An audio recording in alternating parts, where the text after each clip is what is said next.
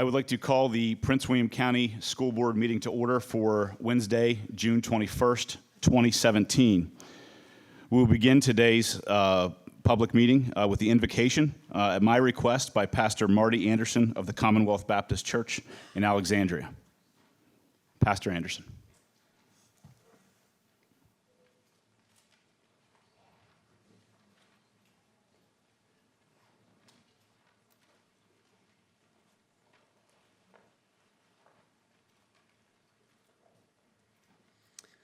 Let us pray.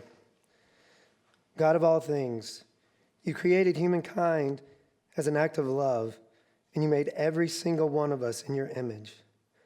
You who created all of this, you who created infinite galaxies, created each of us with thought and care. Your love for every person runs deeper than the galaxies themselves. As being created in your image, you have made us to love each other as well. As odd as it may seem, even meetings like this becomes opportunities to fulfill Jesus' commandment to love our neighbor as ourselves, which is a good commandment for all to follow, not just the ones who have chosen to follow the way of Jesus. Tonight we come together as a community to voice opinions, to make decisions about budgets, policies, and the impact the education and the well-being of our children, and those entrusted with the responsibility to educate them. Tonight, we will certainly hear differing opinions shared as we seek the best ways to teach and nurture the development of our community students. As we share our thoughts, please help us do so in the same way we teach our children to do, honestly, and with kindness and respect toward one another. Please help us to remember that when we talk about issues, we really talk about people, because issues impact people. Throughout this evening, help us to keep in mind the people to whom we will be talking, and help us to remember that each of them is created in your image and deeply beloved by you. Help us to seek what is best for each and every one of them, remembering that Jesus always chose the side of those most vulnerable, those who were seen as outcasts and sinners, those who needed an advocate. Guide our community as we seek what is best for all the children and youth in our county, for there's no such thing as other people's kids. Our responsibility to them all, each of them is a gift. We pray this prayer in all the names that are holy in this place. Amen.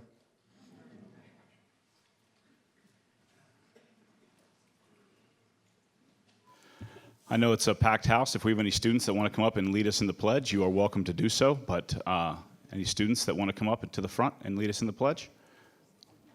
There's got to be one student in here somewhere. Former student, quasi-student, kind of a student. There we go. Yeah. All right. Please rise for the Pledge of Allegiance. Okay.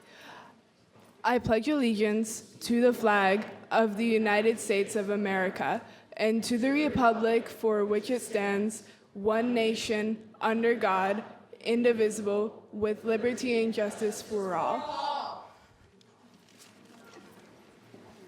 Thank you very much. Oh, I'm sorry. Can you give us your name, your grade, and where you go to school? I missed that part. I apologize. My name is Robbie Moser, and I go to Colgan High School. Thank you.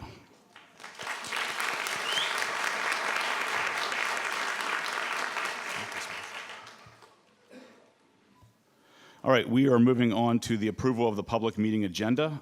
Motion is in order. Ms. Williams. I move that the Prince William County School Board approve the public meeting agenda as recommended. Thank you. Do we have a second? I'll second. Discussion? Those in favor of the motion, please signify yes by raising your right hand. Thank you. Those opposed? Thank you.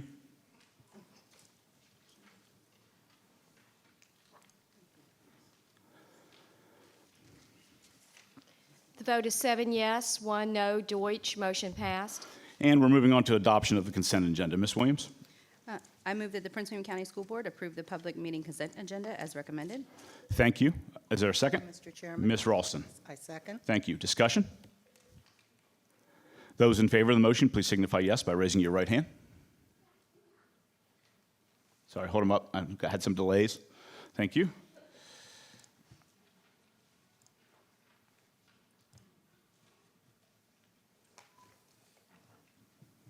The vote is 8 yes, unanimous, motion passed.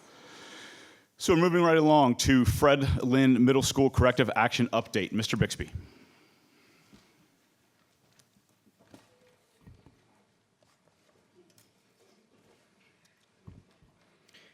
Good evening, Chairman Sawyers, Vice Chairman Jesse, members of the school board, and Dr. Waltz.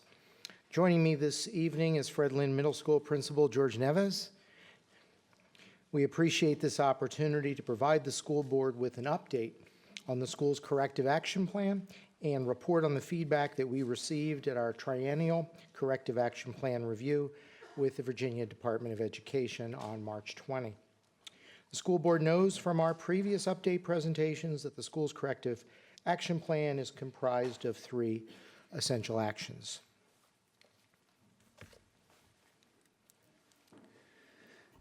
Good evening, Chairman Sawyers, Vice Chairman Jesse, members of the school board, and Dr. Waltz. Joining me today is Ms. Jessica Parker. She's a principal on special assignment at Fred Lynn, and she's sitting in the front row. This slide captures the first 2 essential actions that focus on implemented literacy and instructional practices that support student literacy and accelerating EL learning.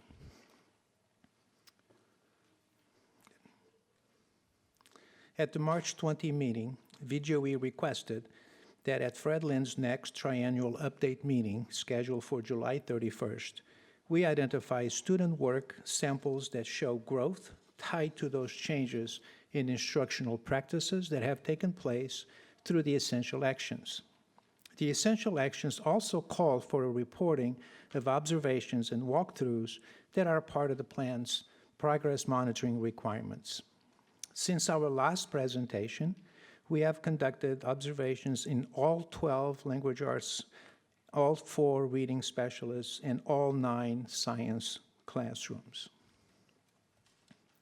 Slides 4 through 6 provide an example of a literacy practice, observation evidence, and student work sample that shows growth tied to changes in instructional practices that have taken place through the essential actions. The literacy practice is reciprocal teaching. Reciprocal teaching refers to an instructional activity in which students work independently and in small group reading sessions. Teachers model, then help students learn to guide group discussions using 4 strategies: clarifying, summarizing, question generating, and predicting. The protocol allows for deep processing of text, note-taking, and opportunities to develop oral language skills. The professional development was provided by our Title I professional development specialist between August 24th and November 3rd of 2016.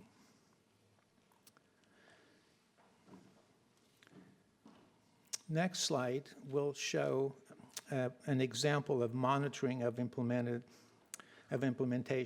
classroom observations with growth producing feedback.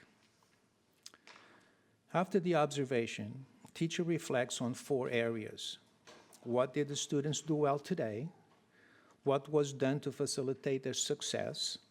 Where can the students continue to grow and improve? And what can be done to facilitate their growth?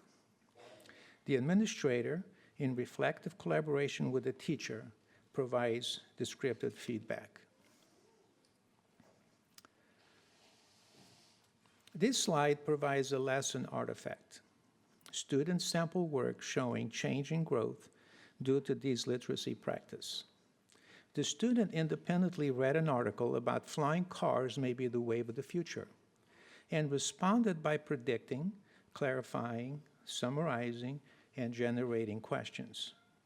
The student processed the text made sense of the text, and gained a deeper understanding through reading comprehension. Reciprocal teaching also facilitates small group discussion, promotes higher level questioning, and builds rigor and critical thinking. This slide outlines our third essential action: implement and monitor International Baccalaureate Middle Years Program. We have reported last month that we have received formal authorization, and Fred Lynn's Middle School is an authorized IBMYP World School. Tonight's presentation is the last scheduled for this school year. As my retirement date of 30 June approaches, I would like to thank all school board members for your leadership in setting a 2020 vision for a world-class education and always keeping in mind what is best for children. Thank you.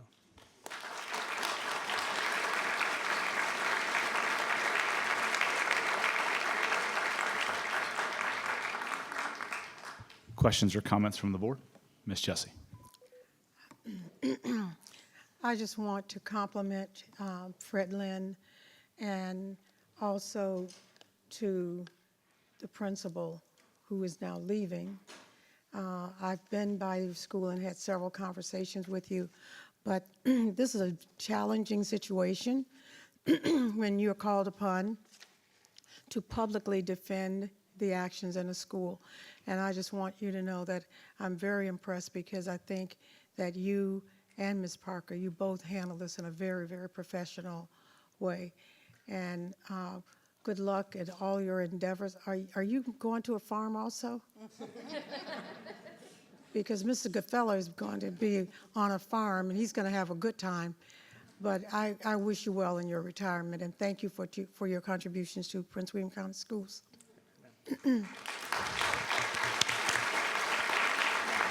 Thank you, Ms. Jessie. Ms. Williams? I also would like to echo Ms. Jessie's statements. Mr. Neves, I cannot begin to, I don't even have the vocabulary to tell you how impressed I am and how professional you and your staff have been in presenting all the information that you have to us as a board. Personally, I, of course, have been to Fred Lynn. You were one of the first schools that I visited as an incoming board member. I think I embarrassed you enough maybe at the 8th grade promotion ceremony. For those who don't know, at the 8th grade promotion ceremony, I presented Mr. Neves with a gift as my appreciation to such an outstanding principal that he's been for that school in the community. If you don't know Mr. Neves, which I'm extremely impressed with, is trilingual, so he speaks 3 languages. Which enables him to communicate with his students to the best of his ability and beyond anything that I could possibly imagine with my single language skills. But he also has gone above and beyond as a principal for Fred Lynn in his networking with the community, providing after-school services for our students, feeding students, Saturday school, clothing students, making sure that they have everything possible that they could need or should need in order to receive an education. And that is just something that goes beyond your job as principal, and it shows how tall of a measure of a man that you are and how much you care not only for your students but for the community that you work in. And you have left big shoes to fill. I know that we have a wonderful principal coming in behind you, but you will be deeply missed, and it has truly been my honor to work with you, and thank you for all the education you have provided me as an incoming board member and not as an administrator or a principal, and helping me to do my job, not only you but your entire staff. And also to the PTO. I really appreciate it because it all starts with you, Mr. Neves, the leader of the school facility. I wish you well on your retirement. I hope that you go to a nice fancy restaurant and that you get some time to do some things that you would like to do. And just my final goodbye and thank you. I would just be very honored if you would come up front so I could shake your hand, sir. I wish you well.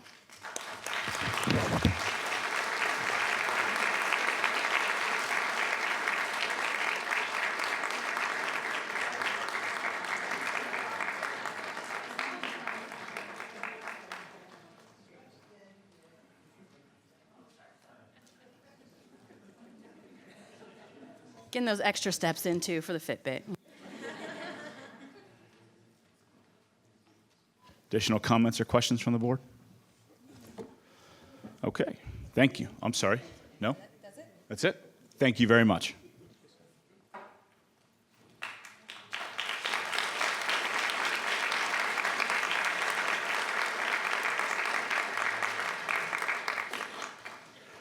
All right, moving on to citizens' comment time. I want to explain a few things before we move on. So there was some confusion, some on my part, and some just general confusion, I believe, as well.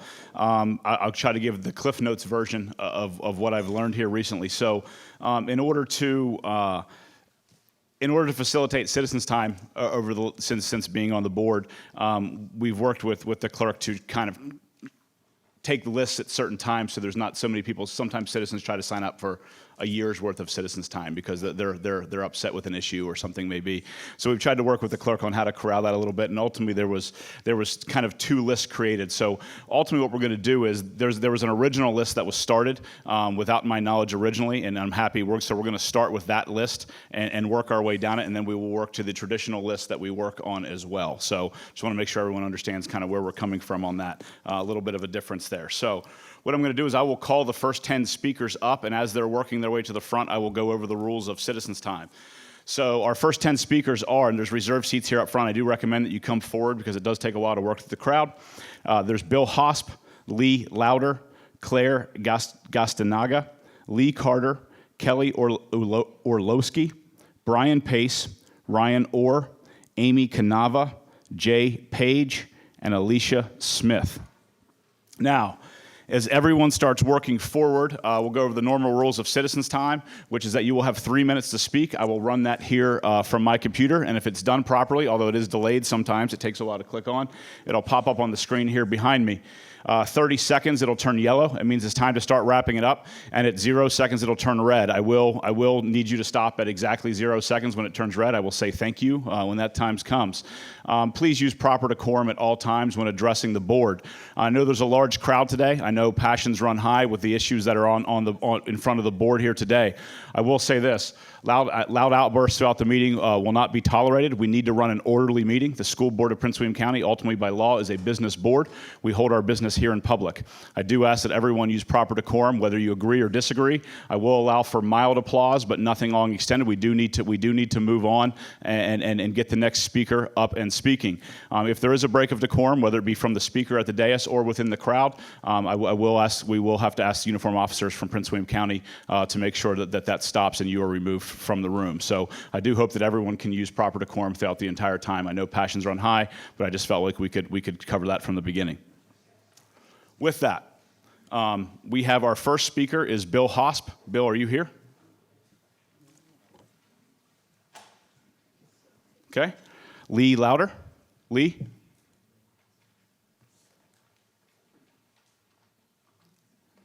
Is Lee coming forward? No, I saw someone moving. I'm just making sure I don't miss somebody. Okay. Claire Gastanaga. Claire?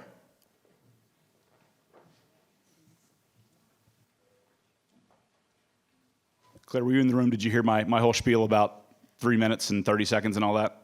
I did. And good. Okay. I didn't know if you just came from outside or not. I was just making sure we're all good. Claire, you have the floor. And actually, my name is Gail Dady. I am here on behalf of Claire Gastanaga tonight. We weren't sure how to substitute. No, we all, unfortunately, that's not something, you have to sign up on your own. Each individual signs up for themselves. Okay, well, Claire is my executive director. I'm an attorney at the ACLU of Virginia. I'd sent a letter to the board. So we were hoping it would be okay for me to speak on Claire's behalf. No, ultimately, man, we don't really do it that way, unfortunately. I mean, I can do it without objection from the board. Is there an objection from the board? Yeah, I'll object. So no, ma'am, I'm sorry. Okay. Thank you. Lee Carter. Thank you, Mr. Chairman, members of the board, and members of the staff. This is the second time that I have been here to address the question surrounding Policy 60. And every time that this question has come up thus far, we've had a lot of discussion about the impact that it will have on the students. Now, I'd like to speak about the impact that it will have on our teachers. Our teachers in Prince William County work extraordinarily hard. They don't have the resources that they need, frankly. I mean, I'm not going to sugarcoat that. So our current non-discrimination policy not protecting them based on their sexual orientation and gender identity is frankly unconscionable. Currently, teachers in the Prince William County school system can be fired based on who they love or the gender that they identify as. They can also be fired based on rumor about who they love and the gender that they identify as. This is just one more thing that our teachers have to deal with day in and day out that should not be on their plates. If we want high-quality teaching staff in our schools, if we want our students to receive a world-class education, we need to make sure that our teachers feel safe in the classroom and don't have to worry about whether or not they're going to be fired based on who they love or rumors about who they love. That's why I'm here again supporting the update to Policy 60. Because discrimination against our teachers for any reason is absolutely unconscionable. Thank you very much. Thank you. Again, hold the applause, please. Hold the applause to us, please. We do need to get the next speaker called. Our next speaker is Kelly Orlowski. Kelly? Okay. Brian Pace. Brian? Well, howdy. My record should be on file, both here and on Greg Latique's website. So I do have a statement here, and I didn't know that I was speaking today until about 45 seconds ago. So good evening. I want to read something to you. It is the policy to provide equal employment opportunity to all employees and qualified applicants without regard to race, color, religion, national origin, sex, age, disability, pregnancy, sexual orientation, gender identity, transgender status, genetic information, protected veteran status, or any other protected characteristic under federal, state, or local laws. Further, we believe in maintaining a workplace diverse and inclusive of beliefs, cultural background, job experiences, thoughts, and ideas. These unique characteristics brought together are fundamental to promoting innovation, increasing profitability, and driving results for our clients and the world around us. Diversity includes all of us. Putting this belief into action, diversity is part of our core values and is included in programs and practices throughout General Dynamics. According to his bio, Mr. Brand works for General Dynamics. Keeping in mind that this is a public meeting on the record, do you support the non-discrimination policy and diversity initiative of your employer? Do you support them here? Now, I don't want to get Sean in trouble with his company. That's totally not what I'm up here about. What I do want is for him to pay attention to that discomfort that he just felt. That discomfort is the uncertainty of not knowing whether or not his employer has his back. Mr. Brand, GLBT employees and students in Prince William County schools feel just the way you just felt right now, all the time. Somewhere, the most qualified successor for Ray Darlington is out there. They might be GLBT, or they might have a GLBT loved one. Would you apply for a job at an employer that makes you feel like you just felt? You have the ability to fix this. Do it. As school board members, you are employers as well. You have to create the atmosphere that entices the best and the brightest, just as General Dynamics does. Their job is creating world-class aerospace and combat equipment. Your job is more important, creating the future of this country. Do you want to do less than they do? Thank you. Thank you. Our next speaker is Ryan Orr. Ryan Orr.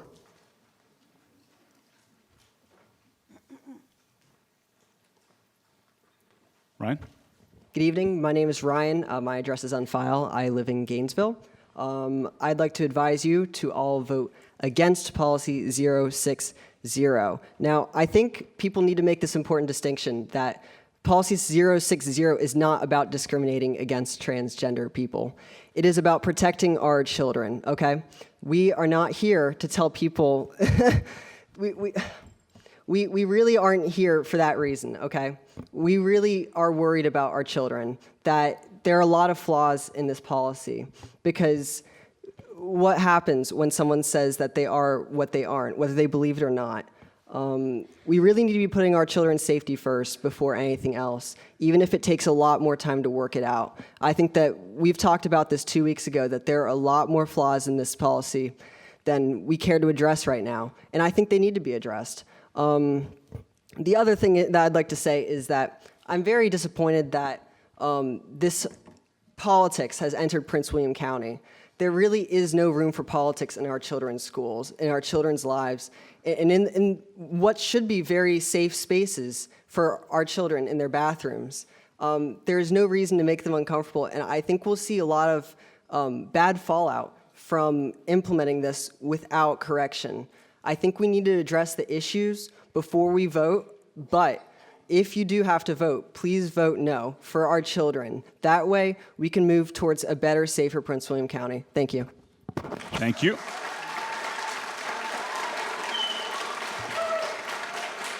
Our next speaker is Amy Canava. Amy?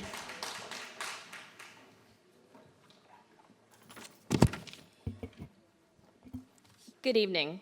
My name is Amy Canova. I am the chair of the National Association of School Psychologists LGBTQI2S Committee, a board member for Nova Pride, the community sponsor for Nova Pride Prom, former vice president of PFLAG Winchester, a crisis counselor for LGBTQ youth, and a school psychologist in the DC metro area.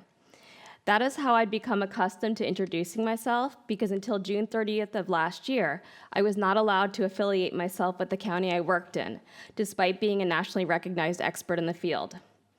The Loudoun County School Board did not recognize my by sight, but they signed my voluntary resignation.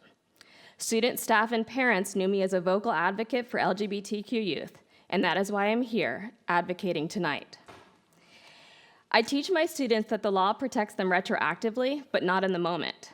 And as it stands now, many counties in Virginia do not protect LGBTQ persons at all because anti-discrimination policies do not apply to them, further perpetuating justifiable feelings of being unseen, unheard, ignored, and unvalued in a country that they no longer feel supported by.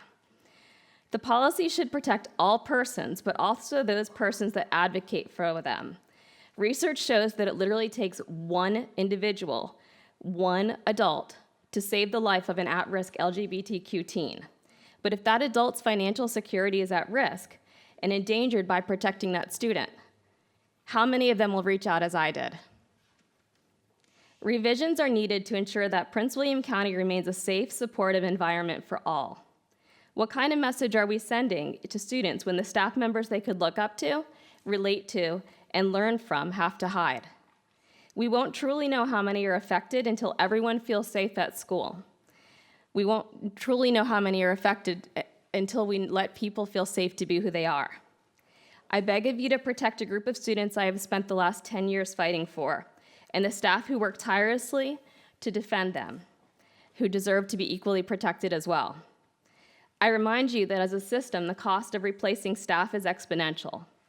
Enactment of this policy is the beginning of necessary protections and educations for staff and for students. Northern Virginia cannot afford to lose another young LGBTQ life to suicide in a district they do not feel supported by. Thank you. Thank you. Thank you. Our next speaker is Jay Page. Jay? Good evening, Chairman, school board members, and Dr. Waltz. My name is Jay Page. I come to you today asking me with all of my heart to add gender identity and sexual orientation to the anti-discrimination policy. This is vital to ensure the well-being of all students in Prince William County schools. I graduated from Battlefield High School in 2016, and during my time at school, I witnessed many accounts of discrimination against LGBTQ+ children by their fellow students and staff. I witnessed several administrators yelling at LGBT couples for PDA, while straight couples do the same nearby without issue. I, among other students, was bullied for my sexual orientation and gender and was not allowed to use the bathroom of the gender I identified with. Under the current political climate, LGBTQ+ people need as much help as they can get to feel safe, because there are so many people who have been endangered and murdered simply for existing. The support from the school system is vital to ensure the safety of this group of students. Counselors at school who I talked to did not know how to deal with transgender issues and other related problems such as self-harm, so better training is necessary, and this policy could provide a foundation for such training. To address an issue which is often used against this policy, transgender people have no interest in looking at anyone else in the bathroom. It is a place of extreme discomfort for most transgender people, and they do not want to linger any more than is necessary. Harassment in the bathroom is already illegal, and this policy will not change that. This also counts for making sure someone's in their correct bathroom and looking at their genitalia to prove it. Lack of a policy protecting LGBTQ+ students will not prevent sex in the bathrooms. Kids in high schools do it now, and they will do it regardless.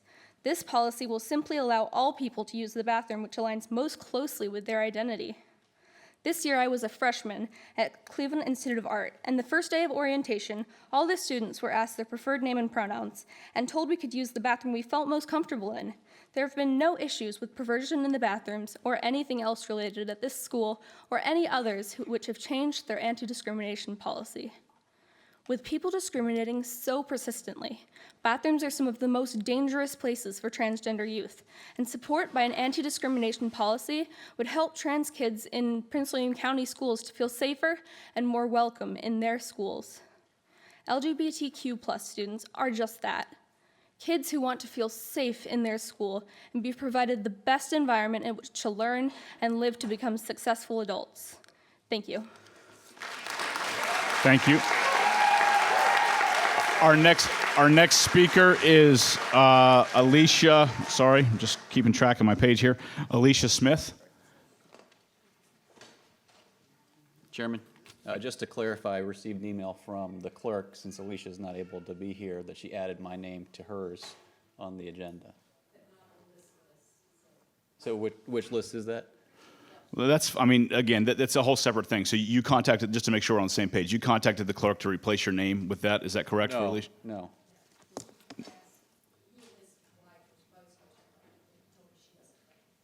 Right. Okay, correct. So we'll have to stick with the current list that we're moving down now, just like we did earlier. Okay, so let me hold on. Just give me 1 second to get my list organized because we have room for several more people to call. Give me 1 second.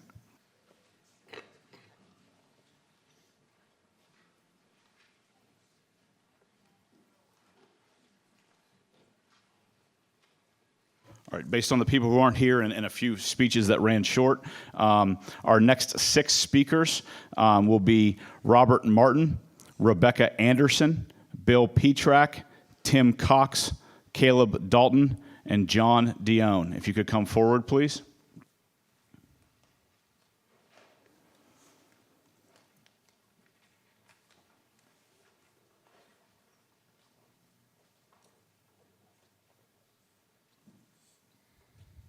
Mr. Martin. Good evening. My name, address, and all that stuff's on file. My comments are short. Before each meeting, the school board and we stand and voluntarily recite the Pledge of Allegiance. We commit ourselves to support one nation under God with liberty and justice for all.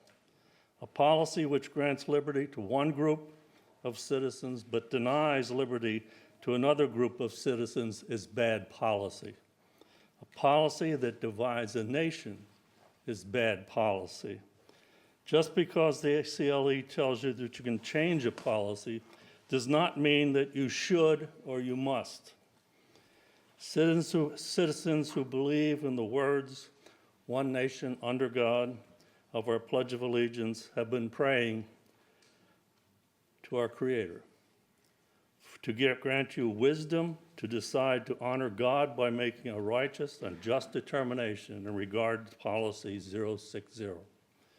We have asked God to forgive those who do what is right in their own eyes, purposely turning their back on Him, and to show them their need for salvation, knowing that no matter what the outcome this evening, that all will stand before God to give an account of our actions, and God's judgments are righteous and absolute. and there is no appeal to his verdict. God created man and woman in his image. The sin nature entered in. Jesus tells us to love the sinner, but to hate the sin. And it's a lesson you should think about. Thank you. Thank you. Our next speaker is Rebecca Anderson. Miss Anderson. I'd like to start tonight with scripture from 1 John chapter 3, verses 16 through 18. And this is how we know what love is. Jesus Christ laid down his life for us, and we ought to lay down our lives for our brothers and sisters. If anyone has material possessions and sees a brother or sister in need but has no pity on them, how can the love of God be in that person? Dear children, let us not love with words or speech, but in actions and in truth. A few years ago, a Christian student told a Muslim student that she was going to hell. In fact, he told her that all Muslims are terrorists.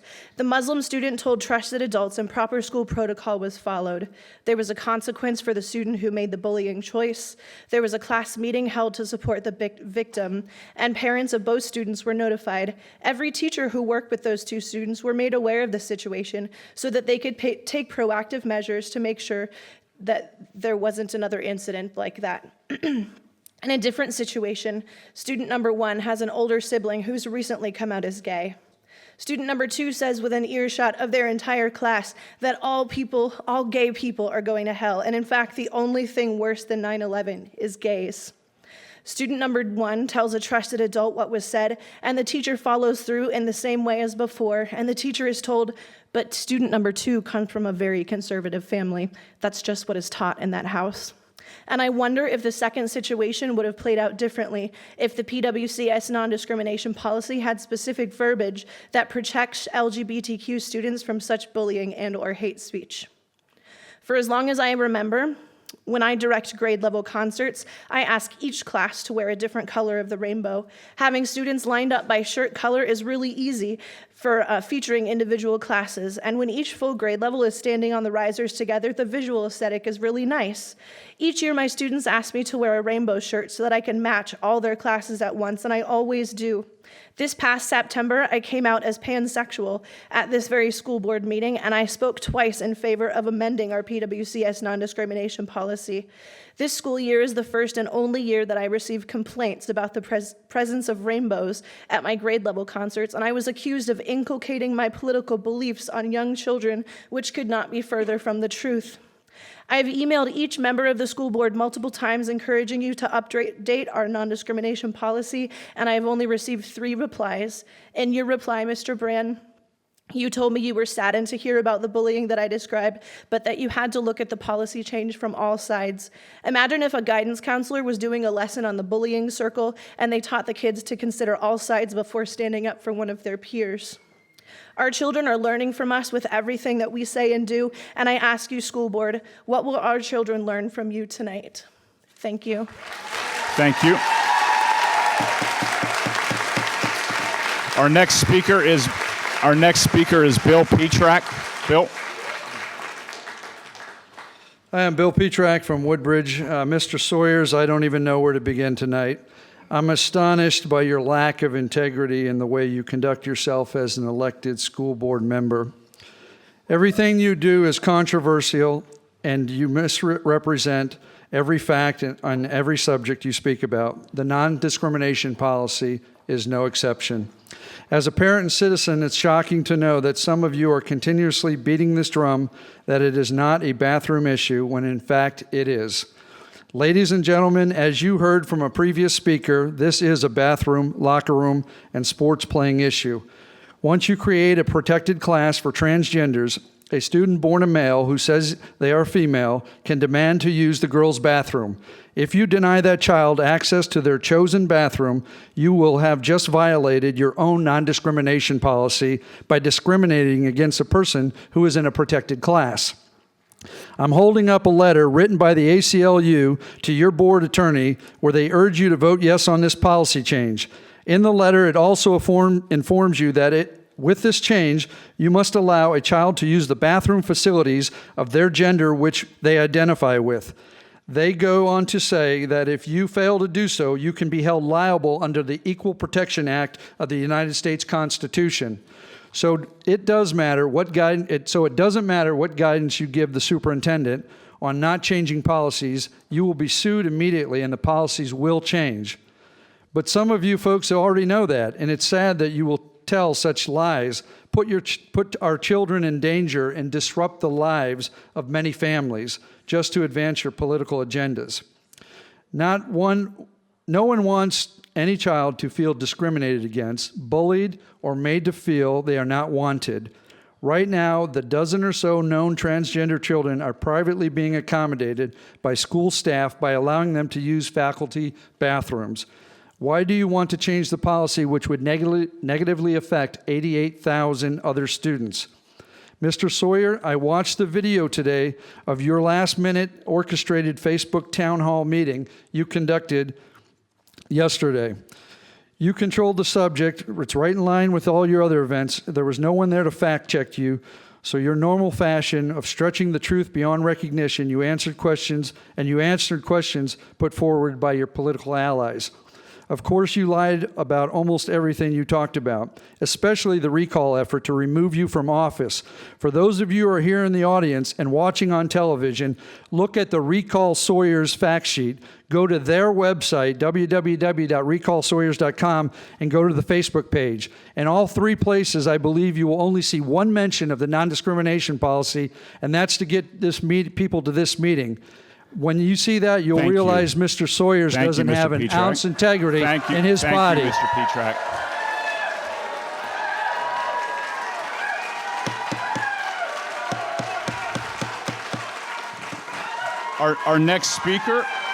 Our next speaker is Tim Cox. Tim, we need order in the room.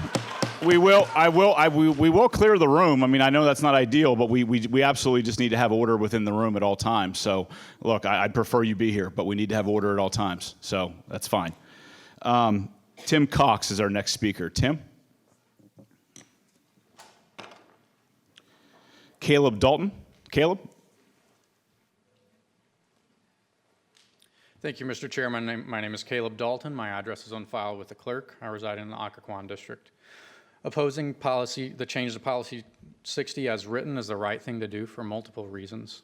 One of the primary reasons is that the current non-discrimination policies were designed to address systemic, pervasive, and malicious discrimination based on irrelevant factors like skin color. As you well know, such policies were necessary to secure equal rights for all. The current issue, however, is different. Ms. Jessie, my representative, in a recent article, you were quoted as saying that having separate restroom, locker rooms, and overnight accommodations based on biological sex reminded you of the racist, separate but equal policies of the not-so-distant past. But recognizing biology is not bigotry, nor is it anything akin to racism. There were never good reasons to keep the races apart, but there are good reasons to separate intimate facilities based on biological reality. As an attorney, I understand that the guidance that this proposal offers is not binding and does nothing to guarantee the privacy and dignity of my daughters and others who find it immodest to be exposed to an undressed member of the opposite biological sex.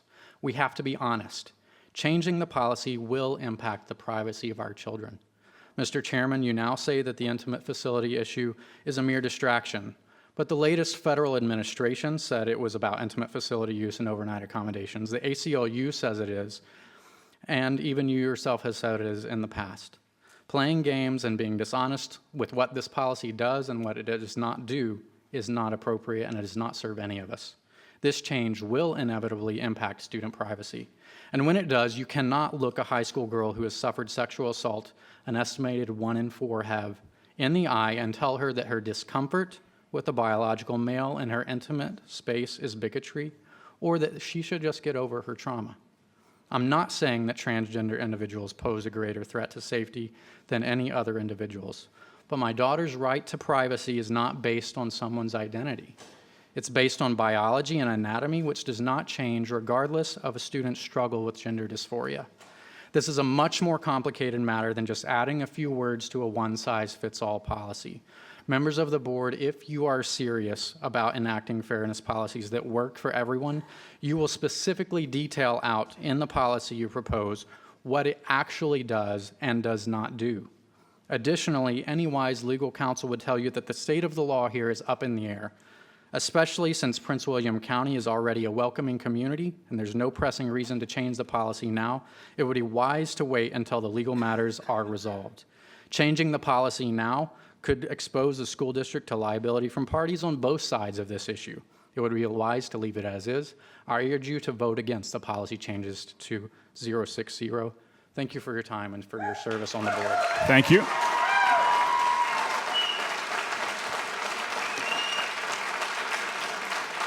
And our final speaker for this round of citizens' time is John Dione. John? Excuse me, Mr. Chairman. I'd like to make a point of order. You said this is our final speaker for citizen comment time, and we have quite a few speakers lined up. And last September on the 21st, we did let all the speakers speak before we vote. And I'd like to call the point of order. Well, the point of order, please, this is not an applause line moment where the board is having discussion. The point of order is that policy says it's 30 minutes to begin, and then everyone else goes to the second session. That's been policy for a very long time. So we're following policy on this one. That's correct, Mr. Chairman. I'd like to appeal to the board because we have made the exception before, and we did this last September 21st, and we took up the I understand same that. issue before we voted. Mr. Chairman, hold on one second, Mrs. A motion hasn't been made yet. Hold on one second. We got to make sure we get this right. Ultimately, not appealing to the board. You'd be voting to suspend the rules to allow everyone to. I'm appealing to the board, which means this is going before the board. For the I'm board just to- explaining what we're doing here. Policy and the rules allow for 30 minutes at the beginning and everyone else to the end. Policy also allows for it to be the sole discretion of the chairman to decide how many people move on. How long if we extend the first 30 minutes of citizens' time. So if you'd like to make a motion to suspend the rules, it would need to be a unanimous vote to suspend the rules, and therefore the Robert's Rules of Order protect minorities when they have, and in this case I'm a minority of one, as we've discussed with parliamentary procedure before. So this is my sole authority, so it would be a unanimous vote to suspend the rules. I appreciate that description. I'm on Robert's Rules of Orders right now. An appeal takes precedence over any question pending at the time. The chair makes a ruling from which the appeal is made. It yields to all privileged motions. There's nothing under an appeal that talks about suspension of the rules. And I'd like for this to go to a vote of the board. I'd like for the board to decide on what you just ruled. You said I asked for an appeal. Again, let me just be perfectly clear. I asked for the point of order because you have said that we're going to be ending citizen comment time, and then you made your statement of why we're ending it, and I asked for an appeal. That means it goes to the board, and the board gets to decide if we get to continue on or not. No, I understand exactly what you're saying. If we know who that was, they can be removed, ultimately. Yeah. And I believe this motion requires a second. Hold on one second, Ms. Smith. I just want to make sure everyone's on the same page here. Ultimately, to explain this one more time, Robert's Rules of Order protects minorities of less than 1/3. In this particular case, it is the exclusive authority of the chairman by policy to determine if we extend citizens' time. Therefore, I would have to give up my rights as a minority, as a minority of one, in order to extend citizens' time. That is how it works. So therefore, you can appeal the decision of the chair. You can vote to suspend the rules, whichever way that you want to do it, but it would take a unanimous vote to do so. Is there a second to the motion? Mr. Chairman, I already seconded. Thank you. Excuse me, Mr. Chairman, I do want to say in Robert's Rules, it says a majority or a tie vote sustains the decision of the chair. And that's number 7. It's on page, or it's under appeal. That it appeals to the chair don't circumvent the rights of the chair or any minority that it has less than 1/3. Robert's Rules of Order protects minorities of less than 1/3. So it absolutely does. This is no different when it comes to prior notice, when 2 members need notification and everything else. It has to be a unanimous vote in order for the minority of the chair. We covered this in our parliamentary training last meeting. They specifically covered this type of instance. I'm 100% sure of this decision. I know that minorities have rights when it comes to Robert's Rules of Order, and the minority essentially has to give up its rights in order to be overruled. Otherwise, it's not a minority that can be protected through Robert's Rules of Order. There's no point if the majority can take away the rights of the minority on a whim of less than 1/3. Mr. Chairman, point of order is not debatable, and it does say in Robert's Rules of Order, a majority or a tie vote sustains the decision of the chair on the principle that the chair's decision stands until reversed by a majority. What you are asking me The to, presiding officer is a member of the assembly. He can vote to create a tie and thus sustain his decision. what you are asking to do is to suspend the rules, which we have, which is the policy. No, I asked to appeal the point of order.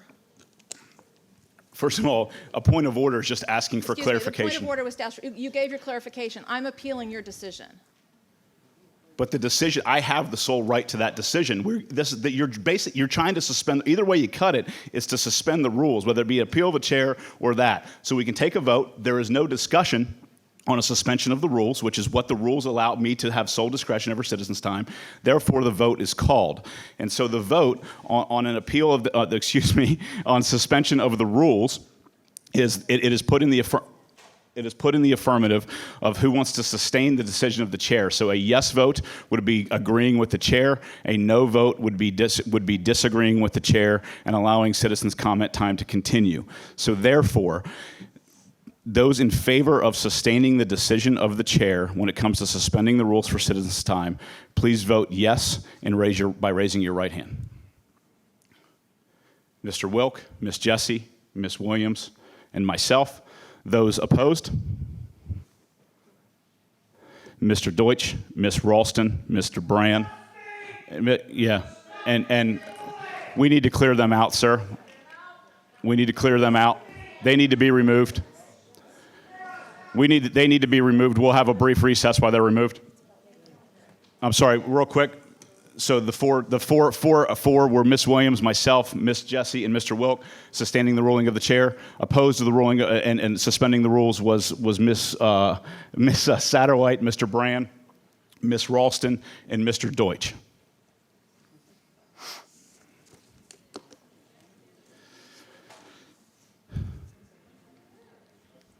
One second. Okay. Mr. Dion, you have the floor. He can be removed as well. Thank you. Thank you. You can be removed. Thank you. Thank you. We did it. It's done. Mr. Dion, you have the floor. Mr. Chairman and members of the school board, my name is John Dion. My wife Lisa and I live in Gainesville. We have raised 5 children in Prince William County, all of whom have attended Prince William County Public Schools, one of whom will attend Patriot High School this fall. I am a member of the Church of Jesus Christ of Latter-day Saints, which has congregations throughout Prince William County and neighboring counties, all of whom joined with neighbors of all political and religious persuasions to build faith in God, help and care for one another, and to make for better communities. The LDS Church is one of 6 faith groups that have filed a joint friend of the court brief in Virginia's Gloucester County School Board case before the Supreme Court. In that amicus brief, the church stated, "Gender is a divinely ordained characteristic essential to the doctrine and beliefs of the Church of Jesus Christ of Latter-day Saints. The Bible records that God created human beings in his image, male and female created he them. In 1995, the church's apostolic leadership issued the Family, a proclamation to the world, which reaffirms the church's long-standing doctrinal position on marriage, family, gender, and sexuality. It teaches all human beings, male and female, are created in the image of God. Each is a beloved spirit son or daughter of heavenly parents, and as such, each has a divine nature and destiny. The proclamation then underscores the profound religious significance of gender. Gender is an essential characteristic of individual premortal, mortal, and eternal identity and purpose. Latter-day Saints believe that birth as a male or female carries spiritual meaning. Gender identity, in large measure, defines who we are, why we are here upon the earth, and what we are to do and become. From an LDS perspective, the unique combination of spiritual, physical, mental, and emotional capabilities of both males and females were needed to implement God's plan of happiness. Men and women are not interchangeable. A person's gender is to be embraced along with the complementary but distinct paths that God ordained for men and women. While gender is an essential and eternal attribute of personal identity, the Church acknowledges the reality of gender dysphoria and related conditions. They impose heavy burdens, and those who bear them deserve compassion and respect. The church welcomes efforts by responsible officials to seek mutually respectful solutions that reasonably accommodate transgender concerns while fully preserving religious liberty. In response to this brief, the church provided the following to media who inquired. There has been a growing discussion related to access to public restrooms, school locker rooms, and similar facilities. The church offers the following principles that are consistent with its teachings and values. 1, we believe that everyone is entitled to respect. 2, all people should expect an environment of safety, dignity, and privacy in settings such as restrooms, locker rooms, changing areas, etc. And 3, we believe reasonable solutions can usually be found when people of goodwill come together to find answers. We encourage public officials to create and administer laws and regulations Thank you, sir. that properly balance these. Thank you very much.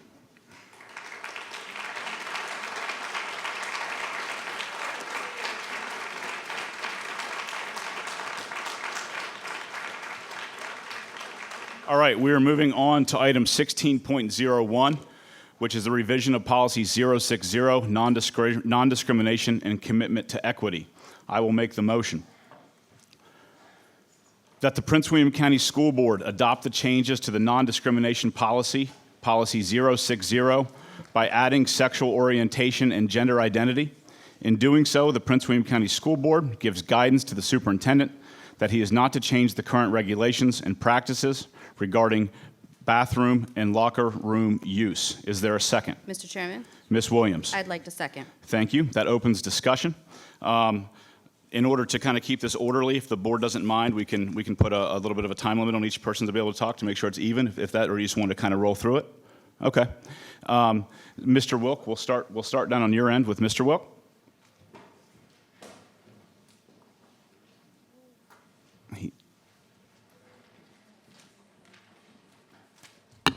Okay, thank you all very much. As I've communicated with all my constituents, whether they're for or against this issue, all my constituents need to hear their voice, and I do want to respect people on both sides of this issue for having civil conversations with me over emails, over phone calls.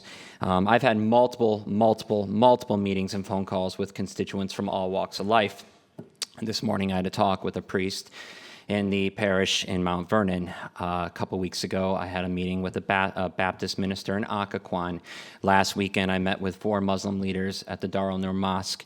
This is a very important issue, and not listening to all sides and all viewpoints of this would be negligent and something that I would not deem responsible of an elected official.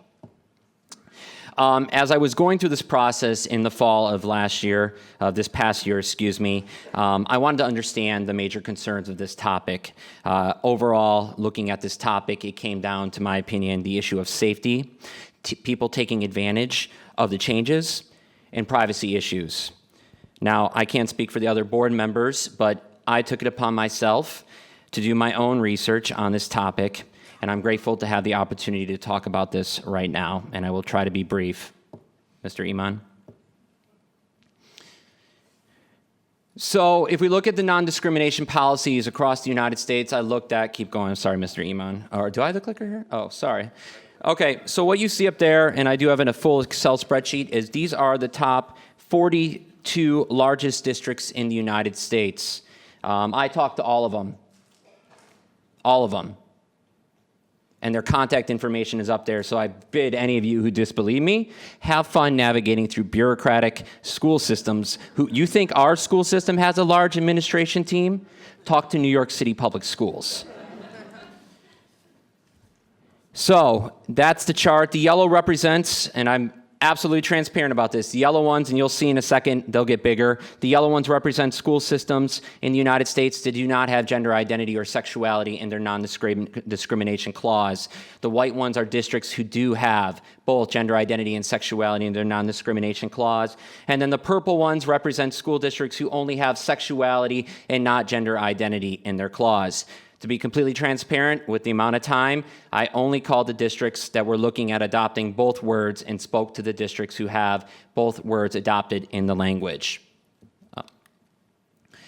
So, summary, as I mentioned, 26 of the largest school systems in our country out of the 42 have both terms.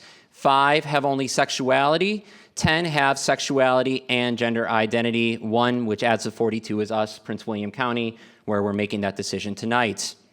Out of the 26 districts I talked to with gender identity and sexuality outline, these are the types of people I talked to. 1, director of counselor. 5, director of education equity.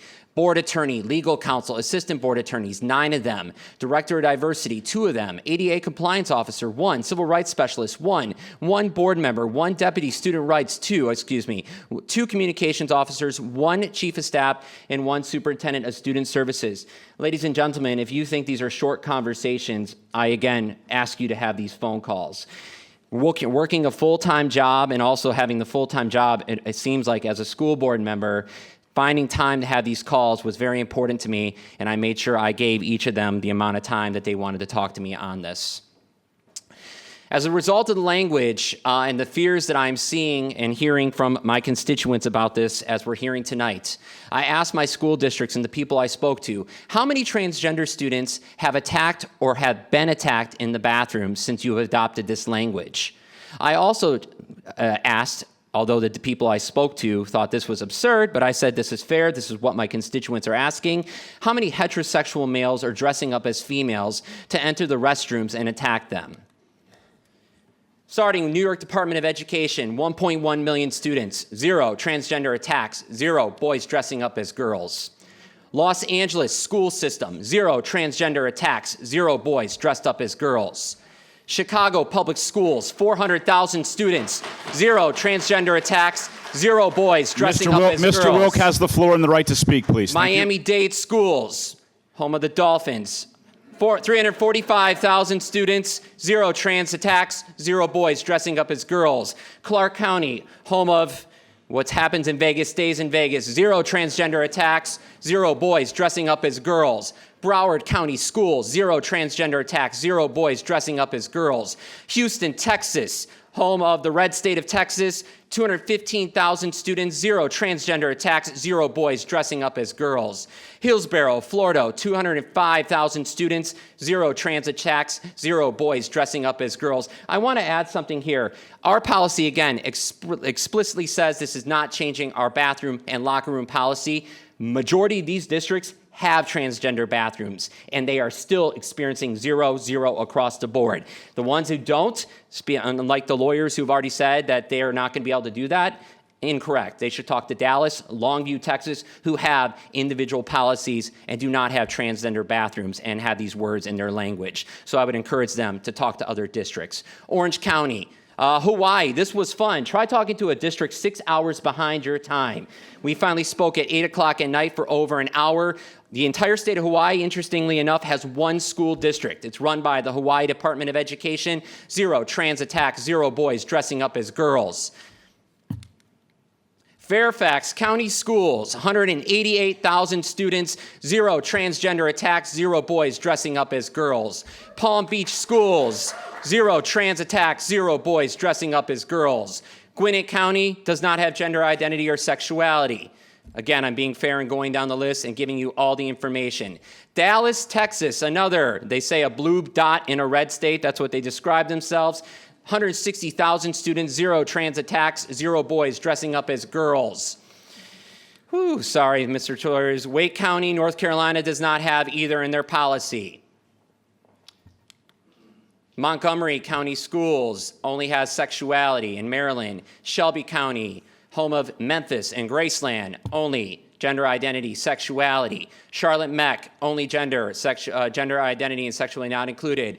Philadelphia Freedom, 131,000 kids, 0 trans attacks, 0 boys dressing up as girls. San Diego, 0 trans attacks, 0 boys dressing up as girls. Duval, 0 trans attacks, 0 boys dressing up as girls. Prince George's County, Maryland, 0 trans attacks, 0 boys dressing up as girls. Fairfax, Cypress Fairbanks Schools does not have gender identity or sexuality. Cobb, Georgia does not have either.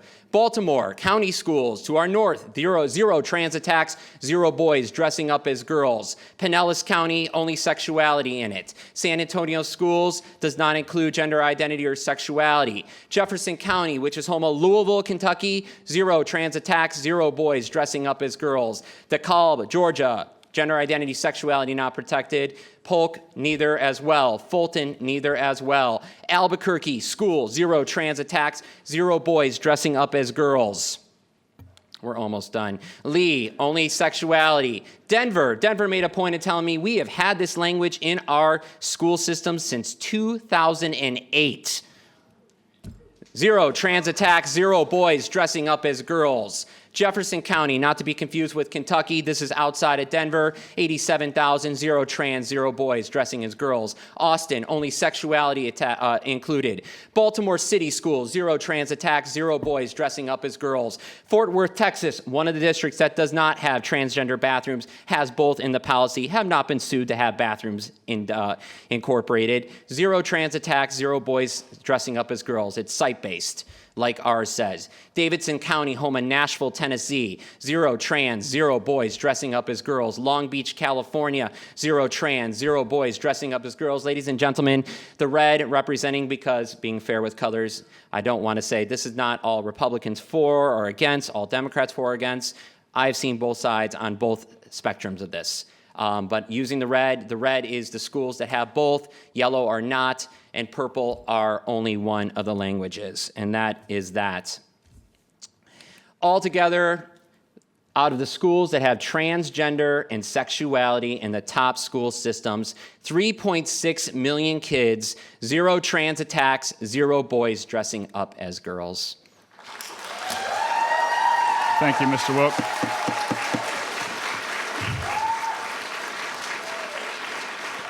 Mr. Wilk still has the floor. Mr. Wilk.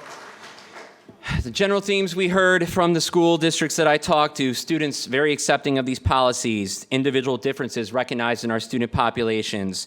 We are a world-class education system to attract 21st century jobs and businesses by having our updated non-discrimination policy. Accommodations made for all students. This is about civil rights, not our personal beliefs. The language provides that extra protection that extends students federally. I do want to recognize and thank and credit our school-based administrators for handling site-based issues on a one-by-one case. I want this to continue, but I think it's time that we give them support in the regulation to validate their job and that they're doing the needs to meet all students to treat them with respect and dignity. Our administrators are dealing with these issues every day, and this language needs to codify the work that they're doing to protect these students. I will admit, as I punted this issue in the fall and wanted more time to look into it, as I hope evidence I have looked into this, this issue has become a political hot issue, and unfortunately it's become about political talking points and partisan bickering. At the end of the day, I think we need to do right by all students in our school system. Again, this has been a very deep issue for me, something that I've had to really dig deep in. I want to show something real quick. I'm going to go with it.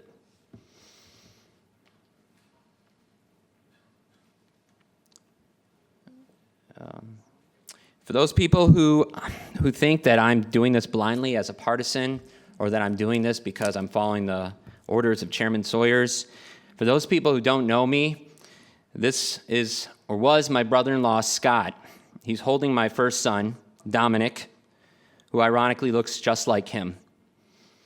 Scott is dead. Scott was gay. Now, he did not die because he was gay. He was not attacked because he was gay, which caused him to die. My memories and what I remember with Scott, and all at the time we had very, very heated disagreements. For many, many years, growing up the way I did, I fought strongly in my faith on an issue like, for example, marriage, in my belief in marriage and sacrament between a man and a woman. I would get in heated arguments with my brother-in-law to a point where I wasn't even invited to his wedding. I realized that we have so many different beliefs out there, and what we believe and how we involve is a big issue. It's something we have to dive deep in. I think we're allowed to be entitled to our beliefs and what we have, but when these beliefs infringe on rights of others, that's when it crosses the line. Scott grew up in Franklin County, Virginia, openly gay. Now, this was 20 years ago, and I know things have changed, but I still remember stories that Scott used to tell of what it was like to be openly gay down in Southwest Virginia. He tells me of teachers who didn't know how to handle this situation, and I don't fault them. He had a PE teacher who thought it was best to let Scott get out of class and stay in his car so he didn't get teased in gym class. Again, I can't, 20 years ago, truly fault the teacher. He didn't know. But what I will say, as a teacher myself, and as someone who leads and is part of the school system, as a teacher, I saw it. I did see it. I think we need to do right by these kids and update the non-discrimination policy as outlined in Policy 060. Thank you. Thank you, Mr. Wilk. Thank you, Mr. Wilk.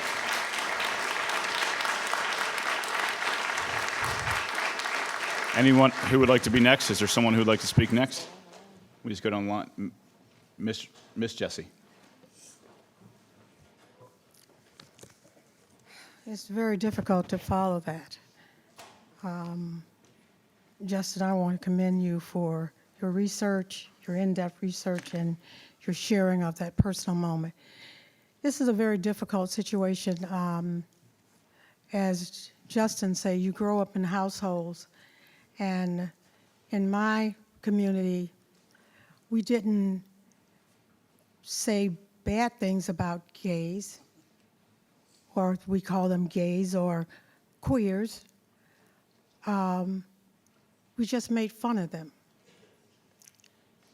You know, and I'm sure you still have families, and I have friends who do it now, where you make fun of a person. You know, I remember everyone would say, oh, certain singers, oh, he has a little sugar in his pocket. There are all those kinds of phrases. And so overcoming this has been challenging for me personally. When it comes to safety for kids, I think everybody knows where I stand. I'm never going to do anything to jeopardize the safety of anybody's children. You know, one of the reasons I fought for the bathrooms outside, I just think it's unsafe. No, nothing has happened, but it's an unsafe situation when you have children go into a bathroom outside, and I will continue to fight for that. But tonight, I received an email today, and I called the individual, and I asked if I could read this email. It's very personal, and I asked, should I read it? Can I read it? Do I have your permission? Should I use your name? And he said, yes. So this email came from our technology person who usually sits in this seat here, Mr. Howard Pond. We've talked about children, but we haven't talked about adults, and so he writes this. Not long ago, I asked board members, and more importantly, my buddy Allison, exactly what recourse I would have to protect my employment here with Prince William County Schools should I be fired simply because a direct supervisor does not like gay people. This is just a scenario. My actual supervisor is awesome, total rock star. Let's just pretend I get a new supervisor and they begin harassing me based on my sexual orientation. I recall the answer being, when he talked to her, it would never happen. And then we got sidetracked on another discussion, so let's all visit this now. What would be my recourse officially should it occur? You should note that a couple of years ago, my partner was called a fairy by Prince William County administrators because he was wearing pink. And said administrator was also doing the loose wrist scenario, marking my partner. My partner complained to the supervisor at the time and was told he shouldn't wear pink. So to pretend there's not anti-gay people in positions of power that need to be placed in check by a policy that protects LGBTQ staff and students is silly. The policy is not about bathrooms. I'm not reading it in its entirety. The policy is not about bathroom. It's about ensuring that we are protecting through policy vulnerable minorities. To boil my civil rights down to freaking out that we will have some mass tidal wave of transgender students invading a bathroom is silly, and for me, it's offensive. And this is the part of the email that was just, I couldn't speak, I couldn't think after reading it. Another experience in Prince William County I had as a youngster that was very traumatic. I shared this detail only with Allison and Lily, but I've shortened it here for all. In middle school and living down in Montclair, I had a buddy, best buddy, who was gay and out. His older brother and his older brother's group of friends would ride ATVs through the trails, and me and my best friend would build tree forts or rope swings, totally the Stone Age by today's standards. My friend's older brother and his group of older friends rode up to us quickly and began calling me a faggot. They knew both of us were gay. My friend was spared because his older brother was in this particular group, however, whereas I wasn't so lucky. Then I got hit in the face so hard, I almost passed out and probably had a concussion in hindsight. They beat me and beat me and beat me while calling me a faggot and spitting on me laying in the mud on the trail. Then they stood me up, bound my hands and ankles, attached me to the back of an ATV, and dragged me through the trails. All of that climax with being dragged out of the trail at the corner of Mindyville Road and 234, tying me to a tree,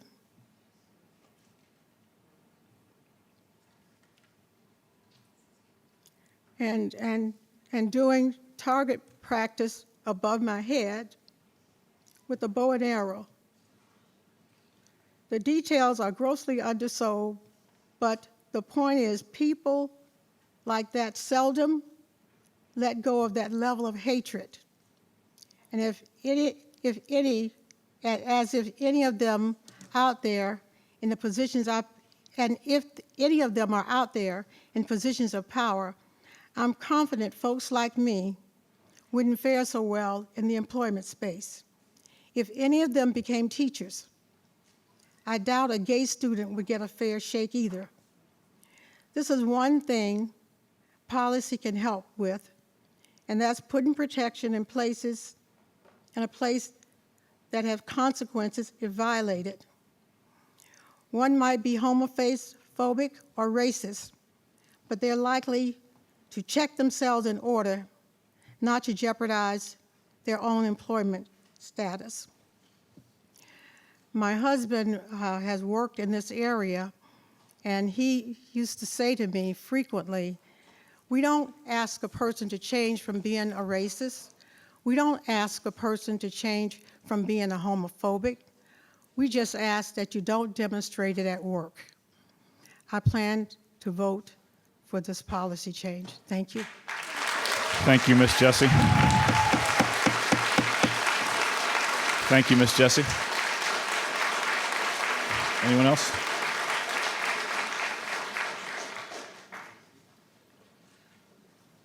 Like to go? Anyone? Mr. Brand, do you want to go?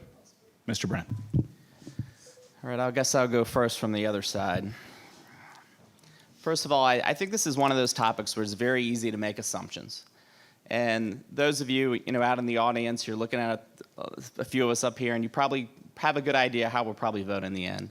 So you're making assumptions based on who you think we are as people and our backgrounds and where we've been and what we've done.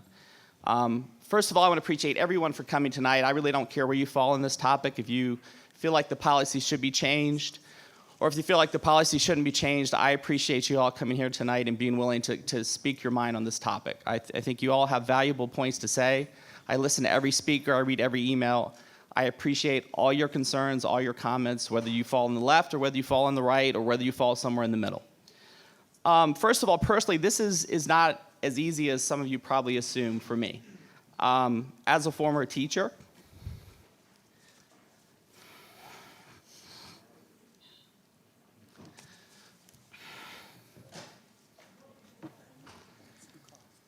Mr. Wilk and I have talked about this. I've had the opportunity to teach kids of all backgrounds, kids of all faiths, kids of all cultures, kids of all religions, and of course, kids of all sexuality. And I adored all of them.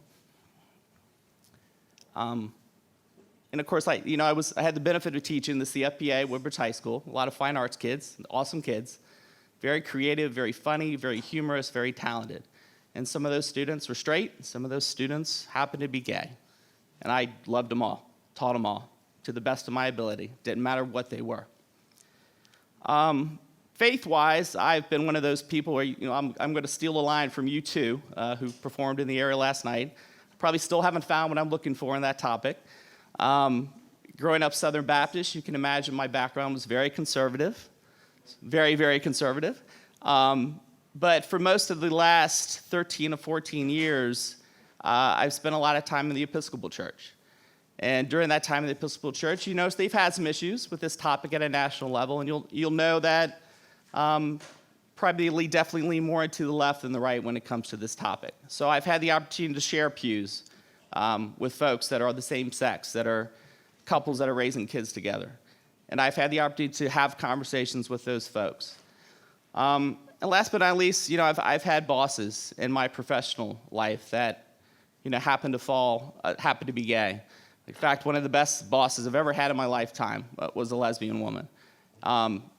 Loved working for her, would gladly work for her again. So I guess that's my little preface, just to kind of start things off, is that when it comes to this topic, I don't think it's really a Republican topic or a Democrat topic, a left-wing topic or a right-wing topic.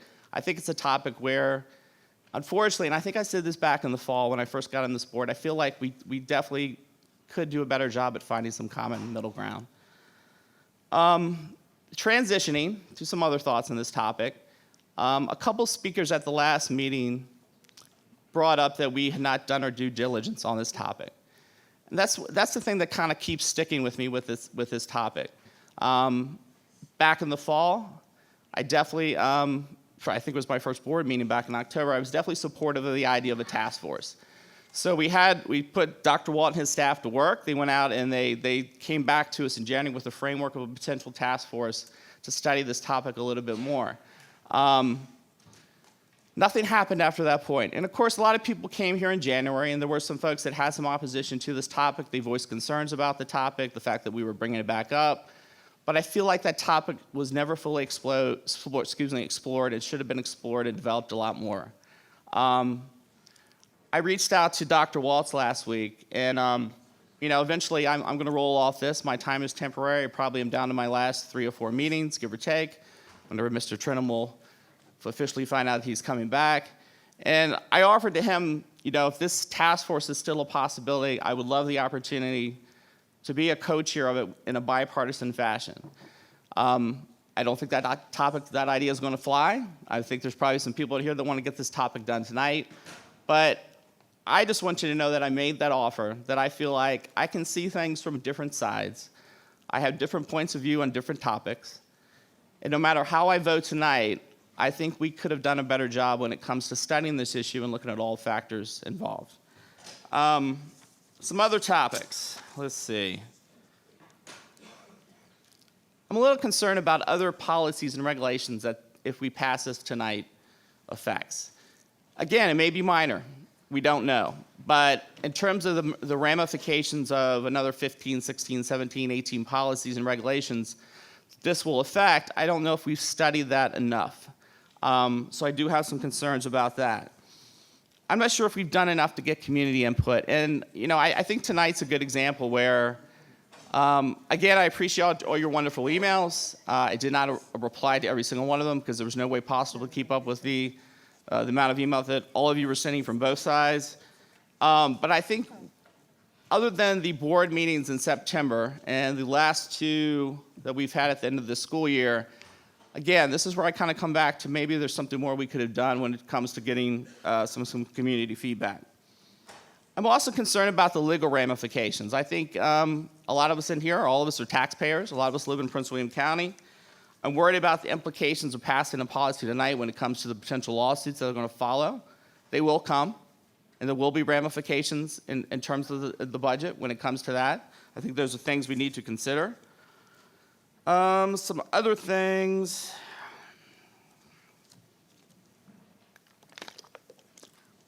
Process was a big topic last year when it came to the seat that I'm sitting in. So as you know, Mr. Trinham had some thoughts in terms of how he thought the seat should be filled. There were some folks up here that disagreed with that and said they did not agree with the process, specifically one individual in particular. So again, if we're going to use the process argument for one thing, I think it's okay to use it in other ways as well. So when it comes to the process of getting this policy on this agenda tonight and potentially passing it, I don't think we've done our due diligence when it comes to coming to a fair decision on that. Again, I want to point out that as a person of faith, I do have concerns about the students, the teachers and administrators who are not vocal, who are vocal on their beliefs on this topic. I want to make sure that they're protected as well. I know we heard from the ACLU on this topic. They definitely had a lot of opinions in terms of how this would affect certain groups of students. I want to make sure we hear from them as well on how it would affect students of faith. I want to make sure that they give us some guidance on that. Also, I'm a little bit frustrated, and I guess you could say disgusted, that not everybody got an opportunity to speak tonight.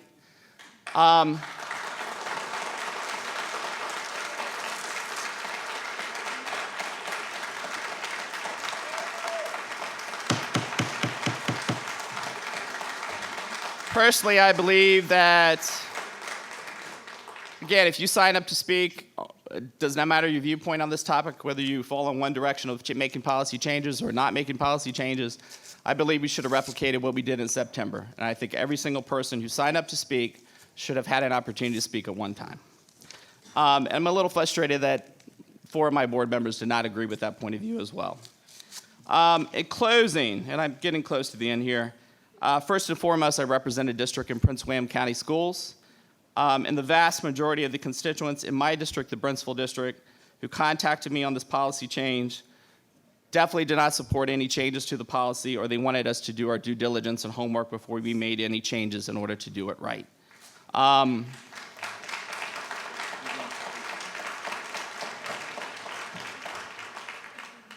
In closing, the topic tonight has brought a lot of you here tonight, and again, I appreciate that, whatever way you fall on this topic. But I encourage you in 2007 and 2018, I'm switching topics here, please don't be one-trick ponies. There's a lot of things that affect this school system on a daily basis, and I would encourage you, and I would appreciate, and I think all these board members would as well, that come to more board meetings, be passionate about other topics, because there's more than just this one policy that affects our students. And that's all students. So again, we look forward to seeing you in the fall. Come as often as possible. We want to hear your voices on a plethora of topics. That is all. Thank you, Mr. Brand. Ms. Williams. I first want to start by clearing up something that Mr. Braun just said. I absolutely do care and want to hear from everyone. I've never, ever, ever, ever said otherwise. Even people who know me know that, I have problems shutting up because I'll continue to talk to people whether I agree with them or not on a personal level. What I did feel was important was that we do the business of the board and do like we've done in every other meeting, which is sometimes we allow everybody to speak, sometimes we don't. And that's so that we can get the work done. I appreciate what everyone has to say, and whether I agree with you or I don't agree with you does not mean in any way, shape, or form, now until I leave this planet, that your voice or your opinion is not important or should not be respected. I don't have to agree with you to respect you, period, ever. And I will always be that way. Now onto this policy decision. When this was first brought up, I abstained. Because personally, I was in such shock, I could not understand why we needed a task force for something that our nation's government had already put into place, Fortune 500 companies had already put into place, my own employer, and everyone else that I associated with. Doesn't mean it's everywhere, because it's not. But to say a little shocked would be an understatement. As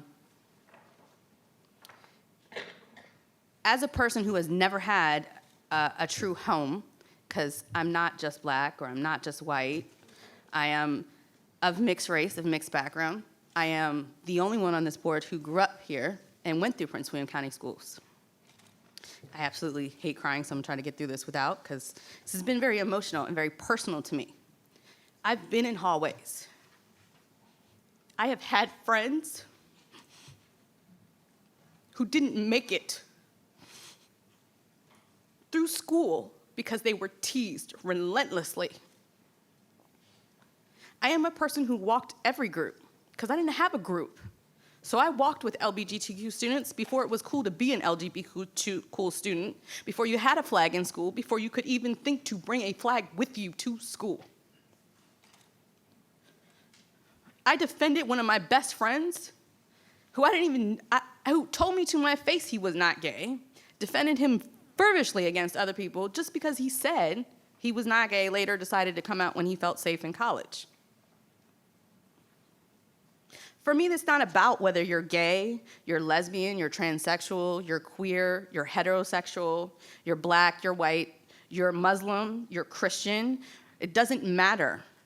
And it shouldn't matter to anybody who sits in this seat because you took an oath of public office, period.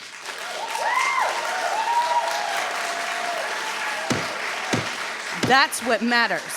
When you sit up in this seat and you choose because you make a decision to be a public official, it is your absolute duty to represent your constituent body, which is everybody.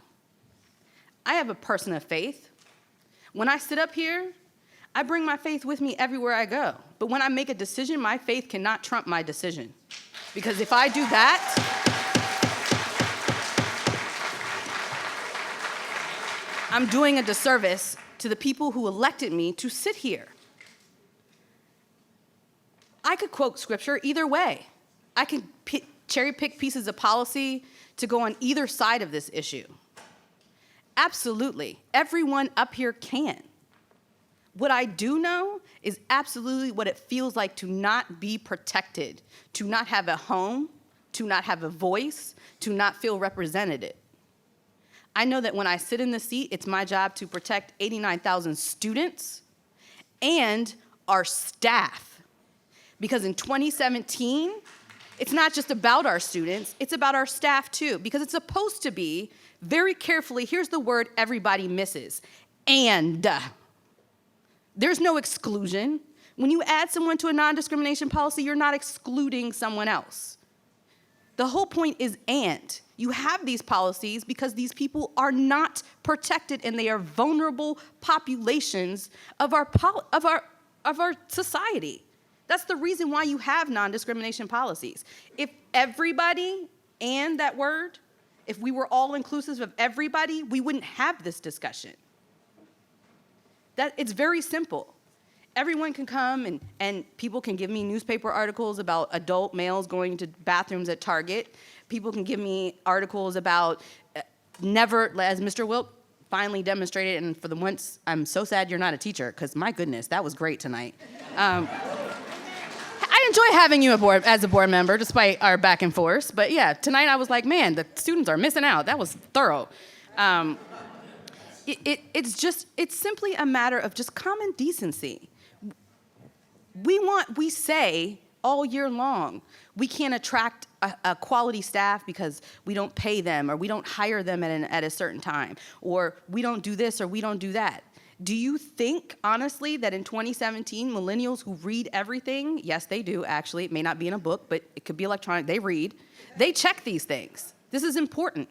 That's an important part of being an employer, and we are the second largest employer in Prince William County. It's not just about students. And for the parents who are worried about bathroom usage, I would absolutely be worried too. I have a 16-year-old. Matter of fact, I have a child who hasn't even started school yet that's going to be entering into this world, into these, dealing with these policies and everything else by the time he gets to school. I mean, it's going to be a couple years, and I have to think about him. I am a female. I am absolutely, for those who don't know, which is pretty much everybody up until tonight, I'm also a sexual assault survivor. Didn't happen in a bathroom, but it absolutely happened with somebody I absolutely knew in a very trusted environment, which most cases of sexual assault absolutely occur that way. And if you don't know, I would encourage you to go read about it, please. Because as one, it was very, very hard to sit here and hear that sexual assault only occurs in bathrooms, and that I'm putting little girls in jeopardy. Being one and having been a little girl when it occurred, I really found offense to that. And even if that hadn't happened, I took time as a college student because I went to school for interdisciplinary studies, which means I studied a little bit about everything. Then to top it all off, I specialized in conflict resolution and peace studies, which means I had to go back and learn a lot about everything, because that means I have to be able to talk to everybody, whether I like them, I don't like them, they smell good, it doesn't matter. When you do conflict resolution, it doesn't matter who sits on that table. What matters is you find a resolution to their problem, period. And that's my job. That's what we do up here. We're supposed to be in the middle ground. And I've sat up here all year long and listened to politics and been accused of being political this way or that way. Most people who know me, once again, know that I am a horrible politician. I've said that time and time again. I always say things that irritate people because I speak from the truth that I know. It doesn't matter to me whether you're a Democrat or a Republican. What matters to me, especially in this case, is are you safe? Do you feel safe? And when we do this policy, I absolutely listen to everyone talk to me about restrooms. And then I had to stop and think, even if we didn't pass this, the Virginia High School League, which is the controlling body for sports, has had this policy for non-discrimination and that word I love again, for transgender students, which is the one thing that everyone seems to get caught up on in this policy, which is not the entire policy. But they already have had systems in place since, I think, 2014. I want to know why no one objected then. I want to know why there was no object until it became political. This is not political. This is people's lives. Absolutely. We're talking about a class of people that has the highest risk of suicide. If you're worried about bathrooms, give me a policy you're going to be happy about. We can discuss that. This is not the end-all, be-all of everything. This is what makes public space great, is that we can take public comment and make changes all the time. This is a non-discrimination policy. Absolutely, it affects and goes upon the fringes of everything else that we do. Of course it does. Nobody is saying it doesn't. What I'm saying, for me personally, when I respond to my constituent base and said this is not a bathroom policy, I'm saying to you, I absolutely recognize your concern, your fear, but a non-discrimination is not about going to the bathroom. A lot of this started because the former president's administration decided to release a memorandum from the Department of Education on transgender bathroom usage the same time we decided to talk about non-discrimination policy. And then people ran with it. There's this great thing about reading. When you read a lot about everything, you can make your own determination about things, but you can also separate the issues that we're talking about. And that's a big deal when it comes to this. Everybody's safety is important. And to tie it all home, that's why we have a code of behavior. In there, it very specifically states that you are free to practice your religious beliefs. That's not being infringed upon in this policy. We're not changing the code of behavior at all, in any way, shape, or form. Matter of fact, when I was in school, and I know this hasn't changed because I still read it now as a parent or legal guardian of a student, or as a student of this school system, at any point in time, you feel you are not being able to do something, or your rights or freedoms or whatever it is are being infringed upon, you have a right to take that up with your administrator. What makes this policy so different and so important to that very statement is it backs it up for everyone who's not covered right now. It does not take away in any way, shape, or form from anybody else. When we do something to protect someone else, it doesn't mean removal for someone else. It means and. And as a person who lives in and, because I don't have one or the other, it's always and, every day, and. I would implore our public body to be more inclusive of that word and, because it's very important. Nobody is any more special or any less special than anybody else. I don't want to get into the statistics of crime and all of those things, but I would encourage everyone to educate yourself, because the biggest driving factor is always fear, and it's fear of the unknown. I know I took the time out to educate myself on the things that I didn't know about, especially when it came to transgender. I feel blessed in the fact that I actually had the opportunity to not only belong to a group that had someone go through a transgender experience that started as a child and ended as an adult, so I was able to personally speak to people. I don't know everything there is to know about being in the LGBTQ community. I don't know everything there is to know about being Muslim or anything else. That's why we listen. But it does mean that I have no right to take my fears and put them on somebody else because I don't understand something, ever. I'm gonna support this policy, and I wanna be very clear when I say that I'm supporting this policy as an and. It is not a trampling of anybody else's rights. I absolutely respect every single one of my board members and anybody here who disagrees with me, because that is my duty to do so. And before I stop talking, I just want to remind my fellow public officials of that oath you took when you placed your hand on the Bible and swore to be a public official for everybody, because that is our job. And that's all I have to say. Thank you. Thank you, Ms. Williams. Please, we need to keep debate. We are in the middle of debate, please. Thank you. Ms. Ralston has to be recognized next. Ms. Ralston. Thank you, Mr. Chairman. Please sit down. You have stood a long time. Sit. You may sit. Sit. Everything is fine. Okay, well, stand up there.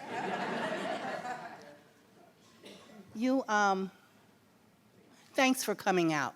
And let me thank everybody who called me that I actually talked to. I appreciate that. I thought it was interesting. Everybody's conversation was a little bit different from the other.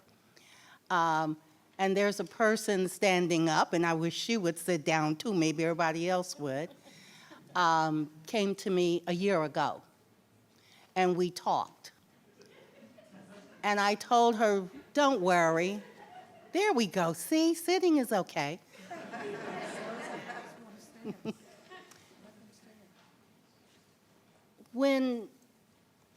I guess for as long as I can remember, there has been someone that was gay in my family. And for as long as I can remember, they all died of AIDS. So way long time ago, I was really busy with taking care of people. And it was very interesting because of some of the friends that they had that I met. Now, California is an interesting place, and I always talk about it. Only because, generally, we don't try to tell others what to do with their life. We believe that your life is truly yours, and just have a happy time with it. And as I listened this past week, I wonder where some people come from, because what Lori was saying is true. When you are of a class, I'm of a protective class. I'm African American and female. And had it not been for all those things, I wouldn't be sitting here today, neither would Lily or Lori. We wouldn't be sitting here, because the discrimination and what we would be allowed to do would be less. And so what did that mean? It meant I was less than someone else, anybody, just less than. And as I've listened, there's not much more to say, but I do thank everyone for their comments. I did not grow up in an environment of lots and lots of bigotry, no, but I did get to experience it a couple of times when people tried to hurt me with glass, by throwing glass at me. And just for your information, I went to a Catholic school, and it was after school. And finally, the police had to take me home every day. But it didn't stop how I felt about human beings and about people. If you don't know somebody, walk up to them and shake their hand and get to know them. They're not going to bite you. And guess what? This does not rub off. What can I tell you?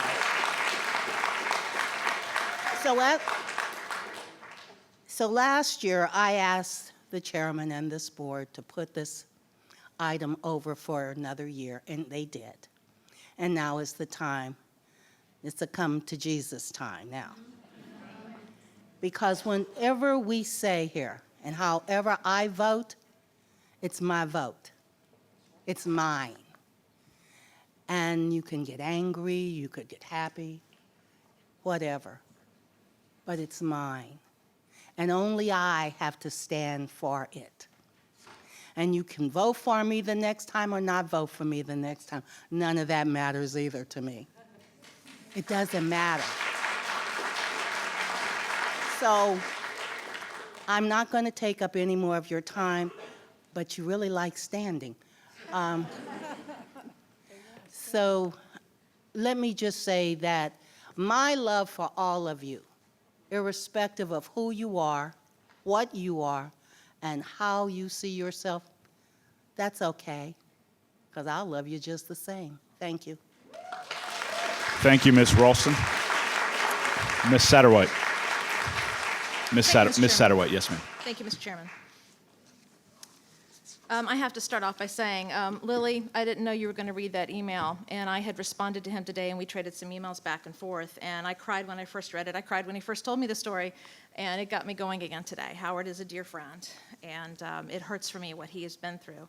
I was saying to someone yesterday that I spent well over 60 hours preparing for this meeting, and then I realized yesterday that I spent well over 30 hours just working in the past 2 days, and that doesn't count today.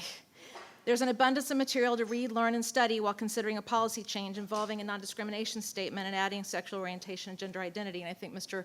Wilkes did a good job of showing all the work that he's done with this. I'm going to start with Prince William County Schools policy and regulations. Regulation 140-1, Section 1 states that each proposal must be accompanied by a completed policy regulation justification form, Attachment 1. It's attached to the policy. This justification form was never provided by Chairman Sawyers in September 2016 and was again not provided for this June 21st meeting. This form is not only for the board, but also for, quote, staff analysis of the proposed addition or changes in terms of the following: legal implications, educational benefits, impact on the administration of the school division, immediate and future changes in number of assignments of personnel, immediate and future budgetary impact. The form is signed by Division Counsel after review. None of this happened because there was no justification form. Section 140-1, Section 4 states the board may, by majority vote, waive the normal process and take whatever action it sees fit. This board has not voted to waive the justification form, so we still don't have it. Speaking of regulations, I'd like to know why we're considering such a controversial policy change without any accompanying regulations to reflect the change. It's like saying we're going to pass the health care bill and then find out what's in it. Well, we kind of know that didn't work too well. It's irresponsible to pass. Okay, it was a joke. Okay, it was a joke. It is irresponsible to pass this policy without any definitions, without any consideration of the impacts on the school division, or any explanation available to all of our constituents of what this will entail. In an Inside Nova article yesterday, quote, Sawyer's hopes that the task force the board previously discussed could study the policy change and address those questions. The board took the initial step of creating a steering committee to form the task force, but Sawyer's notes that Satterwhite and several other board members opposed any work to assemble the group and start studying the issue as recently as late January. That's a quote from an Inside Nova article. The fact is, this board did hear from the superintendent's work group with details on how the task force could be set up. This board never directed the superintendent by any motion or vote to put the task force into action. I have to point out that according to Policy 131, the chairman or vice chairman have complete control over what goes on our meeting agenda. Mr. Chairman, if you'd really wanted the task force to consider this policy change, you could have brought forward a motion or voted any meeting and activated the task force, and you didn't do this. I have to wonder why. And Mr. Chairman, just to refresh your memory, I originally suggested the task force in one of my prepared speeches on September 7th, 2016. The National School Board Association has a really good 23-page document entitled Transgender Students in Schools, Frequently Asked Questions and Answers for Public School Boards and Staff. This was originally published in 2016, and it was updated in May of 2017 with information on current court cases. On page 5, it says schools must implement policies that prevent transgender students from being bullied and harassed, and they must address accusations of such bullying and harassment promptly.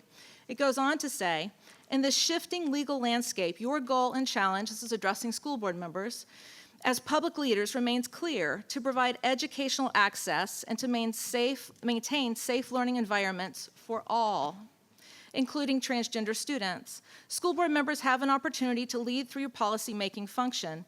You should engage your communities regarding the most effective policies and procedures that will ensure equal access to education while reflecting community concerns and values. Public schools belong to all, and policy decisions about important issues should be made only after the appropriate involvement of all of those affected by the decision and with due consideration for the rights of those holding dissenting views, seeking to reconcile sometimes deeply conflicting community views and legal imperatives on these issues. It goes on to say there are no quick and easy answers to these questions. While social change can be painful and challenging, it can also be a process of enrichment and growth, especially when school leaders engage and guide communities in conversations that respect disparate beliefs and opinions. A key tenet to understanding this guide, the guide I was discussing, is the belief that all children have a right to learn and they deserve public schools free from discrimination and harassment. This board, in my opinion, has not shown through word or actions that it's concerned about the voice of all in our community or about the disparate beliefs or opinions, because we have not involved the community members. We've insulted community members. Some people have walked out when students with differing opinions were speaking. Others have tried to make this all about political party. Here's a quote from last September in an email entitled PWC Black Pastors Oppose School Board Gender Identity Revision. It says, our churches are politically diverse conversations in eastern Prince William County and represent Democrats, Republicans, and independents. It would be wrong for the Prince William County School Board to ignore the will of its people by making this change while so many citizen concerns exist within our community. We believe that every person is created in the image of God and deserving of respect and compassion. We unequivocally denounce all violence and bullying against LGBTQ people, but this revision will result in the discrimination against the majority of our children. To deny basic privacy to our students is the suppression of their rights. Like you, we want to make sure children can learn absent a hostile environment such as bullying. For that reason, as parents and pastors, we are grateful for your anti-bullying policies as they stand because they promote decency and order. So this isn't about political party. As Mr. Brand said, this isn't about hate or bigotry. We all have our own stories. Talk to us, as Diana said, talk to us. Shake hands with us, we'll share.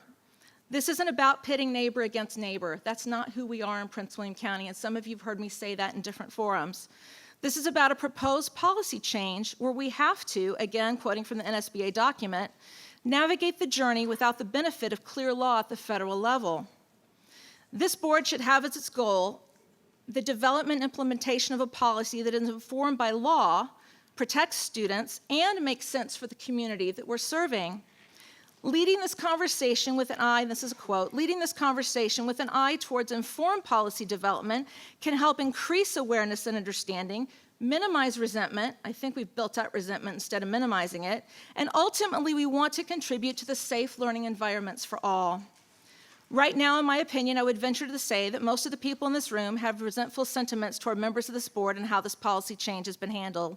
It remains my opinion that this board is not prepared to pass this policy or answer the questions that the public has regarding its implementation. Excuse me, I gotta take a drink.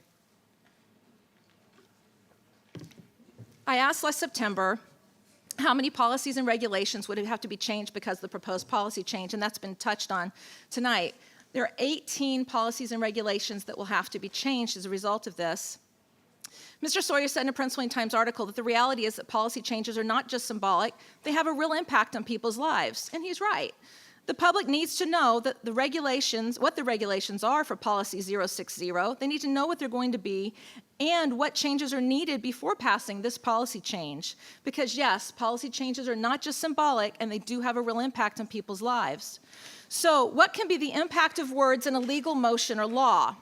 Many of the school divisions in Virginia, because I've studied some of them, many have passed sexual orientation and gender identity, or even just gender, and they've defined those terms in their policies. Many of those school divisions distinguish between employment and students in their non-discrimination statements with separate statements for each. The proposed policy changes to 060 do not do either of these. Mr. Sawyer said in PW Times, this is not simply a policy that protects students and staff to make them feel more welcome. Well, I also decided, you know what, let me look at what the government says about employment. So I took a look at Title VII in the Department of Justice website. Title VII is one of the legal references for our current policy. If you look at 060 on what the legal references are, and it covers employment rights. Title VII of the Civil Rights Act of 1964 makes it unlawful to discriminate against someone on the basis of race, color, natural origin, sex, including pregnancy and gender identity or religion. It also goes on to state that discriminatory practices under Title VII also include harassment, and it goes on to talk about that. It says employment decisions based on stereotypes or assumptions about abilities, traits, or performance of individuals of a certain race, color, natural origin, sex, or religion, and denial of employment opportunities to individuals because of marriage to or association with individual or particular race, color, natural origin, sex, or religion. Employment decisions and harassment based on an individual's sex, including gender identity, transgender status, and nonconformity with gender stereotypes. So these things are covered under the Civil Rights Act of 1964, Title VII. Our policy takes guidance from that. So if those are, and this is a legitimate question I have, if we need to add to our non-discrimination policy, why would we do that if we're already covered under Title VII? That's a confusing thing to me. So I've heard it said, please let me speak. I've heard it said that our federal government includes sexual orientation and gender identity in law, so the least we can do is put it in our policy. Actually, what's currently listed in many government agencies is not in fact U.S. law, but based on executive order. House Bill H.R. 2282, the Equality Act, has been introduced to Congress. It amends the Civil Rights Act of 1964 to include sex, sexual orientation, and gender identity, along with the prohibited categories of discrimination or segregation in places of public accommodation. At the same time, House Bill H.R. 2796, the Civil Rights Uniformity Act of 2017, has also been introduced to Congress this month, discussing interpreting and defining civil rights laws and who has the right to do so. Congress is also still trying to define our non-discrimination laws. There are many people who are associating guidance with law. You all know about the Department of Education Office of Civil Rights Dear Colleague letter from May 2016 that describes Title IX as encompassing discrimination based on students' gender identity, including discrimination based on a student's transgender status. There are many people, and I've seen it in some emails, and I've seen it in many publications, who are still erroneously interpreting from this guidance. That letter, as you know, was withdrawn by the Dear Colleague letter of February 2017. And when you're looking at Title IX, nobody really knows what the definitions in Title IX mean. There are so many court cases. So those interpretations the interpretations that were given in that guidance letter of 2016 gave rise to significant litigation regarding school restroom and locker room use. That's why so many people talk about the school restrooms and locker room. They have a legitimate reason to talk about it. It was guidance given by the federal government last year. So there's been the eruption of litigation due to those letters. This is not by any means settled law.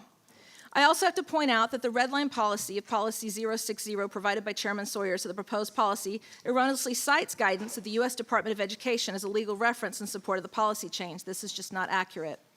Continuing the thought that words mean something and the policy changes can have an impact on people's lives. Has this board considered or addressed a transgender student's preferred name or pronoun use? Have we discussed how this will be done under the proposed policy change? How will this be impacted by passing a non-discrimination policy protecting gender identity? What if a student or staff member has a religious or sincerely held belief and does not want to use that name or pronoun? How do we handle these situations at the same time working to treat all of our students with respect and dignity? We have not addressed those issues with this policy change. Canada's Senate this week addressed pronoun use in a major law with the passing of Bill C-16. This bill places gender identity and gender expression into the country's Human Rights Code and a hate crime category of its criminal code. Lawyer D. Jared Brown, also an appointee to the committee, pointed out as an example, quote, mandating use of pronouns requires one to use words that are not their own that imply a belief or an agreement with a certain theory on gender, he was quoted as saying.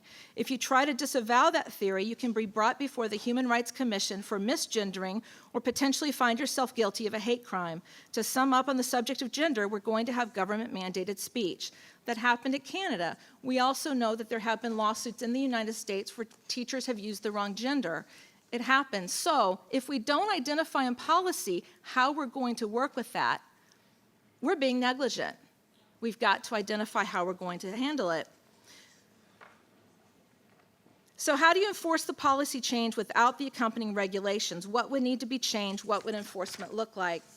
Student safety is mentioned as to why we need to pass the policy change. So what do we have in place currently to protect our students? Well, recently we had a Safe Schools presentation, and we've had some presentations from our counseling staff where we've talked about the many things that we offer in Prince William County Schools. So Prince William County Schools has a 10-page bullying regulation, and it's based on the state guidance. It covers all of our students. The regulation defines bullying. It explains the complaint procedure. It outlines the guidelines for responding to student bullying complaints. It covers education of faculty and staff. Regulation 738-1, that's bullying regulation is 733.01-1. Regulation 738-1 is the complaint procedures for student claims of discrimination or harassment. Again, there are definitions of discrimination and harassment, the complaint procedures, and provides instructions for appealing complaints as well as forms for filing complaints and appeals. Regulation 738-3, harassment of students, contains a reference to Title IX, definition of harassment and complaint procedures.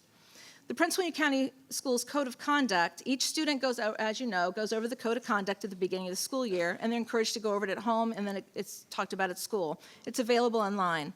On page 17, there's a summary of discipline code that includes a list of conduct currently viewed as just cause for disciplinary action. It shall include but not be limited to.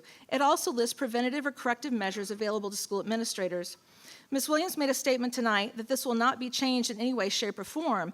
And I would make the statement to not change the Prince William County Schools Code of Behavior if this policy is indeed passed would be negligent because it would negate what has just been passed. So think about that. We know that there have been high rates of student suicide in the LGBTQ community at large, and they've been cited as a reason to approve this policy change. Prince William County Schools has already been responding to community concern about student suicides in the county. Sorry, this is personal. We have offered many student and parent programs, including a suicide awareness information night, sponsored by the Safe Schools Advisory Council. The Loudoun County Rock Opera Will to Survive was presented at Battlefield High School. Forest Park High School students continue to host the Spriggs United Suicide Awareness Walk that's well attended by members from all over the county. These are just a few, and our staff can provide a list of resources and programming that we've offered or are working on. Suicide is something that I believe all of us in this division take incredibly seriously. I've seen lots of comments in social media and from board members about bullying that has occurred in our Prince William County schools and with LGBTQ students. You've heard from staff members, you've heard it in the community, there have been no documented reports, and this concerns me. So we're seeing these things reported in social media, but we hear from staff we haven't had it documented. That's a concern for all of us. So I see the comments that it's not a protected class and students don't feel safe, but what about the parents? If your child is being bullied, or if you know your child is being bullied, for heaven's sakes, please report it. Advocate for your child. If we don't, please, let me speak. If we don't know there's a problem, we can't help with it. And I will tell you, Things might have been different a few years ago, but this is something that I can tell you we're taking very seriously. We are listening. And I will also point out, thank you. Thank you. It's not on. She has the floor. Please let her speak. Thank you, Mr. Chairman. We were provided information not too long ago about a staff training that was done last summer, and I read over the training that was provided, and I'm very glad that Prince William County Schools, without any kind of policy change, took the steps to provide a staff training for how to work with and provide for LGBTQ students, and I don't think everybody realizes that that's happened. There's nothing in our policy that says you can't report bullying because you're LGBTQ. Bullying is bullying, assault is assault, harassment is harassment, no matter who you are. If you're our student, you're important. We want you to feel safe. So, what do we do as a division now? We have to work harder in all of our schools to promote a climate of respect, civility, and kindness toward each other, no matter our differences. And this is something I've spoken on in many places and many times. We've seen how in our culture respect has declined. We've seen how people, you can see it on social media just the last few days, we can see how people talk to each other. We have got to work with our children, kindergarten through grade 12, and help them understand that we have to treat each other with respect. Doesn't matter if we have differences, we learn what we have in common. This isn't something that can just be put in a policy and like magic it's done. This has to be a priority, and not just in our schools, but all of us working together in the community. People on both sides of the issues have been making statements the last few days on social media that were full of hate and misunderstandings. Folks, that's not representative of who we are in Prince William County, and we have to do better than this. The Centers for Disease Control lists on its website things schools can do to promote healthy and safety among LGBTQ youth. LGBTQ youth, forgive me, my mouth is feeling like paste right now after all this talking. We already do many of these things in Prince William County schools. They say to promote health and safety among LGBTQ youth, schools can implement the following policies and practices. Encourage respect for all students and prohibit bullying, harassment, and violence against all students. Identify safe spaces such as counselors' offices, designated classrooms, or student organizations where LGBTQ youth can receive support from administrators, teachers, or other school staff. Encourage student-led and student-organized school clubs that promote a safe, welcoming, and accepting school environment. Example, Gay Straight Alliances, which are school clubs open to youth of all sexual orientations, and most of our high schools have those. Ensure that the health curricula or educational materials include HIV, other STD, or pregnancy prevention information that is relevant to LGBTQ youth, such as ensuring that curricular materials use inclusive language or terminology. Encourage school district and school staff to develop and publicize trainings on how to create safe and supportive school environments for all students, regardless of sexual orientation or gender identity, and encourage staff to attend these trainings. Facilitate access to community-based providers who have experience providing health services, including HIV, STD testing, and counseling to LGBT youth. Facilitate access to community-based providers who have experience in providing social and psychological services to LGBTQ youth. We can't always know if your child is struggling or needs help. You have to talk to us so that we know when there are concerns. We can't help if we don't know there's a problem. I want you to know that I will continue to advocate for each one of our kids with all the passion that I've advocated for each of my own. Your kids are your most important resource, and we realize that. We also value them, and we also want the best for each one of them. A couple of questions to reflect on before we vote. Is our current policy working? For our students, yes, I believe our current policy is working. Can we do better? Yes, and I believe we will. What are our current practices? These are questions that I asked last year. What are our current practices? Do we need to improve our current practices as a policy change? Our current practices have involved working compassionately with care while respecting the privacy of each of our families that approach our Prince William County School staff. I said last September that if we make a decision now and the courts later change rulings, then we're taking all of our constituents on a legal and very emotional roller coaster. The Supreme Court has sent the Gavin Grimm case back down to the 4th District. The National School Board Association has a document on their website with transgender litigation that is 27 pages long. That was updated in December. Federal, state, and even local government non-discrimination statements are not in agreement. How can we consider doing this now? So some districts in Virginia and 40 of the 50 largest school districts in the country have adopted sexual orientation and gender identity into their non-discrimination statements. How does it signify that just because they did, that it's right for Prince William County schools and our constituents right now, especially with the negligent way this policy change has been introduced and handled, and the way it has stirred up the public, so that right now, I don't know how we'd have community buy-in.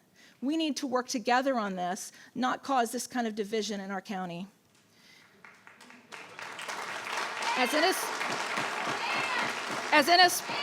a National School Board Association said, public schools belong to all, and public policy decisions about important issues should be made only after the appropriate involvement of those affected by the decision and with due consideration for rights of those holding dissenting views, seek to reconcile sometimes deeply conflicting community views and legal imperatives in these issues. We haven't done our job. This policy should not be passed at this time and until it's properly vetted with the community and has the accompanying regulations and everybody knows exactly what's going to be included and how it's going to work. I feel it's irresponsible for us to pass this at this time. Thank you. Thank you, Ms. Satterwhite. Is there any further debate? Mr. Deutsch. Thank you, Mr. Chairman. Tonight, we're here to discuss a policy amendment to Policy 060. The question at hand is a very specific amendment to a very specific policy. And that's what I'm going to address tonight. Before moving on to really the meat of the policy analysis and discussion, there's been a lot of talk about emotions on both sides. And I will just say that sadly this issue has been poorly debated on both sides, and that has not been helpful as a culture, as a community, and in this particular instance of it. I have walked out of a church service where it was implied that we should go back to policies of 200 years ago of how we dealt with LGBTQ people. I have also seen, and I didn't go back, I have also seen, though, incredible hate on the other side, as people who have wanted to have peaceful discussions of this topic have been labeled haters just for not taking the new approach. And the hate on both sides is not helpful to figuring out a policy solution. And that is what we are at hand to discuss. First of all, a couple of terms. First, policymaking. And this is what we have to do here on this board. Policymaking is where we go ahead and we identify what the problem is. We then identify a solution. And we ask ourselves whether that solution solves to the problem without creating significant unintended consequences. And that's what we should be going about here today. Second is the word discrimination. We are specifically amending the non-discrimination policy. And the question of what it is that we need to solve is a question of what is the discrimination currently going on that we're solving for.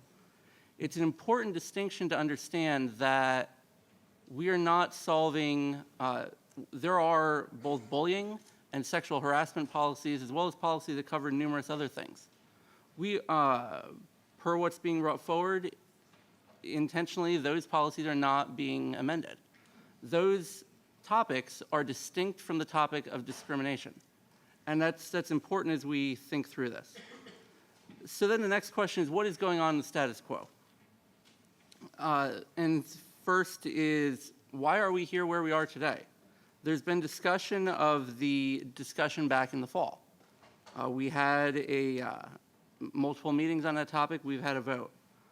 At the time, the thought was to push it towards now in order to be able to get clarity on the legal landscape and also to be able to work out details, and specifically to do that through a policy working group. There has not been any clarity brought to the legal situation. There are still cases being worked out on multiple levels, and there is no binding case on the merits of this topic in a jurisdiction that governs our locality. Secondly is the question of working out any sort of details. There's been no effort to do that. When a push was made to actually direct the group or the task force on doing something, nobody wanted to bring a motion forward to direct them. And there's been no public hearings to hear people out moving towards this point. There's been no discussion on the details of what this policy change will do. And that's important to understand about where we are today. Next is current policy. LGBTQ students in Prince William County, under the direction of our staff, receive some of the highest level of attention to work with and provide accommodations. We regularly talk about the need to improve special education in this division, and we definitely do. But LGBTQ students receive attention from much higher level staff in a much faster fashion in order to provide the accommodations and make sure that they are receiving the quality education all students should have.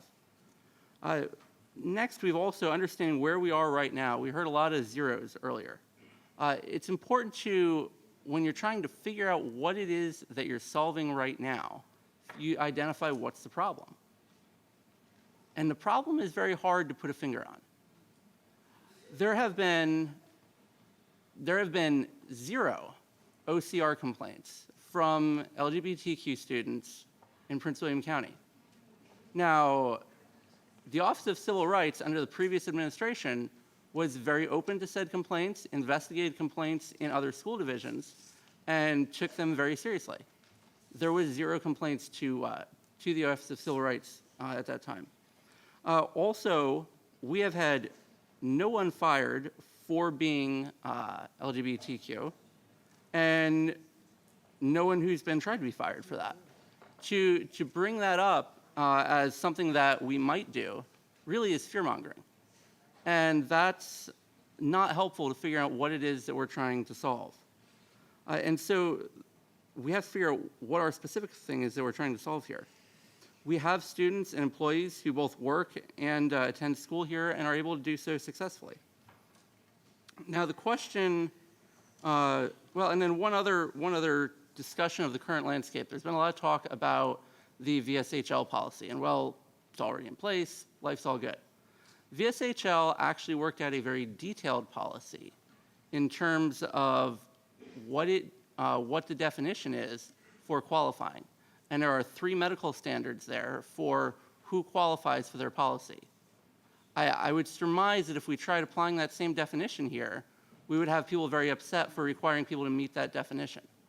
And that's because we already work with students on a much broader level here than that policy. But not all policies across the board can be applied apples to apples on this topic. And that's because other policies have actually worked out the definitions of who meets criteria and what the implications are of those policies.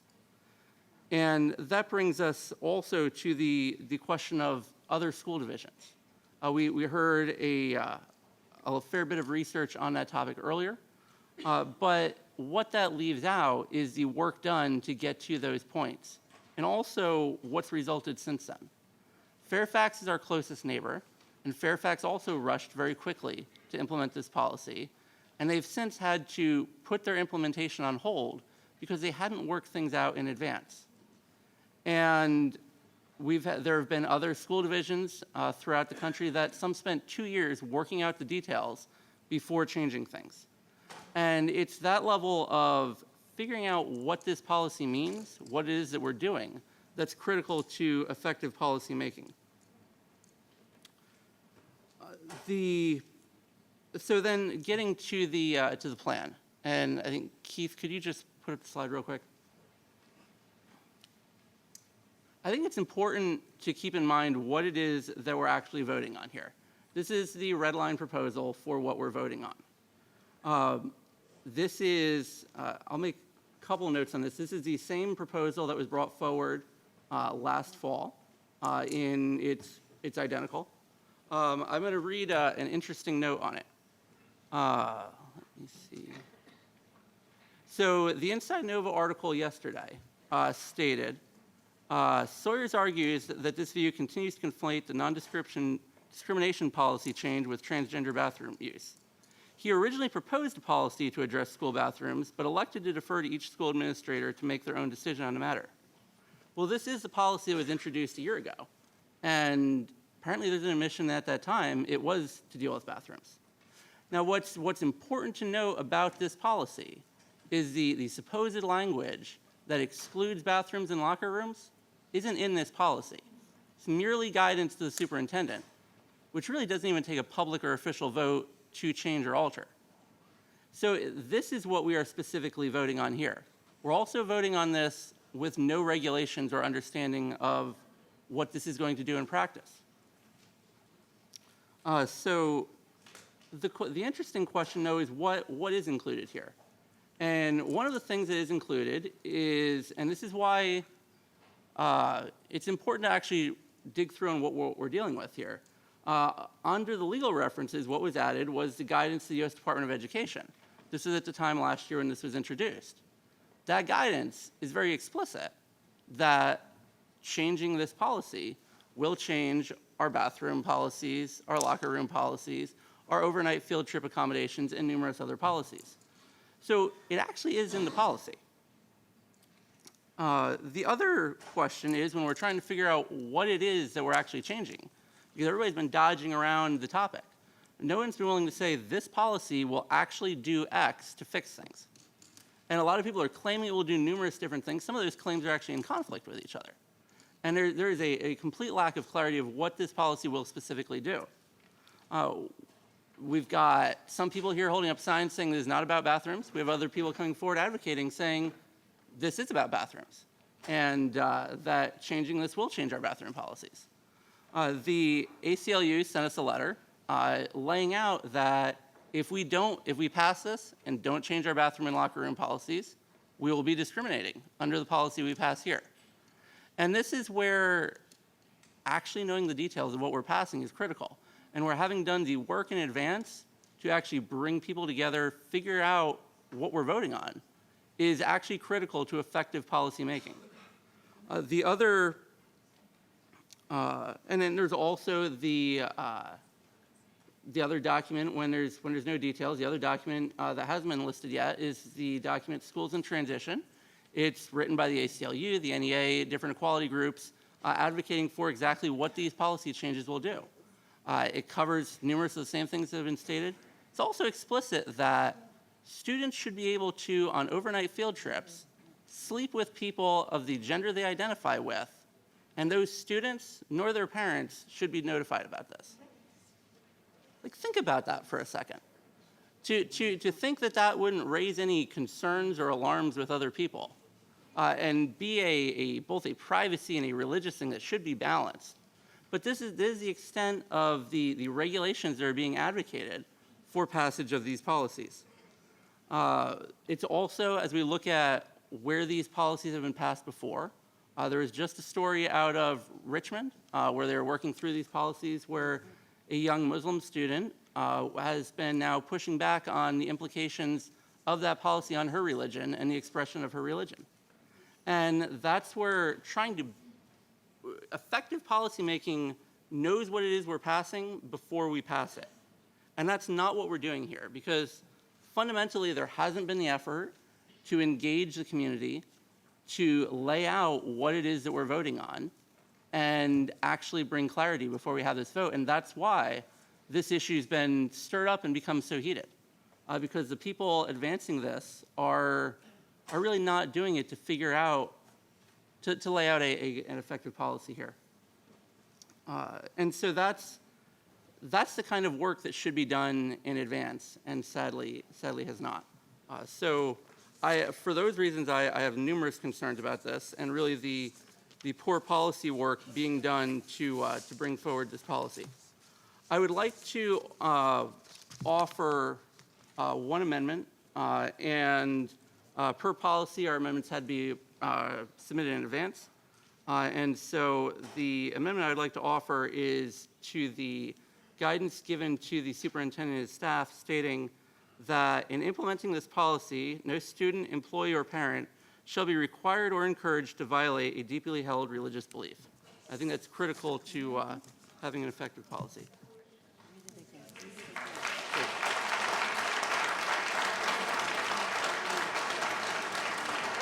Sure. So Ms. Ralston just asked me to read it again, and I'll read it again. I emailed it to the chairman and vice chair in advance. It states, in implementing this policy, no student, employee, or parent shall be required or encouraged to violate a deeply held religious belief. Would you second it?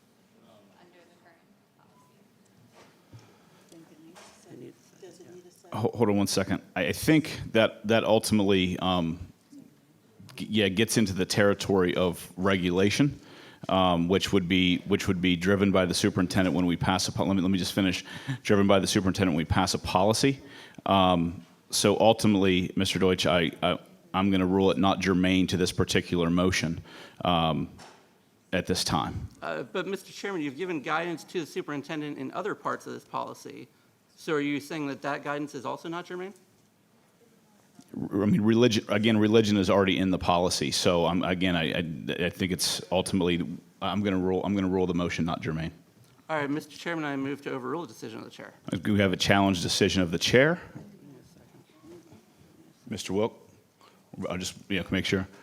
So Mr. Deutsch challenges the decision of the chair that his amendment is germane. Is there a second to that challenge? Okay, Mr. Chairman, Ms. Ralston. I second. Debbie, Debbie has to write all this down. I can't necessarily enter this on my computer here. So Ms. Ralston seconds. Like I said, I'll be very brief. I think this is already covered in policy, and this is ultimately is part of regulation in relation to religion that is already in the policy. So that's where I am with that. Mr. Deutsch. Well, the motion put forward, since there is no regulation, is also giving guidance to the superintendent in the things that should be balanced in working out the regulations on here. And so I want to offer something that is also critical to effectively figuring this policy out. Thank you. Anyone else? All right. Those wanting to sustain the ruling of the chair, meaning agree with the chair that the motion is not germane to this, that Mr. Deutsch's motion is not germane. So agreeing with my decision, sustaining the rule of the chair, please vote yes by raising your right hand. Sorry, let me say it one more time. The chair, we had a question. We had a question down here. The question is, you are sustaining the, thank you, we are sustaining the ruling of the chair that the motion is not germane to Mr. Deutsch's motion is not germane to this agenda item and to this motion. Is everybody clear on that? Okay, on the board, I'm talking? We good? Okay, sorry. You're right. So those in favor and agreeing with the chair that this motion is not germane, please vote yes by raising your right hand. Thank you. Those opposed? I'm sorry, let me say that again. Mr. Wilk is in favor, sustaining. Ms. Jessie, myself, and Ms. Williams sustain. Those opposed? Ms. Satterwhite, Mr. Deutsch, and Ms. Ralston. Thank you.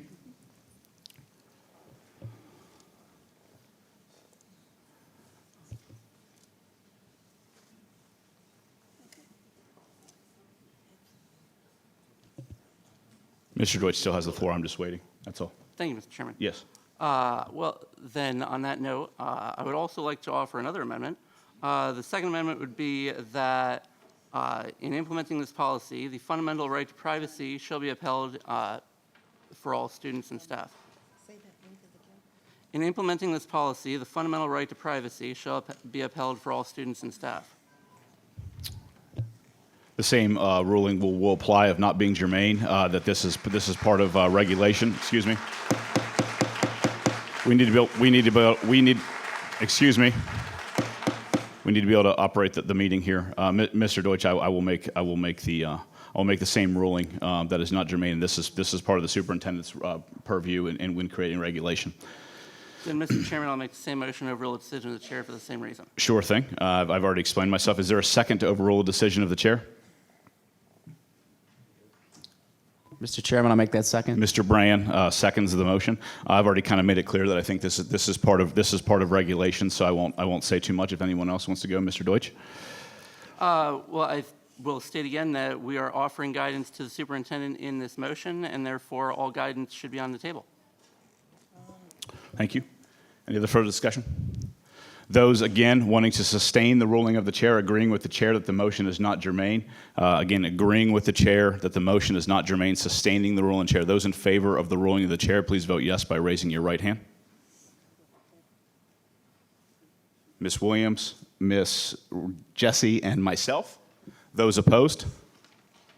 Ms. Satterwhite, Mr. Brand, Mr. Deutsch, and Ms. Ralston. And those abstaining? Mr. Wilk. Mr. Deutsch, let me get your exact wording so we can get a second to it.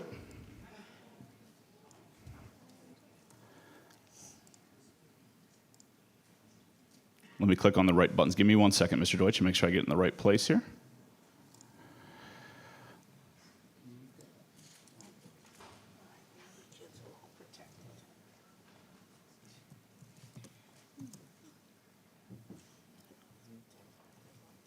Mr. Deutsch, is it okay? I'm asking you, had sent an email about this. Is it okay if I copy and paste the wording in the email that is the fundamental right to privacy shall be upheld in implementing this policy? That's fair. Okay.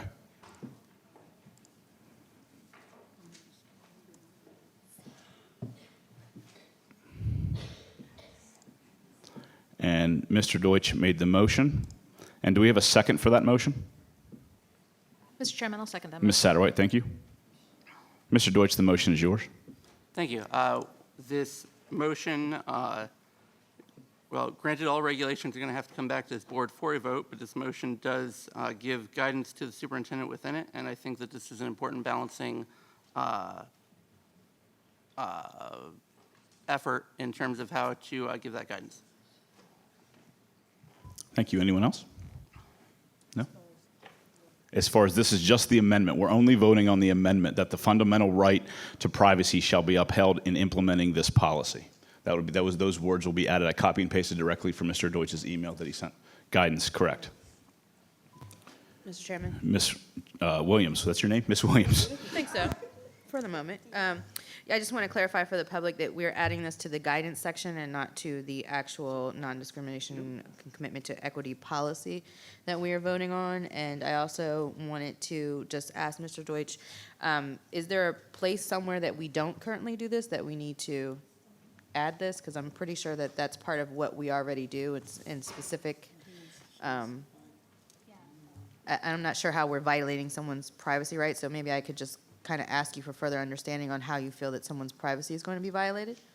Sure. Well, nobody knows what the implementation of this policy is going to be, so we're trying to balance these. I mean, I've offered similar questions of where specifically are people being discriminated against in terms of getting an education and a job, but I think there are some differences on that question, and I think we need balancing guidance in terms of how those regulations are going to look. I'm sorry, Mr. Deutsch, how their privacy was going to be violated? That's what I'm looking for, is I'm trying to figure out how this non-discrimination policy is going to affect someone's privacy rights being violated. That's what I'm asking. Right. There is no clarity or details on what this policy change will do, period. So I'm offering some language to help with that. And how do you define that, sir? The right to privacy? I think it's been defined through numerous court cases over the last 40 years. Like the policy we're voting on now? I'm sorry, just for my own understanding, because this is a new addition, even though we received this, I'm curious to know for myself and for the public how it is that we are defining your right to privacy. Because that has been the major objection, is everybody's definition to things. And if we are going to nitpick definitions of things, I'm not trying to nitpick, but I really do, like I do with everything else, want to know what you mean when you say that. Okay. The right to privacy is a phrase that has a 40-year history in terms of what it means within the U.S. court system. It's actually a very clearly defined term, especially comparative to the current term that we are discussing here. Yes, can you provide that definition, please? That's what I'm asking. It is a fundamental right that stems from the penumbras of the Bill of Rights per Griswold, and has been further fleshed out in numerous Supreme Court cases. Mr. Chairman, I'm willing to move on. I just wanted to make a point, and that is, it's not fair to nitpick one way or the other. If we're going to nitpick, it should be on all sides, not just part. And that is my point to this back and forth with you. like I said before, if you're gonna nitpick, we should do it equally. This is about equality, and that's the point. So if we're going to add things, and we have people here who are upset because they don't understand what it is going on, or they don't have an understanding of what it is that we're voting on, and the reason why you're objecting so far is because you don't feel that we've done our due diligence, and you don't have definitions on what's going on. This is my point. We can do this all night. And I don't want to, but I'm just saying to you, as someone whose major objection is that we have not done enough studies and we don't have the proper definitions of what could occur next, what is the definition that you're saying? Sure. I will just state that in policymaking, the burden is on the people pushing forward the policy change to actually define what they're doing. That would be you, sir. No, that would Okay, be here we those go. pushing All for right. policy change. Any further discussion on this matter? Hold on. Ms. Satterwhite, you have the floor. Thank you, Mr. Chairman. I appreciate that. For clarification, is this for guidance to the policy, or is this an amendment to the policy amendment? This is the way I have it. I'm going to answer the question, at least how I have it written, Okay. based on what Mr. Deutsch said. Is this would be just like the guidance that's already in there. This would be additional guidance. That's how I have it. That's how I currently have it written. Okay, Mr. Deutsch, is that what you intended?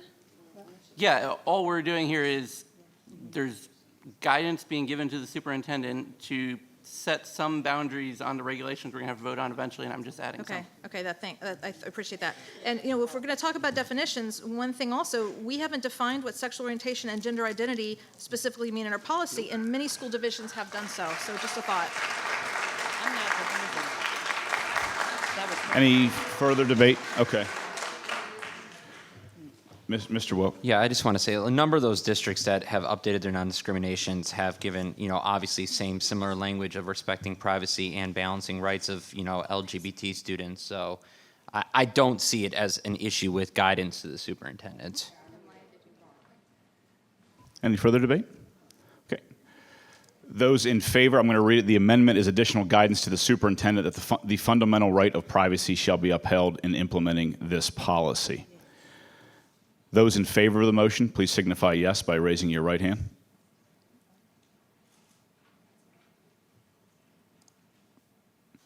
I got everyone but me. I will abstain.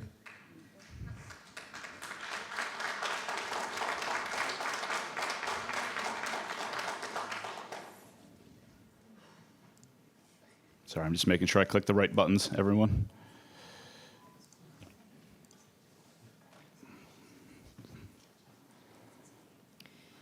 The vote is 7 yes, 1 abstain. Sawyers, motion passed. Okay. All right. It is no surprise that I fully support this motion. I'm glad some of you are sitting down for that. And so ultimately, it's time to call the vote. Those in favor of the motion that the Prince William County School Board adopt the changes to the non-discrimination policy, Policy 060, by adding sexual orientation and gender identity. In doing so, the Prince William County Board gives guidance to the superintendent that he is not to change the current regulations and practices regarding bathroom and locker room use, with the amendment that just passed, with additional guidance to the superintendent that the fundamental right to privacy shall be upheld in implementing this policy. Those in favor of the motion, please signify yes by raising your right hand. Mr. Wilk, Ms. Ralston, Ms. Jessie, and myself. I'm sorry, and Ms. Williams, I apologize. Lori, I did not mean to miss you. Those opposed, Ms. Satterwhite, Mr. Bryan, and Mr. Deutsch. Satterwhite, Mr. Bryan, and Mr. Deutsch.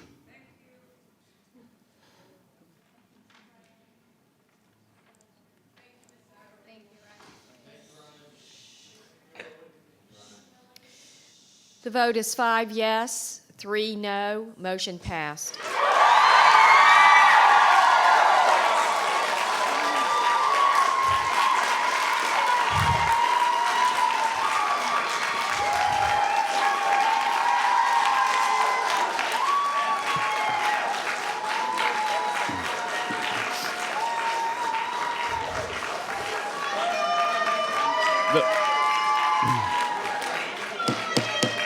sorry, ma'am, you cannot approach the board. Thank you. All right, ladies and gentlemen, we have the remainder of the meeting to go through. I ask that you be quiet. Whether you stay in the room or you exit, I please ask that you do so quietly. Do you want... With no objection, we can take a very brief 5-minute recess. I know some people have to use the restroom. 5-minute recess, no objection from the board. We are in recess.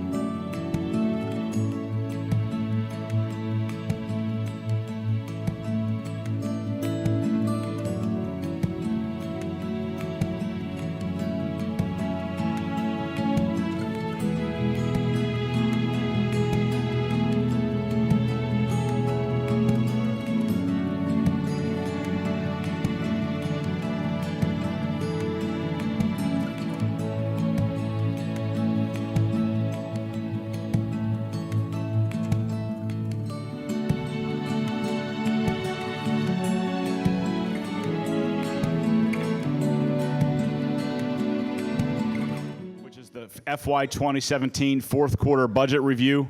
Mr. Klein. Mr. Chairman, members of the board, Dr. Waltz. Mr. Klein, I apologize. Members in the back, citizens in the back, we'll need to have quiet, please. We'll need to have quiet. You can talk out in the atrium, but there's no more communicate, no more talk. Only Mr. Klein is talking now. Mr. Klein. Mr. Chairman, members of the board, Dr. Waltz, Mr. Wallingford, Director of Financial Services, will give a brief interim update on the status of the fiscal year 2017 budget. Mr. Wallingford. Thank you, Mr. Klein. Chairman Sawyers, members of the board, and Dr. Waltz. Very brief presentation this evening, no slides. We have just a handful of days left in the fiscal year.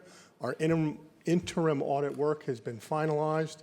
Auditors will be coming out shortly. We'll be doing financial statements. And the information that Mr. Klein presented to you at the third quarter presentation are the numbers we expect to see at the end of the fiscal year for fiscal 2017. Thank you. Any questions from the board? Comments? Thank you. Thank you.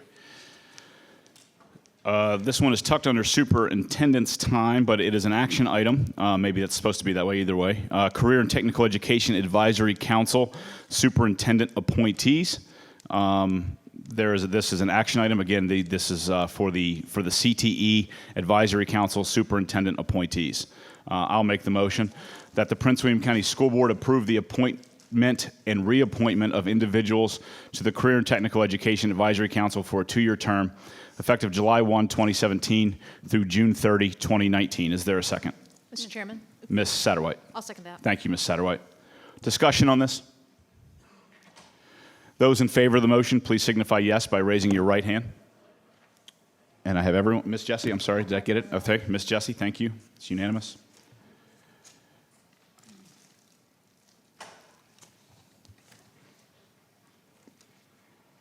Vote is 8 yes, unanimous, motion passed. And we're on to superintendent's time. Dr. Waltz.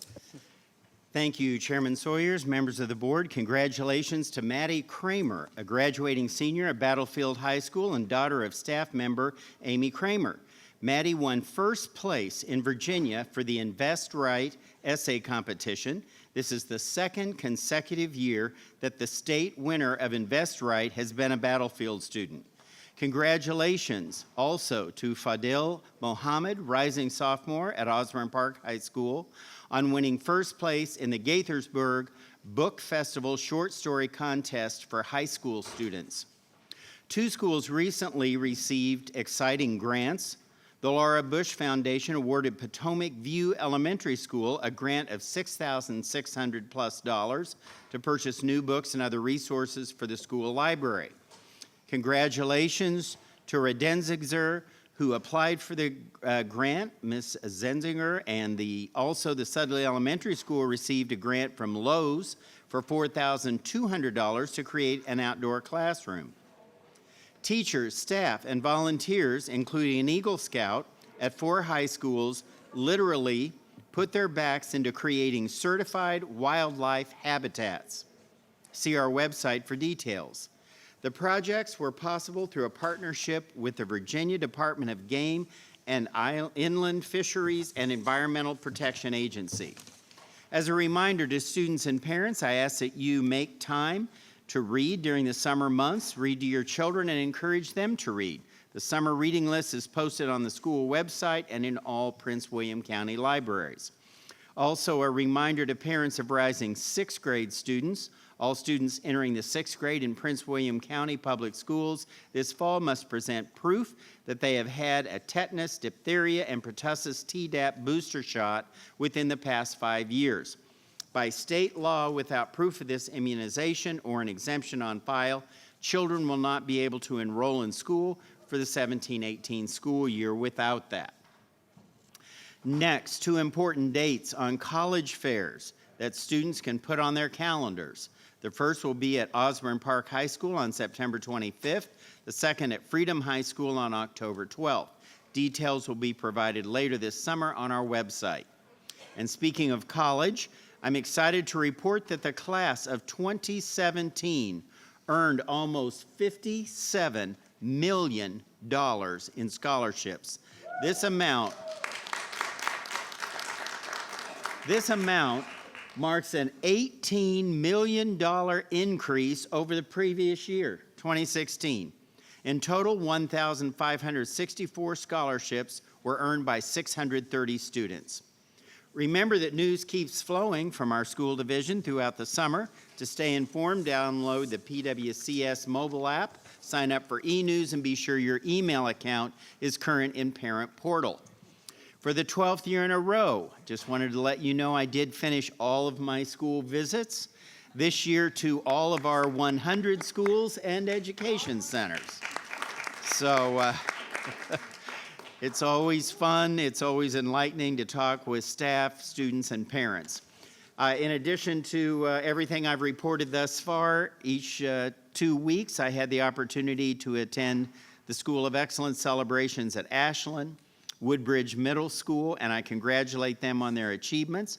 Also attended, since the last meeting, Garfield and Freedom High School's graduations, and they were beautifully executed. I wanted to just send a goodwill send-off to 2 people who will be leaving our leadership team. Craig Gefeller, who is moving to New York, and I just want to thank you for a tremendous job over the last 2 years as an associate superintendent. You've done an incredible job. You hit the ground running. You exceeded my expectations for someone in a position for that length of time, and you really did a great job. And finally,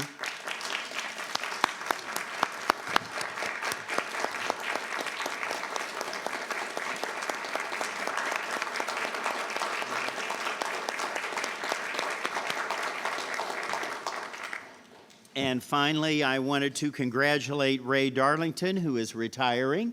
And this is her last school board meeting, and I know she's going to be deeply saddened. But I've assured her that living in Prince William County, she'll be able to continue watching on television. When I came to Prince William County, she was an associate superintendent and assumed the second deputy position in the history of Prince William County Public Schools, and did an extraordinary job being my right-hand person for almost 11 years. And I just want to make a couple of brief statements about Ray. One of the things I truly admired and respected about her was I really truly always felt that she had kids at the center of her work, and that was not always easy. She was the kind of person that if I thought maybe we had not handled everything quite right with the situation, she could go in and dissect that, whatever amount of time and energy that took. And if we had made a mistake, she would correct that and apologize and do whatever needed to be done to make that right. A couple of other notable things I want to mention about her is, contrary to all the rumors of the board who hired me, there were not a lot of things that board wanted me to do initially coming in. One was they thought it was a very good school system, and they coined this world-class concept and wanted it to be made even better. The second thing is they wanted a better accountability system and appraisal system for employees. And one of the best decisions I ever made was to put Ray in charge of that. And I had to come back to the board because the board was a little antsy about why it was taking so long. But she was very smart in terms of involving lots of rank and file teachers in a process that took 3 years and actually helped to serve as part of what was eventually the state model for a statewide appraisal process. And she continued to get input and feedback from teachers even after we implemented our appraisal process, and we've made a number of improvements since. Now, that's only a very few things, but there's lots of other people wanting to talk, I think. But I just want to say, Ray, I will miss you. There will never be another Ray Darlington. And I look forward to working with you through the ROP program.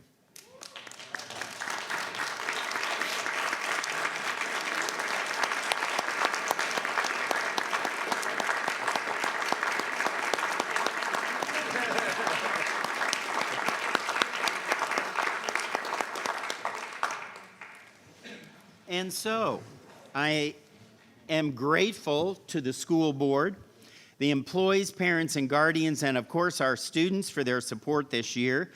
Thanks as well to our elected officials, our business partners, and the community for supporting the Prince William County Public Schools.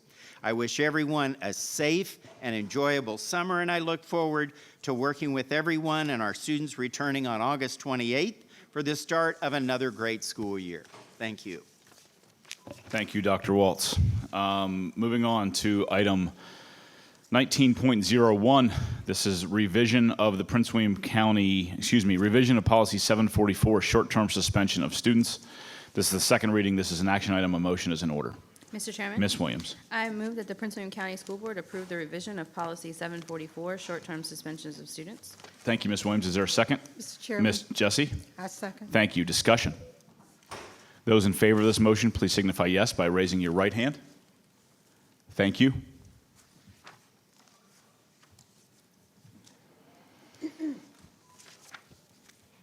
The vote is 8 yes, unanimous, motion passed. Revision of policy 745, long-term suspension and expulsion of students, readmission and exclusion admission. It's the second reading. A motion is in order. Mr. Chairman? Ms. Williams. I move that the Prince William County School Board approve the revision of policy 745, long-term suspension or expulsion of students, readmission and exclusion/admission. Thank you, Ms. Williams. Is there a second? Yes. Ms. Jessie, that's good enough. I'm Ms. Jessie, sorry. Ms. Jecky, is that a new name? Ms. Jessie, seconds. Discussion. Those in favor of the motion, please signify yes by raising your right hand. I'm sorry, I got everyone to my right, please give me, thank you. You put it down. I look left first and then right. I'm sure that's no surprise to anybody. Sorry, I couldn't resist. It was low-hanging fruit. I apologize. The vote is 8 yes, unanimous, motion passed. And 1903, revision of policy 747, Office of Student Management and Alternative Programs. It's the second reading, and yes, a motion is in order. Mr. Chairman? Ms. Williams. I move that the Prince William County School Board approve the revision of policy 747, Office of Student Management and Alternative Programs. Thank you, Ms. Williams. Is there a second? Mr. Chairman. That surprises me. Ms. Jessie. A second. Ms. Jessie, thank you. Discussion. Those in favor of the motion, please signify yes by raising your right hand. Thank you.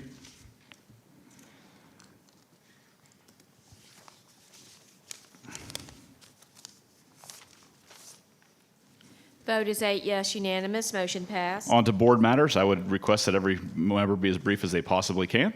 We will start. I started with Ms. Satterwhite, I believe, last time, so I'll start with Mr. Wilk to my far right. Mr. Wilk. Thank you, Mr. Chairman.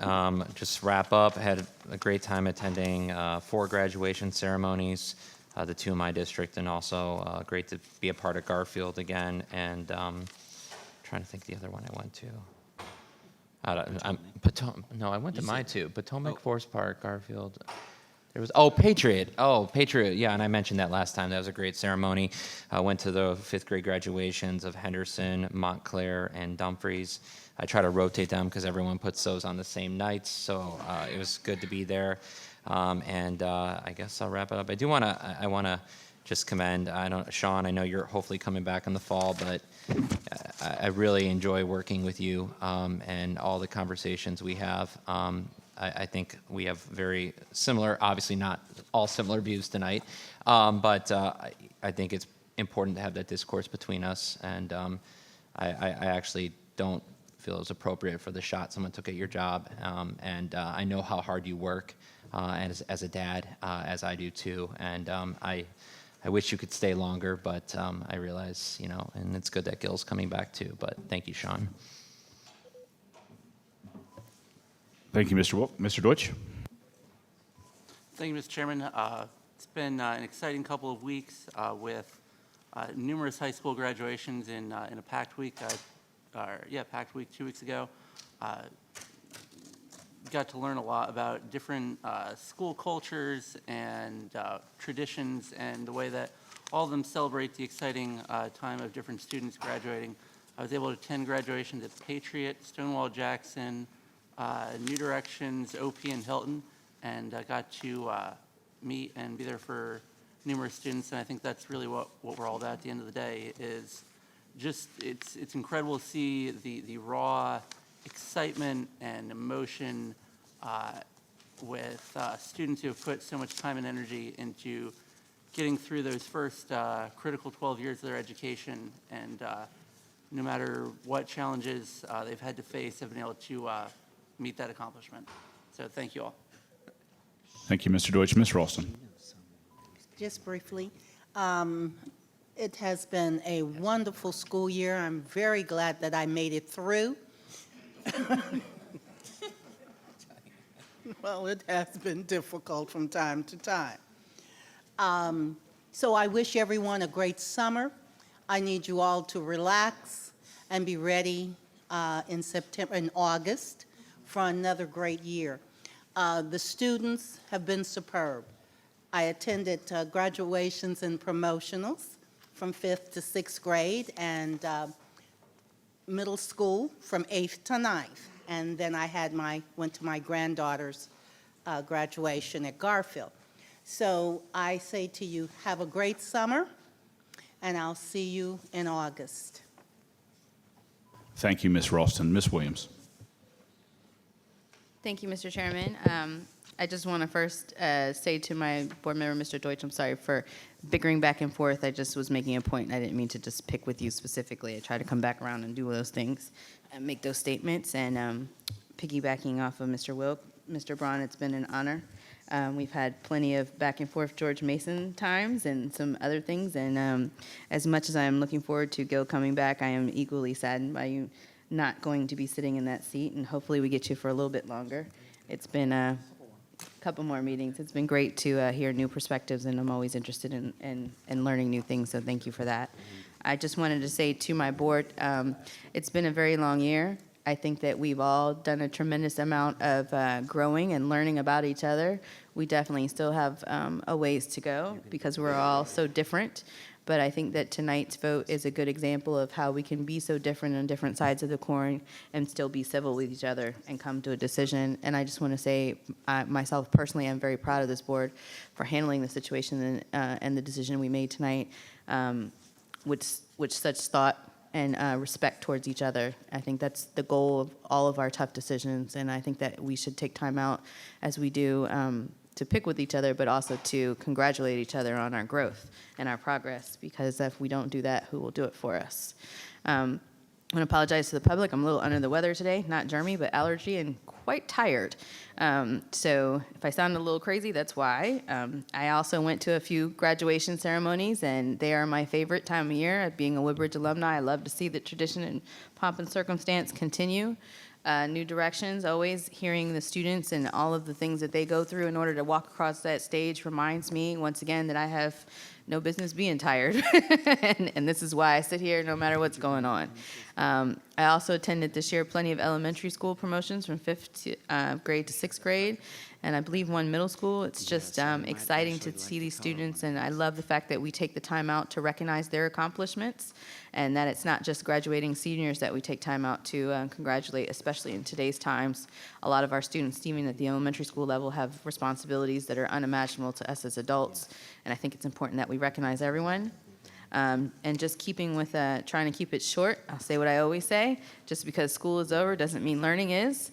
You got to keep reading. I know my son just loves me for that. You got to keep reading through the summer. I encourage everyone to try to learn something new every day. And hopefully, as I've been saying here since I've been sitting in this seat, we will see more of you in the upcoming school year, because that is how we do our job best, is when people come and they share their opinions and their thoughts.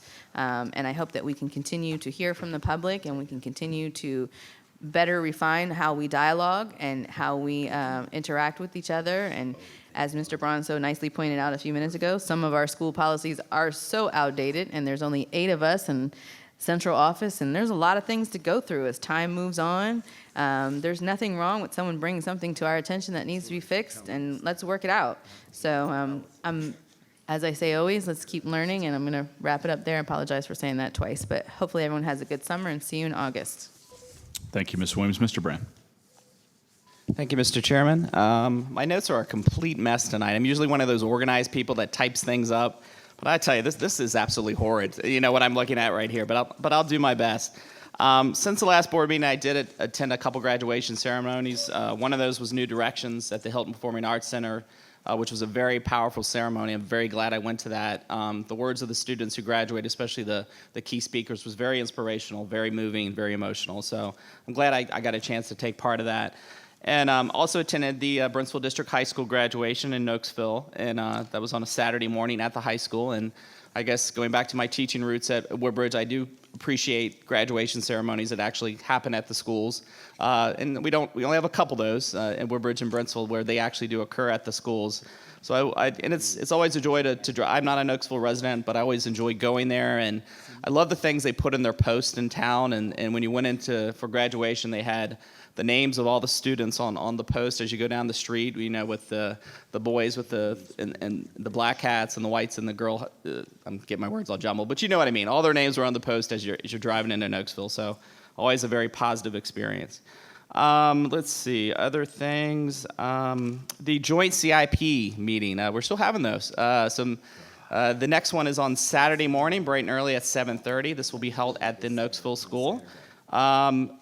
Let's see, we do, I think the agenda was sent out today, so you should see that online. I think I probably need to repost that, or some others need to repost that maybe to kind of let you know where you can go find information about that. The agenda should be posted shortly. Any documentation, other papers that relate to those meetings are all posted online for you to look at. And speaking of a building-related topic, the 13th High School went before the County Planning Commission tonight. That was passed unanimously. So hopefully at some point we will see a shovel go into the ground with that badly needed 13th High School. I want to thank Ms. Williams, Mr. Wilk, for the kind words tonight. I really do appreciate that. I'm definitely one of those lifelong learners, and this year has been a learning experience. And Mr. Trinham should find out his departure from Djibouti, Africa at some point over the summer. So I'm assuming I will be for a couple meetings in September and possibly one in October, but we'll see. We'll see what his orders end up being. And I do want to say it's been a pleasure to work with Craig and Ray. You both have been incredibly helpful to me. There was one board meeting this year where I did not attend. That was back on the 18th for personal reasons, but I did tune in when I got home. And I will tell you, I did discover that if there's certain beverages that if you're consuming them while you're watching a board meeting, makes it go a little bit better. So I just want to throw that out there, that if you do happen to pull up the feed online, wherever you happen to be on TV, partake. All right. I'd like to wish everybody a great summer. Thank you. I will second Mr. Brand's motion for alcohol on the dais. Is that what you said? I'm sorry. I misunderstood. I read into that. I apologize. Miss Satterwhite, you have the floor. Thank you, Mr. Chairman. Okay, it's hard to stop laughing after that one. Okay, I had the joy of attending fifth grade promotion ceremonies at Mullins, Sinclair, and Sudley Elementary Schools as we wrapped up the school year. It was so much fun to go to the schools and catch up with teachers and students again. Always a joy to see the parents and families and see them celebrate. Just as Ms. Williams said, I want to encourage students to keep reading. I want to encourage you to check out the summer reading program at Prince William County Library. And I know I am looking forward to reading for pleasure for change instead of studying everything I'm studying for the meetings. So I'm looking forward to my break. I want to wish all of you a very safe and fun summer. Look forward to seeing you when we end up back here again in August. Thank you. Thank you, Ms. Satterwhite. Ms. Let Jessie. me clarify that. School in August, meetings in September. Correct. Thank you. I'll let that go. Thank you, Ms. Satterwhite. Ms. Jessie. I want to say thank you to all board members and to the new board members. I've learned a lot from each one of you, and you have changed this board in many ways, but I've actually learned a lot about just bringing new people on and that whole process, and I appreciate that it is a learning curve, and I hope that we've been supportive of each one of you. As I look at the end of the year, of course, read to everyone, including those women who are having babies. You need to read to those babies as soon as they come out of the womb. So it's from the womb to the classroom. I went to Woodbridge High School for their capstone presentation. It was awesome. And I want to thank Mr. Iman for putting it on our website. You did a fabulous job, and I think I sent a note to you. Also attend the Cappies Award at the Kennedy Center, and Woodbridge High School did receive a Cappies for Othello, so congratulations to them. Serena Southers retired, and I thought I was late in retirement, but Serena has been here forever. And I made a joke about the food, and I want to make sure it was clear what I meant by that. And I said I was here when we could eat pork chops for lunch and all this stuff. It was really good, but at the time, we didn't know it would kill us. So, but we still miss it a lot, because there was a time before site-based that you could go to Antioch Elementary and get the best fried chicken and pork chops.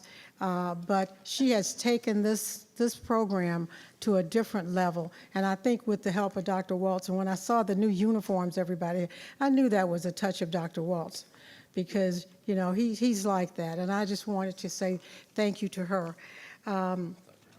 Graduations, Woodbridge High School, Osborne Park, New Directions, Potomac, Garfield, and of course Woodbridge, which is my area and my favorite. I love the outside, and I love that crisscross graduation ceremony. I also went to Hilton High School for their scholarship ceremony. For fifth grade promotional ceremonies, Old Bridge and Rockledge and Occoquan, tremendous. And I want to congratulate Old Bridge, because Old Bridge did something that was very unique, and in that they invited all the high school graduates from Woodbridge High to come over, and they formed a line, and all these graduates went through the line, and Ms. Fleming met some of the students who went to Old Bridge, and they actually remembered the song, and they all start singing their theme from Old Bridge. But I've had a wonderful year in terms of just learning a lot, and it's been challenging. I must say, I've done a lot as a principal, but it's just a different kind of challenge being on this board. But it's work that has to be done, and I want to thank all of you for all that you've done. We have had difference of opinions, but there are things that we all agree on, and I think the one thing we all agree on is high levels of learning for all of our students. Thank you very much. Thank you, Ms. Jessie. I think one thing in my first full academic year in review as chairman, you know, obviously we can all talk about the disagreements and the arguments and all those types of things, and that's certainly part of it, and certainly what we're elected to do. We weren't elected to agree all the time, and that's certainly part of the business. I'm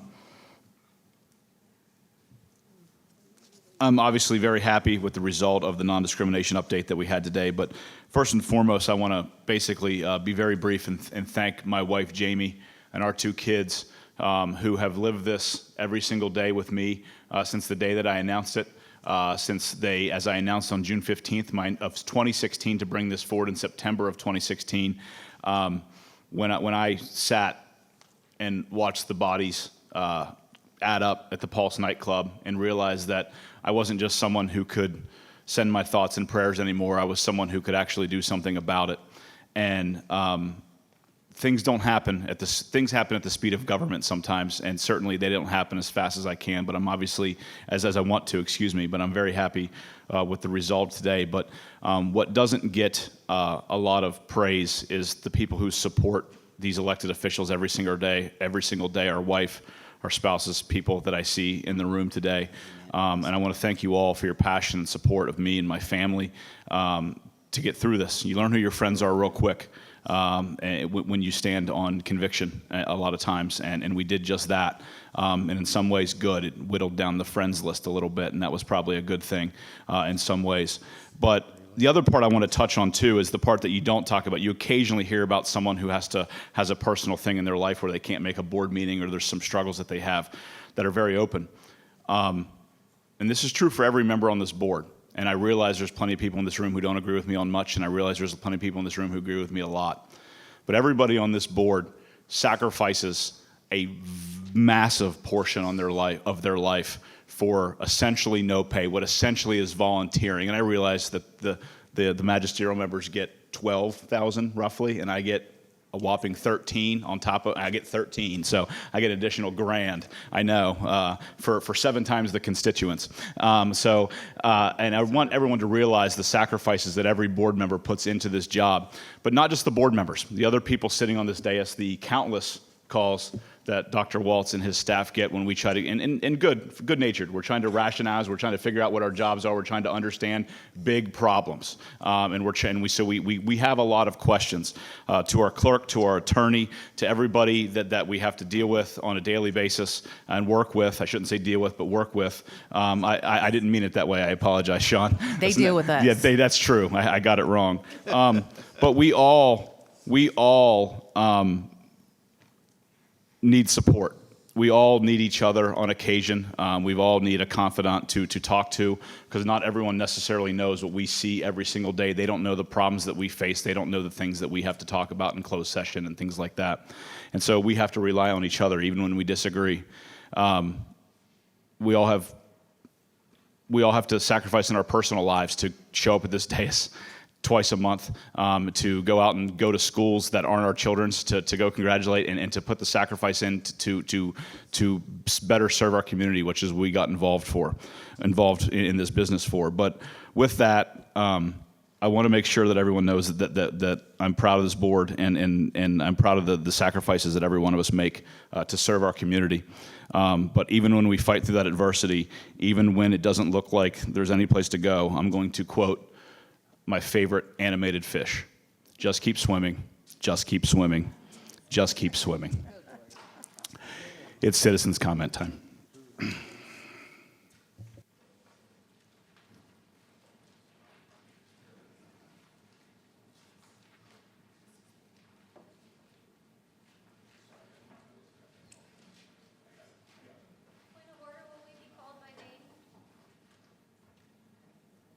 I'm going to call off the names from the original list that we still have to work down. And if I get the name wrong, I apologize, and we'll see and we'll move through this.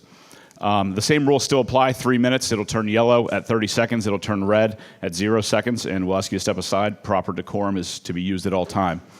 Our next speakers are Ben Purvis, Joseph George, John McCardle, Bridget McCardle, Rohan Robotham, Mac Haddow, Jeannie Lauder. It says Ann Darren, so I'm not exactly sure if that's 2 separate speakers or you got to use, but we can split that up either way. Brittany Malone, Carrie Belis, Margaret Lozelle, and Kevin Allen. Those are our next speakers. Is Ben here? Ben, you're up, sir. Good evening, Mr. Chairman and members of the board, Dr. Waltz. My name is Ben Purvis. I'm a county resident. My address is on file with the clerk. I've adjusted my notes since I wasn't permitted to speak before the vote. But as I have learned about the proposed policy change regarding gender identity, I know myself, my family, other friends, many in our congregation, other friends from other faith communities have been greatly concerned about the implications and the implementation of policy 060 should the revision go forward. These concerns are real. Parents are concerned. Students are concerned. We appreciate the guidance given to the superintendent.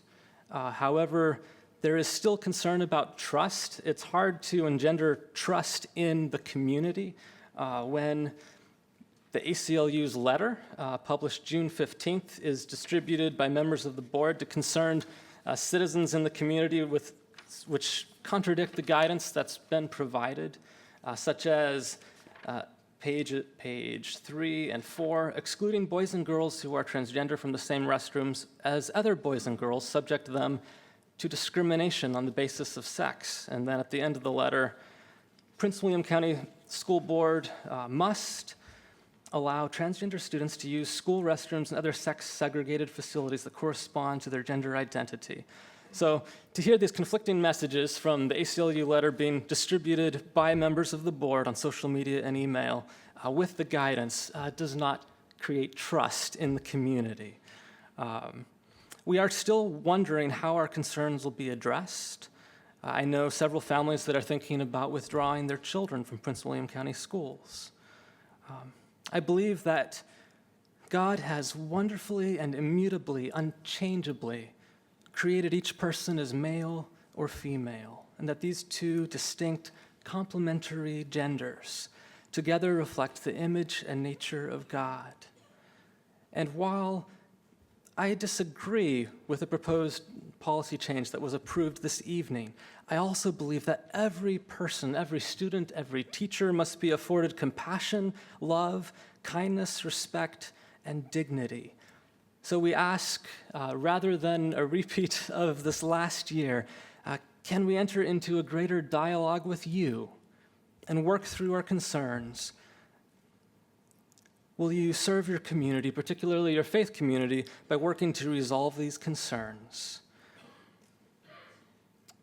Thank you for your time. May God give you wisdom. Thank you. Our next speaker is Joseph George. Joseph George. John McCardle. John. Bridget McCardle. Rohan Rothbotham. Mac Haddow. My name is Matt Caddo from the Gainesville District. I'll make 2 quick points. I don't know that the comments that anyone makes at this podium after you voted on this policy would have made a difference in your vote, but neither do you. And you should have given the citizens the right to make their comments because this is a democracy, and it's sad that you did not allow it to do so. Secondly, Mr. Chairman, respectfully, you do not understand parliamentary procedure. You need to go back to the book. You were wrong in your ruling, and you have consistently been wrong. Now, I, like an earlier speaker, am a member of the Church of Jesus Christ of Latter-day Saints. Our church strongly believes that we should support non-discrimination policies in employment and housing because we don't believe that there is a constitutional right of anyone to discriminate that is an employer or provides housing, a landlord, or a mortgage. We believe that people should be protected there. But when it comes to the policy that you voted on tonight, we believe that there are 2 specific constitutional rights that are held by children. One is the right to privacy, which you addressed in part with Mr. Deutsch's amendment.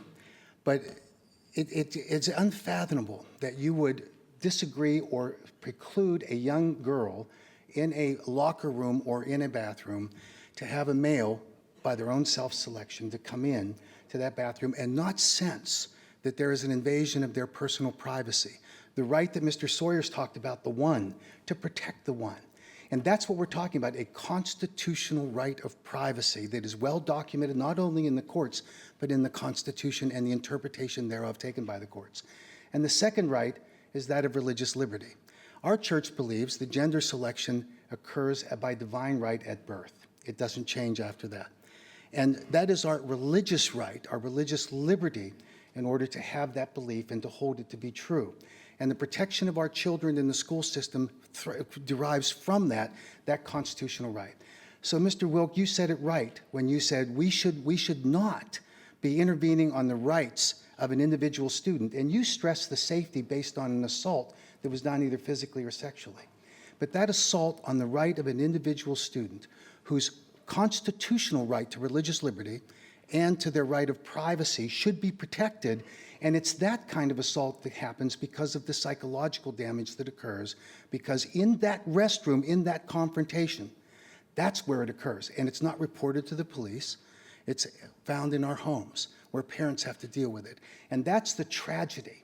And so you can hold up that chart of all the school districts that do it, and you miss the most important function of that religious liberty and the right to privacy that should be constitutionally protected.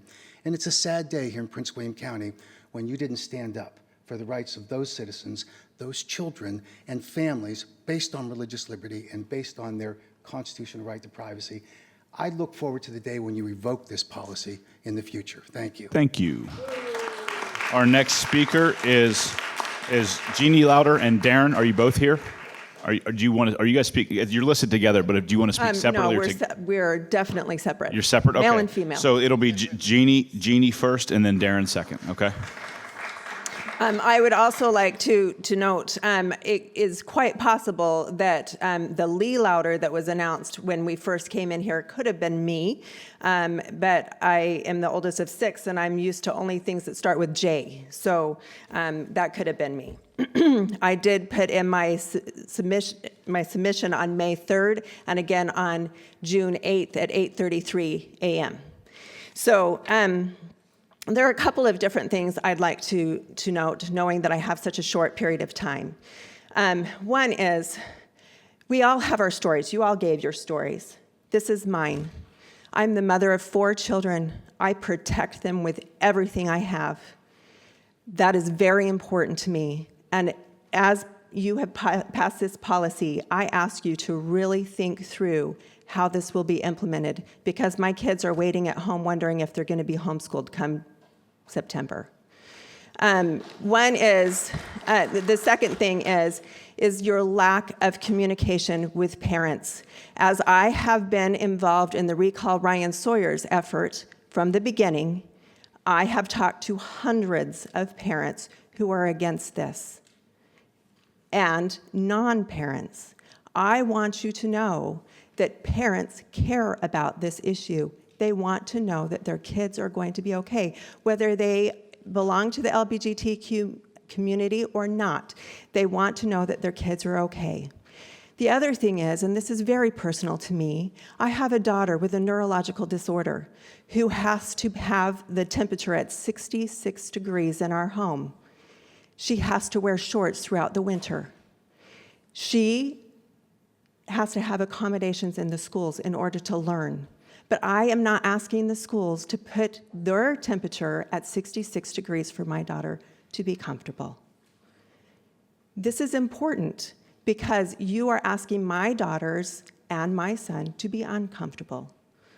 The other point that I want to make is I am a counselor. I have worked with rape victims. I have worked with sexual assault victims. I have worked with children who were sexually abused. I have worked with pornography addicts as well as their spouses. I have seen what these things do to families. So I want to make sure that my son is not exposed to pornography. And by that, I mean naked women in the locker room. So there are lots of different things that need to be addressed and that you need to think through. The other thing that's super important is there are a lot of teachers that want to sign the Recall Ryan Sawyers, and they cannot because they fear for their jobs. They fear for their jobs because they feel opposed to this policy. So you need to keep in mind, inform parents, inform teachers, and let them know how this is going to impact them and let them have a voice. The other thing is there are lots of people who do not want to hear. You were down, thank you. Darren Louder. So last week I was traveling, and the gate agent made me check my carry-on luggage. I'm sure you've all been there. I was concerned because of a quick layover, and the airline had not delivered my luggage the previous week on the outbound trip on time. The gate agent personally assured me that the luggage would get there. They even asked me to leave it at the top of the gate, and they would walk it to the plane. They told me it would be on time. And I'm sure that he was genuine in that assurance. 2.5 days later, when my rain-soaked luggage arrived and I opened it to find everything as it would be in a rain-soaked luggage, it occurred to me that that gate agent had made assurances and promises he had no way of keeping. The assurances that this board has provided about the policy change that you just prematurely passed without knowing its impact, without possibly knowing its impact because there were no regulations attached to it,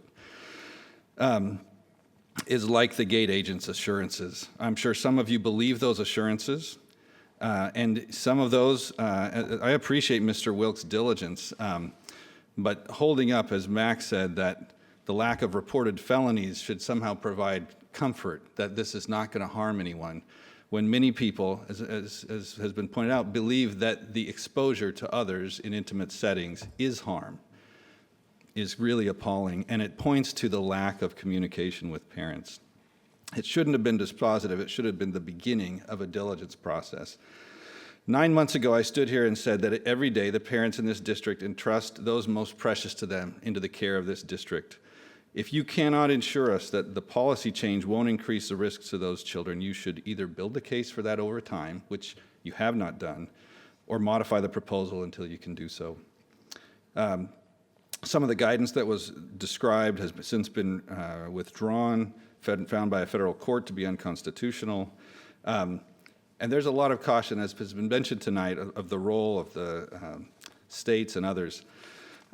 What you could have done over the past 9 months, I noticed that clearly there was a lot of organizing for pro and con and making us to be for or against a policy. You could have gone and held informational town hall meetings throughout the district. You could have done that just over once a month and covered the entire district's high schools. You could have explained how the need for this, how people are being discriminated against, what the need is and why it's necessary, how the current method is insufficient. You could have pointed out how anti-discrimination law regarding gender identity as a protected class is new and unsettled. And there's no idea, for example, whether a transitioning PE teacher next year will be allowed admittance to a locker room that they were not this year. You don't know. And a court will decide that. You won't. So your policies are not going to provide assurance if you can't do that. But I'll tell you, we will hold you morally and personally responsible for any harms that do result Thank you. because of your actions. Thanks. Our next speaker is Brittany Malone. Brittany?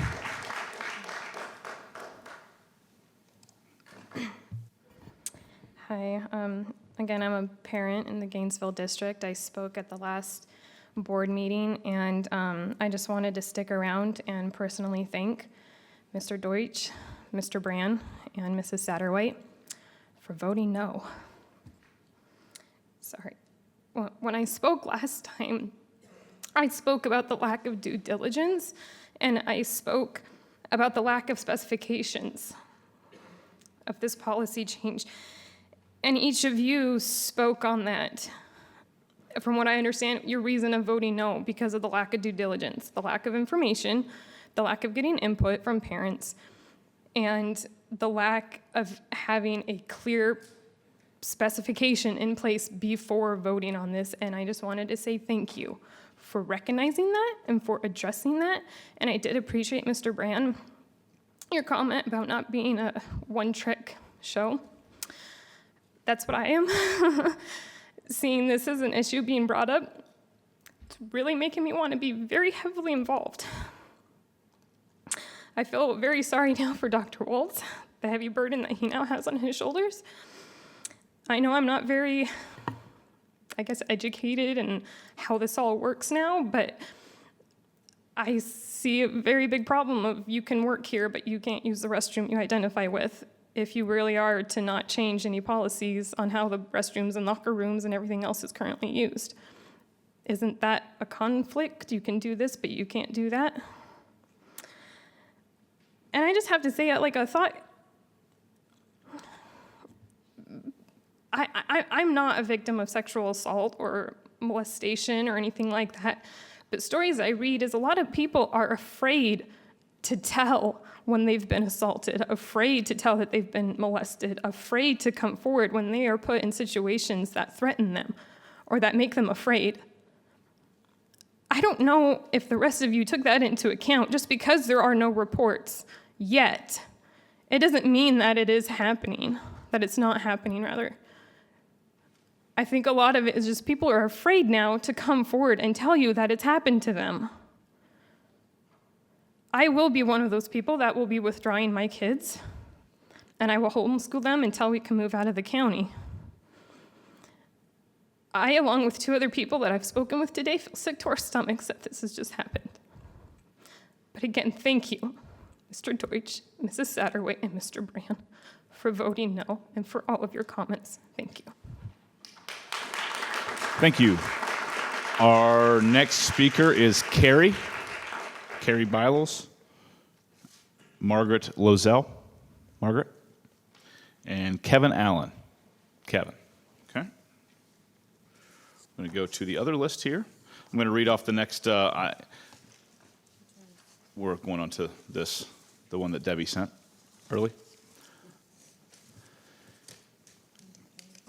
Okay, so I'm going to read off roughly the next 10.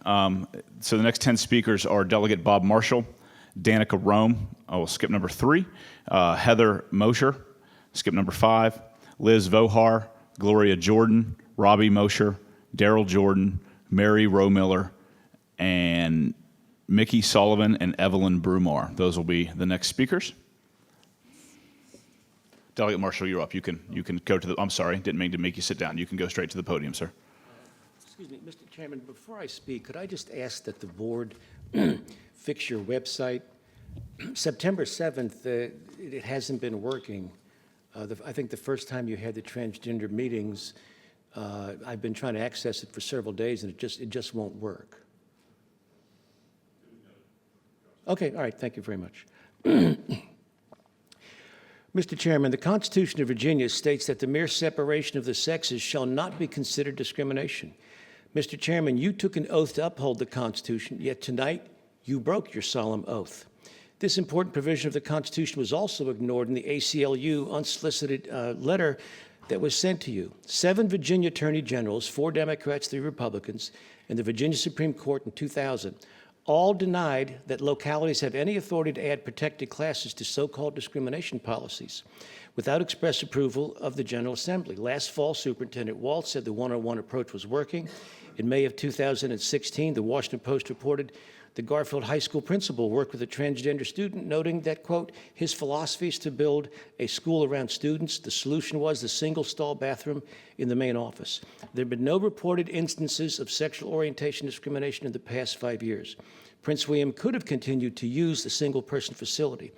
The fact that Mr. Wilk didn't find any problems only indicates he didn't ask the right questions. For example, he didn't ask whether or not crime reports are required from schools. He didn't identify the incidence of transgender individuals in the population. And he completely ignored that rape is significantly underreported. You only have to look at significant underreporting. For example, in Gwinnett County, Georgia, 24,000 instances of violence, including sexual assault, weapons charges, and such, were completely unreported. You didn't ask the right questions. No wonder you found nothing. I'd like a copy of your report. You're going to have to face the question of whether or not you're going to have speech codes. Why do I say that, even though you deny it? D.C. public schools have a policy. Minnesota public schools, the state of Washington, and Chicago public schools also have this policy. Fairfax School Board is making their family life program transgender compliant. Transgender indoctrination will start in grade 7. In 10th grade, students will be taught they can be, quote, assigned the wrong sex at birth, and they can transition to living and presenting themselves as the gender that matches their gender identity. Our sex at birth is not assigned like a seat in a restaurant. Our sex is determined at conception by DNA and chromosomes and reproductive organs, evidence on sonograms even before we're born. Under the First Amendment to our Constitution, no public school student may be forced to accept such miseducation as true when clearly it violates religious beliefs of others. Mr. Waltz, you're going to have a problem. There's at least 27 permutations of gender.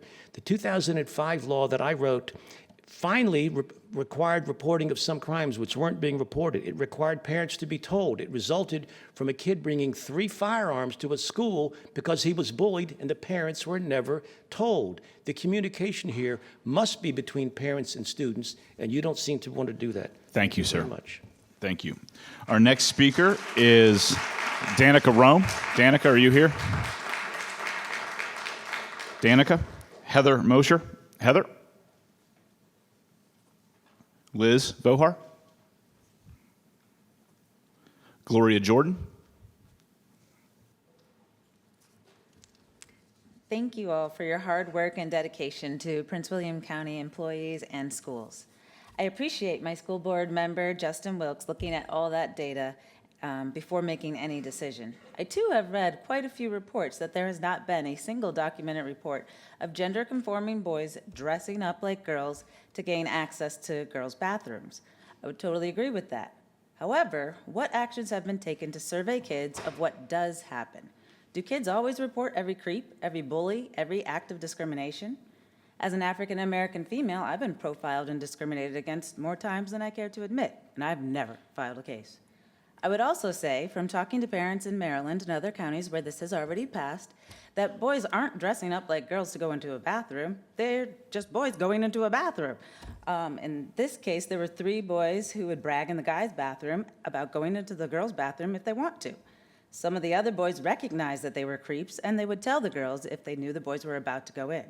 This is a violation of privacy, and the girls don't feel safe, so the other boys try to protect them. I appreciate Willie Deutsch requesting the right to privacy to be included in the guidance. I was also told about a trans girl who was harassed by those boys in the girls' bathroom saying, if he can be in here, so can we. We like titties too. That sounds a lot like bullying to me. And in a place that is supposed to be safe, in a bathroom, that is the antithesis of unity.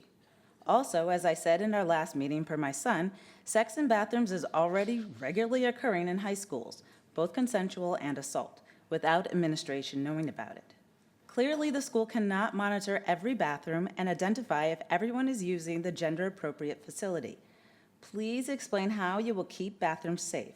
How will teachers and administrators know what gender any child is identifying as? And what about the hundreds of outside visitors and volunteers that come in? Will the restrooms be made neutral? Please consider this as you seek guidance. The ACLU states, feeling safe or uncomfortable at school can negatively affect a student's ability to thrive and succeed academically, particularly if it results in that student avoiding school. Ms. Williams, I am saddened by your experience, and I appreciate your vulnerability in sharing that dark part of your life.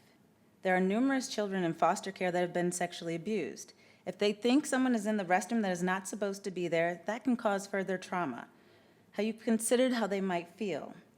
I would also argue that there are more adopted kids who have been abused, mine included. It took years of therapy to get her to be okay to go into a bathroom. And she's only 5. She was adopted as a toddler. As we move forward, please keep that in mind about people who have had sexual trauma.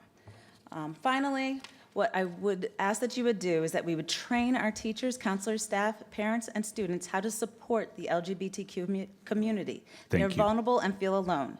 Changing a policy alone doesn't protect them. Thank you. Please protect all of our kids. Our next speaker is, I know Robbie's not here, Daryl Jordan. Daryl? Okay. Mary Romiller. Mary? Mickey Sullivan. Evelyn Brumar.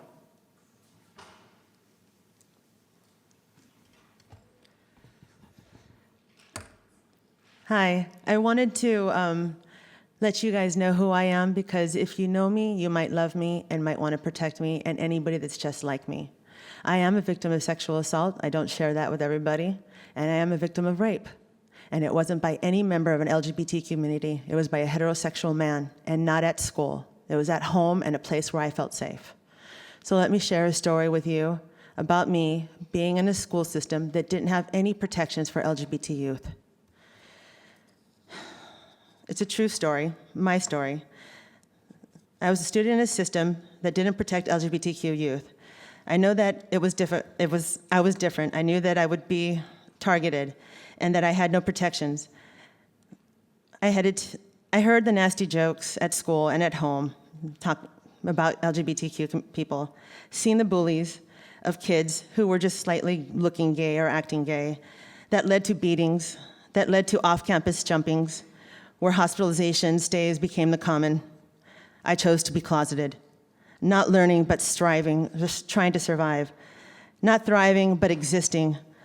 Both my parents worked 2 jobs, paying taxes for me to be in public school education. I am the first generation American, and I failed them and I failed myself. I fought to protect my LGBTQ friends and myself.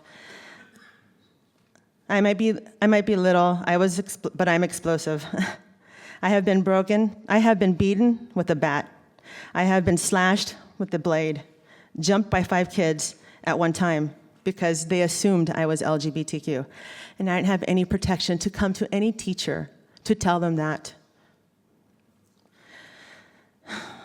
But the school was aware and told my parents.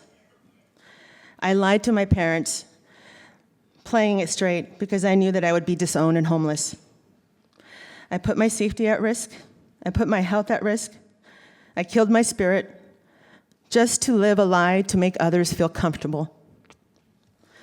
Then when I found the strength to be who I am and to be honest and live my truth, I was disowned. I had no protection, no family, no support from a community or a tribe. I sold my plasma, sold my hair, did what I needed to do to live. I even entertained death. But I am stubborn, and that's why I'm here. I found my tribe, I found my community, and with their support and love, I am here to share my story, to fight for and protect other students like me in Prince William County, to give them the opportunity that wasn't given to me, to be their advocate. Thank you. Thank you. Our next speakers, I'm going to roll off about 10 or so. Our next speakers are Cassidy Ketchum, Deanna Bayer, Cynthia Mohanty, Aaron Edmond, Amy Cannon, Jim O'Connor, Ken Bodie, skipping a few here on the board so everyone knows, then Deanna Trejo, Anna Trejo, Alicia and Chris Smith, and Tim Cox. So, with that, Cassidy Ketchum. Okay, well, I guess my speech has changed a little bit. I wanted to read a quote to everyone. I have recently started working in DC. I was pre-K teacher here in Prince William County, and now I still live in Prince William County, but now I'm working in DC. And yesterday after work, I went to the Jefferson Memorial, and there was a really good, I've been organizing for this vote, and yesterday there was a really good quote that I just would like to share that I thought was relevant to this. It's by Thomas Jefferson. I am not an advocate for frequent chances in laws and constitutions, but laws and institutions must go hand in hand with the process of the human mind. As that becomes more developed, more enlightened, as new discoveries are made, new truths discovered, and manners and opinions change with the change of circumstances, institutions must advance also to keep pace with the times. We might as well require a man to wear still the coat which fitted him when a boy, as civilized society, to remain ever under the regime of other barbarous ancestors, Sorry, reading from a picture. But I thought it was a great opportunity tonight for the school board to update their policy to kind of fit where we are as a community in Prince William County and to protect those of us who have been here since the beginning of Prince William County, people who are part of the LGBTQ community, but are just now getting protected in public schools. And I just want to thank everyone who voted for it. Ms. Williams, Ryan, for your leadership on this, Lily, Jesse, Diane, and Justin Wilk, thank you so much for voting for this. It will save lives in Prince William County, and it will help bring more economy here too. Teachers will want to come here because we protect LGBTQ youth. And I also wanted to say that if Sean and Allison and Willie really need more research on this issue, you all have Google, you can research it. We have reached out to you and sent you emails about this topic. We've sent you peer-reviewed research, not research that is from 10 years ago. Great, then I don't understand what the confusion was tonight. I encourage you to read more on those topics that you're confused about, and to do your job and figure out how it's going to affect the policies if you're so concerned about those issues. Thanks. Thank you. Our next speaker is Deanna Bayer. Deanna. Separation of church and state. Our forefathers knew how important that was. Please keep your religion out of my government, and the government should stay out of religion. Religion should have no place in any decision that you make as a government official. Schools should be a safe harbor for all students, teachers, and staff. Recently, a friend sent me a story about a high school student whose parents rejected him when they found out he was gay, but it was his school, his teachers, and his classmates that gave him that caring community, and he's now on his way to college with a scholarship. I've worked for 20 years in the criminal justice system. I was one of the 10 women that started the first rape treatment center in the nation. I have dealt with more pedophiles and rapists than most of you have ever even heard about or seen on your TV shows.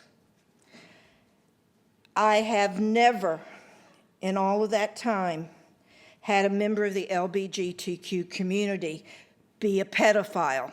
Never. I've dealt with many, but never.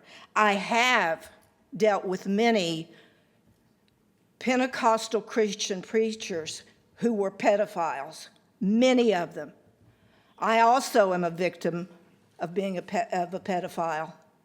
I was a child of 4 and 5, and it was a preacher in his home. His brother was gay. When I grew up, I lived near his brother, and I was happy to take my 3 daughters to his house. They were safe. I never took them to the preacher's house. They weren't safe. I also want you to understand about bullying. And Ms. Setterfile, if you think that Title VII took care of this, then why were you fighting to vote against this? If you think it's already covered, you shouldn't have had any problem with this one. There is so much hate. There is so much hurt. I have many friends who are transgender, and they go back 30, 40 years. Nobody's going to want to be anything except who they are and be safe. That's all. It should be safe, and thank you for voting. Thank you. Our next speaker is Cynthia Mohanty. Cynthia. Aaron Edmond.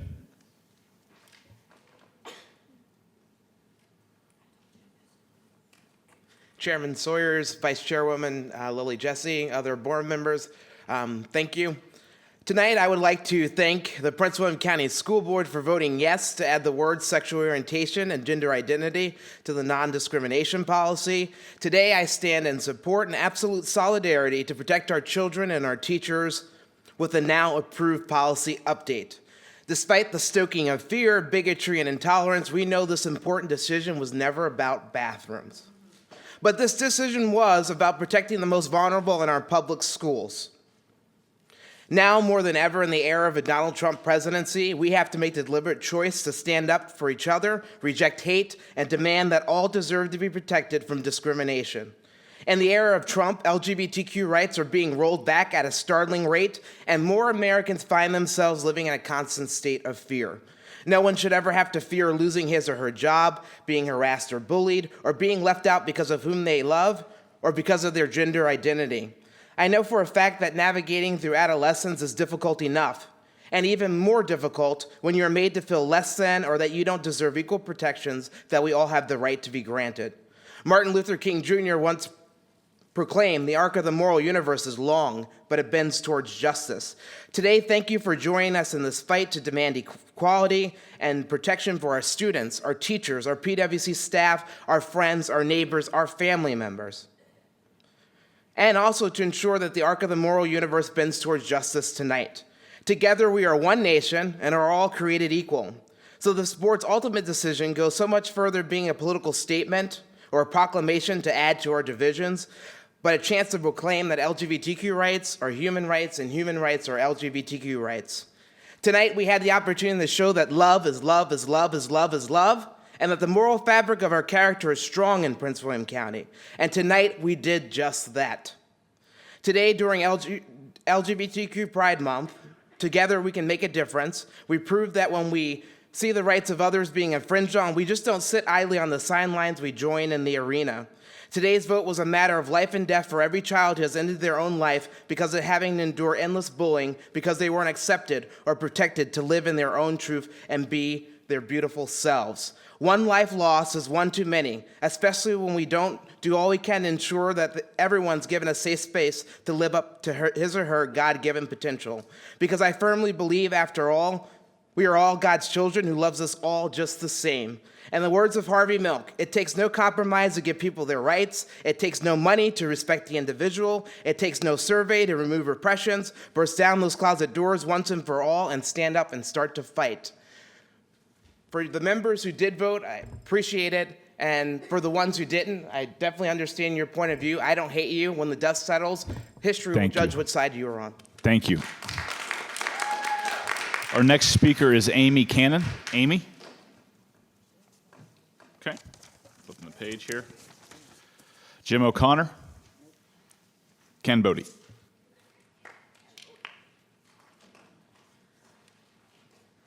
Good evening, board. Another long night, I see. My name is Ken Bodie. I live in the Occoquan Magisterial District. My address is on file and on the internet now. Thanks, whoever did that. I wanted to first thank each and every one of you. I know that this has been a year-long process, and I know that no matter where you came from when you came into this room, you took a long time to think about this. This wasn't just a snap decision. This wasn't something that you just came to as a point of your own perceptions and your own beliefs. You talk to folks in your districts. You talk to folks from all walks of life. And being someone who was just a candidate for the House of Delegates, I know there's a lot of pressures from everyone, from your family, from advisors, from people in your community, from everyone. So I want to commend you for coming to the decision that you did, regardless of how you came to that decision, regardless of how you voted. I sent an email to each and every one of you earlier on this week because I believe that we should be wholeheartedly supporting this addition to our policy. Initially, I didn't really want to have a stake in this because I don't frankly have any children in the school system right now. My fiance and I both don't work in the school system. But after I've spoken to people over the long course of the last few months, I reflected on that. I've looked at the fact that many of the things that folks talk to me about, those both faculty and students, share a lot of experiences that I had in my youth. I'm from LA originally, one of the most diverse, inclusive places you can think of. But being someone who's biracial, you don't always have a home, like Lori talked about. There's people that look down on you, whether they're black, whether they're white, whether they're Hispanic. And I was beaten up almost every other day when I was in elementary school. I was called El Chocolate and all that other stuff, just because I looked different. And when we went to the administrators about it, they didn't have anything to say because they'd rather protect the reputation of their school than have anything out there about that going on. So as I talked to people, I saw that many of the things that I felt in my personal life was reflected in how people were talking in their lives, their lived experiences, because we talk about racism, we talk about homophobia. These things aren't always overt. They're not always something that people go after someone and they say, I'm going after you because you're X. There's systemic things that go on in our society that are pervasive, that go under the currents, that we know that even if no one said anything specific, they look at you a certain way because you're X, Y, and Z. They treat you slightly different than they treat everyone else. And that gets at the heart of what we're looking at here, because at the end of the day, regardless of your faculty or students, you should feel that we acknowledge you for who you are, we respect you for who you are, and yes, we protect you for who you are, regardless of where you come from, regardless of what you look like, and regardless of who you love, because that's the foundation of our country, that regardless of where you come from, you should be welcome, and you should feel protected. So that's the basis of what I believe and why I support it, and thank you again for your time. Have a good night. Thank you. Our next speaker is Diana Trejo. Diana? And then Anna Trejo, Alicia and Chris Smith.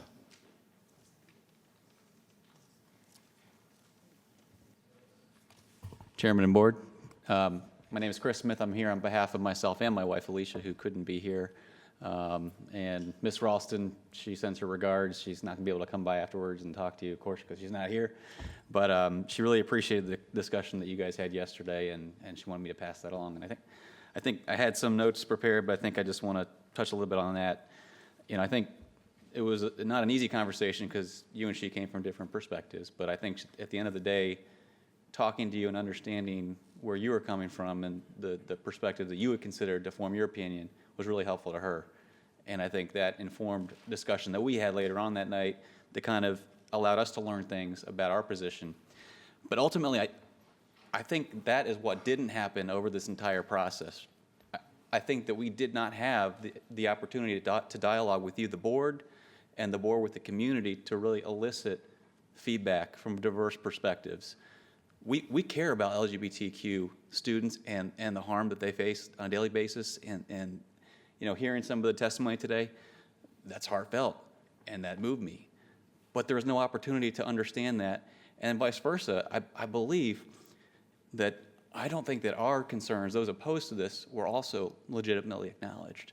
So what I would propose is that now that the motion has been passed, and I appreciate the addition of the amendment to protect privacy, that we come together, we figure out a way, maybe a framework similar to the task force that was suggested, to solicit feedback from the community to help form the regulations that Dr. Waltz is going to have to come up with.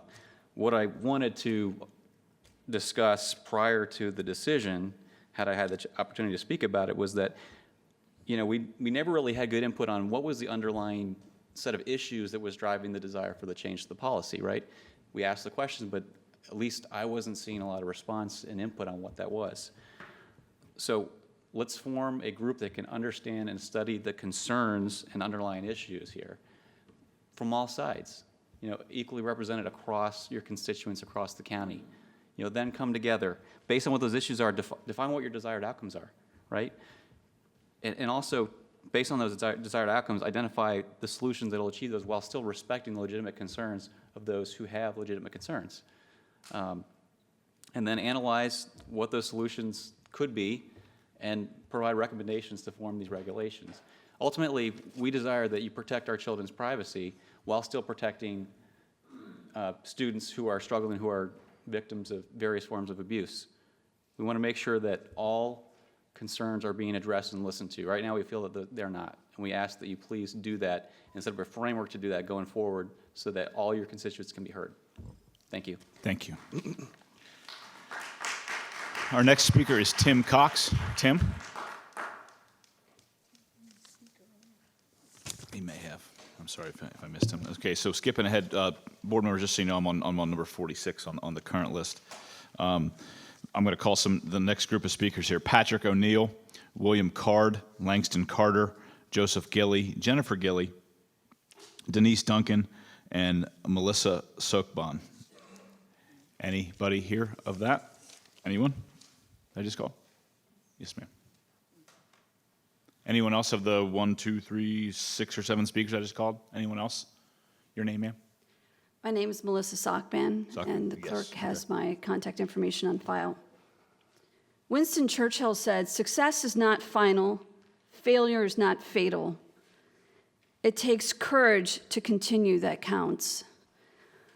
Prince William County citizens who oppose this policy made today have courage. I am a teacher, I am a mother, I am a daughter, and a sister. And I oppose this policy change today that happened because it's unnecessary, unwarranted, and unsafe for all our children. It was an uninformed, not identified or well-defined policy. The sexual orientation and gender identity laws are not about the freedom of LGBT people to engage in certain actions, but about coercing and penalizing people who in good conscience cannot endorse those actions. By voting for this policy change today, you have penalized me and my family who in good conscience cannot endorse these actions. This policy infringes on my beliefs. Before any law or policy can be justified and crafted, there must be a documented need for it. Advocates of sexual orientation and gender identity policy changes must therefore provide evidence proving the need for this coercive policy change, a requirement that the Prince William County School Board has failed to meet. There has been no evidence or documentation or information provided on this policy change.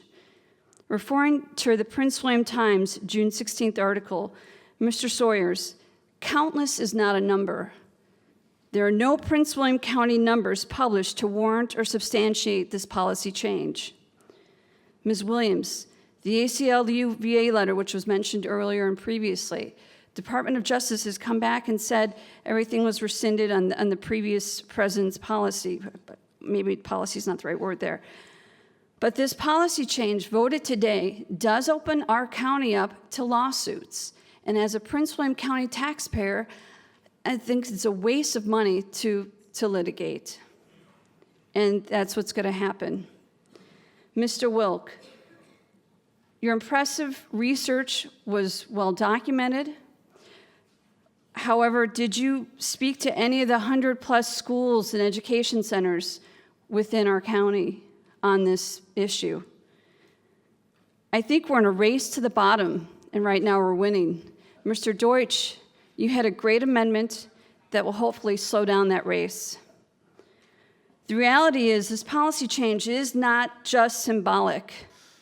It will have real impact on people's lives by voting Thank for you. policy 606. Thank you. Finally, because this policy No, ma'am. change Thank you. No, went ma'am. outside No, the ma'am. board process No, with ma'am. no justification Thank you very much. form Thank you. completed, Our next this speaker, policy change will our be next null speaker and is void. Rael McKennett. I'm going to go through the list here. Rael McKennett, Josh Hetzler, Richard Wiley, Andrea Lafferty, Joe Downer, Steve Bender, Bethany Kim, Deborah Weber, Kimberly Dalrymple, Patrick Mooney, Chuck Azodaran, Hala Ayala, David Turner, Jeremy Cox, Brian Shaw, Dustin Atkinson, and Hillary Esquina.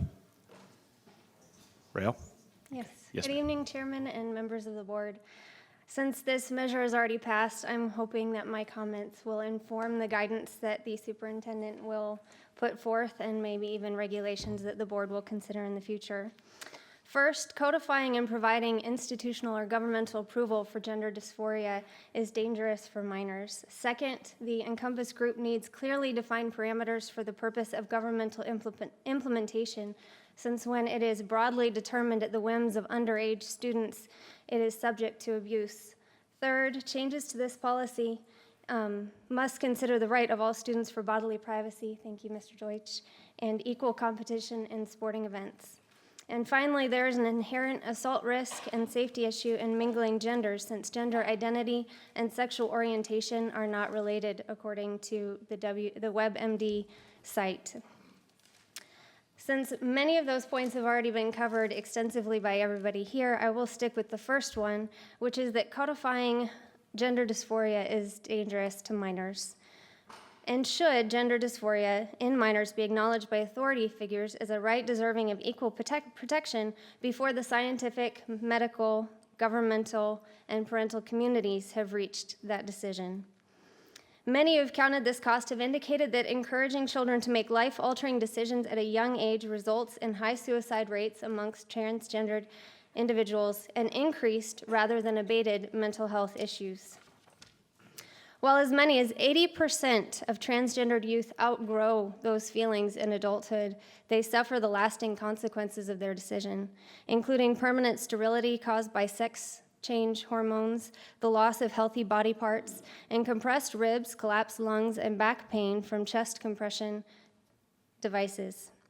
Dr. Paul McHugh, a distinguished service professor of psychiatry for Johns Hopkins, states that policymakers and the media are doing no favors either to the public or the transgendered by treating their confusions as a right in need of defending rather than as a mental disorder that deserves understanding, treatment, and prevention. And Carrie Stella, who underwent a pediatric transition, blogs about her regret and detransition on YouTube. Courtney Finlayson, a pediatric endocrinologist who has prescribed cross-sex hormones to minors, warns that minors may not understand the full ramification of their decision. We don't protect a minor's right to engage in other risky behaviors. We don't let them drink. We don't let them, because it's dangerous to themselves and others. They're not mature enough to handle it. And we should not treat this issue any differently. Thank you for your time. Thank you. Our next speaker is Josh Hetzler. Josh. Richard Wiley. Aaron Lafferty. Joe Downer.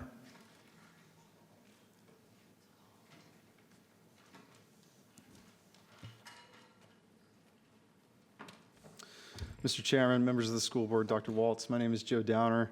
I've been a resident of Prince William County for 23 years. I'm a product of this school system, Woodbridge High School, and a husband of a kindergarten teacher.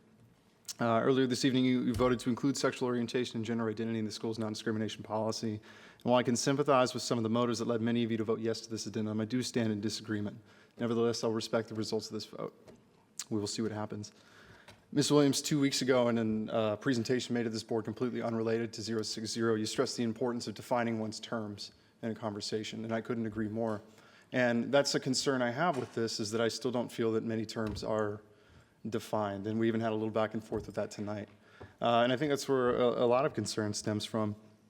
I've been floored by so many of the testimonies made tonight on both sides, and like many of you, my heart's just been cracked open for folks from all sorts of backgrounds here. So many of my notes are kind of irrelevant now.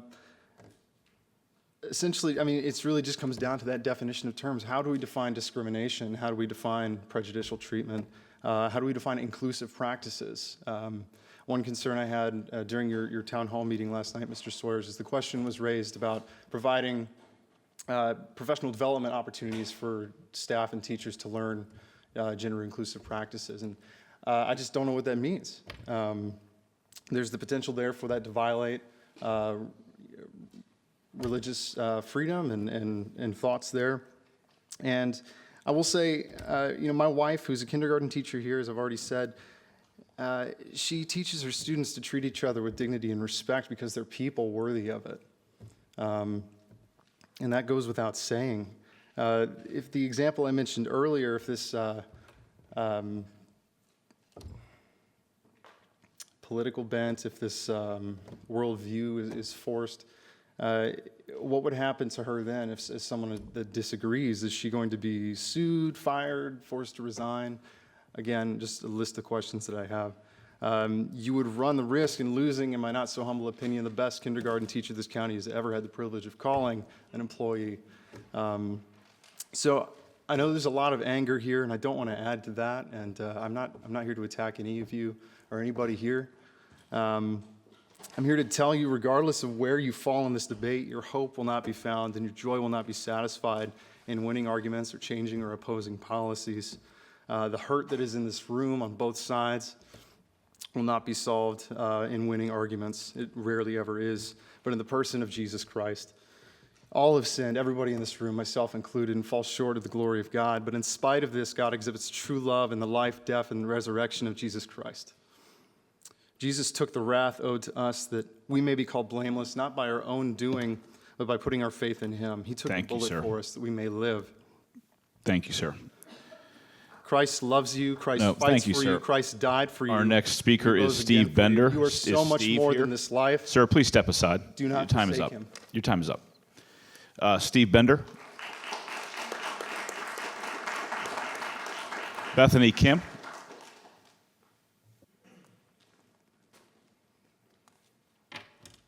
My name's Beth Ann Kim, and I'm special tonight because I'm not talking about Policy 60. Seriously, not a word. My son tried to get into TJ last year, and as he was going through the process of applying for TJ, I found out that Fauquier, Loudoun, Fairfax all start math acceleration in 4th grade. We don't start it until 6th grade. Fairfax County has their most advanced cohort in geometry in 7th grade. Our most advanced cohort is in math and geometry in 8th grade. We should at least be doing what our neighboring counties are doing, if not more. We need to start math advancement sooner. Ideally, for the middle school, this would be a long-term thing and not my focus tonight, but we should have centers where we can cluster our most advanced students so they can be doing geometry in 7th grade like they are in Fairfax County. That will be a great lead-in for Osborne Park, and it would make us look better for those who want to go to TJ. We don't want them going to TJ, but you understand what I'm saying there. So my son really didn't like elementary school. He was bored, especially 4th and 5th grade. He was hating elementary school. When he got to middle school and was in the hyper advanced class, he started enjoying math. He started enjoying school. He was challenged. Now that he's in high school and Battlefield, he's enjoying school even more because he's getting challenged. We need to have that challenge available to all of our students. Right now, they're evaluated as they go into 6th grade, 1 on-ramp for that program. Some children go into Osborne Park, and that's a second teeny tiny ramp for a very, very small number of students. We need to make this available to all our students. We need more on-ramps. If you have a child and they don't click with their 5th grade teacher, they're having a bad year, maybe their parents are deployed, something happens, it's not a good year, that child isn't getting into this program. If you allow an on-ramp in 4th grade, the 3rd grade teacher is evaluating them, the 4th grade teacher is evaluating them, 5th grade teacher is evaluating them. When they get to 6th grade and in middle school, right now the program is set up so that they have a compaction of 3 years in 1 year. They're not getting all of the components of math. There are certain concepts that are skipped. It's a cold, hard fact. If we change it and they start accelerating in 4th grade, you can change the program. It's spread over more years. They don't have to skip those facts. When they get into middle school, you can change the programs lightly for them so that they have an option in the summer, the ones who are recommended by administrators and teachers. They will be able to get in by doing a summer school class of algebra or geometry. The ones that are done in high school, allow them to do them with teacher recommendation in the summer, get back on that program. You will have more children in that program. You will have the kids. I have no one here. There's no one, we're not all here in blue. I'm not here about the kids whose parents advocate for them. My kids are in because I can advocate for them. The ones who need this are the ones whose parents aren't here to advocate for them. You will get the minorities. You will get the kids who are being missed because they don't get the advocates. Thank you, ma'am. Thank you. Teachers support this when I talk to them, by the way. And I'm here Uh, to place ne- how my kids benefiting from this. Our next speaker is Deborah Weber. Deborah? Kimberly Dalrymple, Patrick Mooney, Chuck Azuduran, Hala Ayala, David Turner, Jeremy Cox, Brian Shaw, Dustin Atkinson, Hillary Esquina. Oh, I'm sorry, I missed somebody, I apologize. Which one did I miss? Thank you, Mr. Shaw.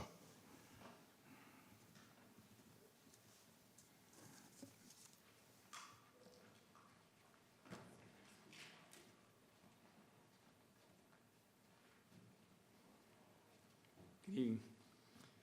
Thank you for this opportunity to speak with you.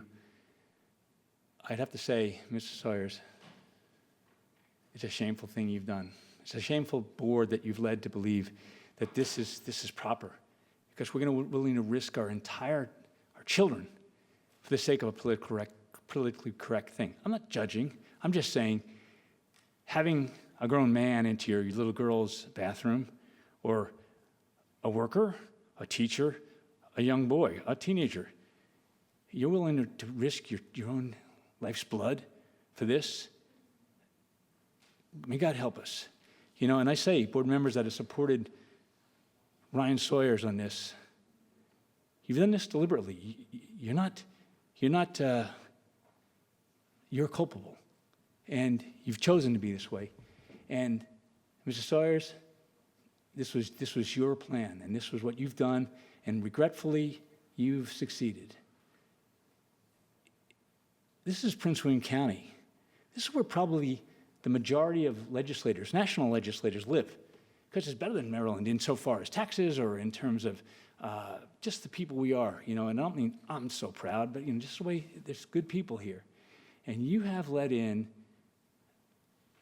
a very dangerous policy in a way of life. And since it's Prince William, this will get attention. Probably what you wanted too. May God forgive you, you know, and may you come to realize what you've done, and you have orchestrated. And I'm sorry for those of you who have agreed with him, because this is serious. You know, this isn't about inclusivity. This is about protecting our children. And you know, if I desire to burn houses down because I really do enjoy it, you shouldn't include me either in that plan or policy. And I could go for another minute, but I won't. I just say, you've done damage, and you've done it willfully, and shame on you. God bless you. You have done harm, and you've done it intentionally. Thank you. Thank you. Our next speaker is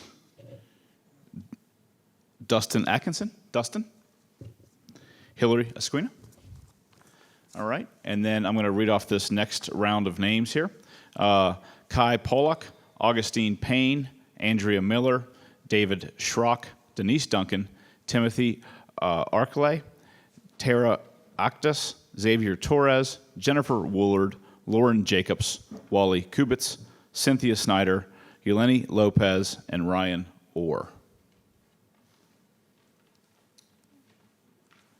Kai Pollock.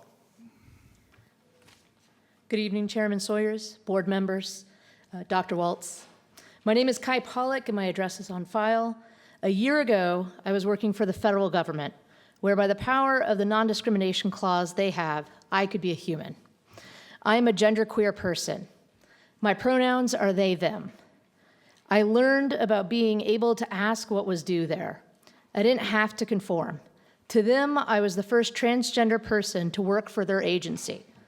To me, I was the first one they knew about.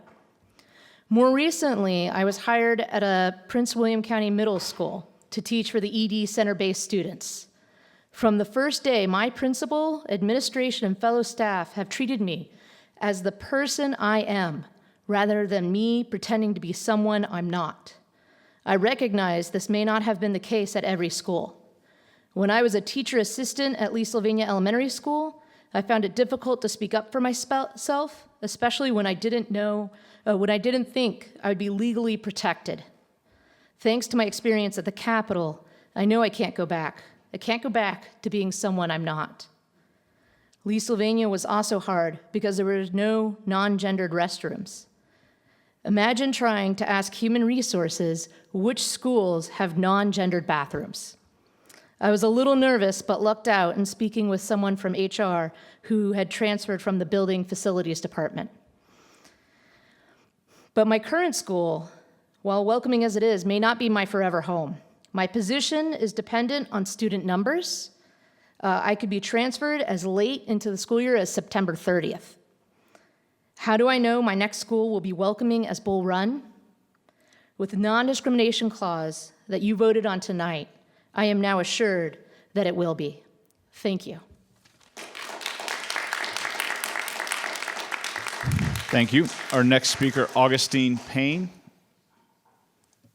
Andrea Miller, David Schrock, Denise Duncan, Timothy Arklay,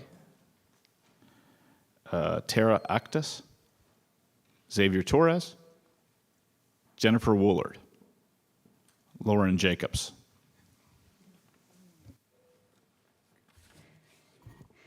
Good evening, Chairman Sawyers, board members, and Dr. Waltz. My name is Lauren Jacobs. My pronouns are she, her. My address is on file. The lessons that otherness makes someone less deserving of kind, just treatment is a lesson too easily learned by children, teens, and adults alike. Queerness can be invisible. For most of us, the default was to be in the closet. The lesson that queers should hide their otherness at work or school not only teaches us that our queerness is disgusting and offensive, but also deprives us of kinship, modeling, and representation. It compounds the feelings of otherness. Last year, my partner and I talked to a group of Prince William students that were part of the Gay Straight Alliance at their high school. Those 12 students told us that there were no queer teachers at their school. The teacher mentor of the club, who was straight, had looked. Their school had over 250 teachers working there. I told them that, of course, there were queer teachers at their school, but they were clearly in the closet at work. There were over 250 teachers at their school, and out of those who were queer, none of them felt safe being out of the closet in their school's community. It's clearly a huge problem. When I went to Woodson High School myself, I accompanied a friend of mine who had been beaten up for being gay to the principal's office. My friend's clothing had been torn during the attack, and he was badly bruised. The principal told us that it was my friend's fault for looking the way that he did. He did not even take down the names of the attackers. My friend continued being bullied and beaten up throughout high school. I was bullied for being queer there too. We thought it was normal. We thought we had no recourse. Things have thankfully changed a little in the last 20 years. But when my partner and I talked to the Gay Straight Alliance at that high school, the students told us that they were often insulted, threatened, and harassed for being queer by their classmates. But they thought it was normal, and they thought that they had no recourse. Thank you for giving them recourse tonight.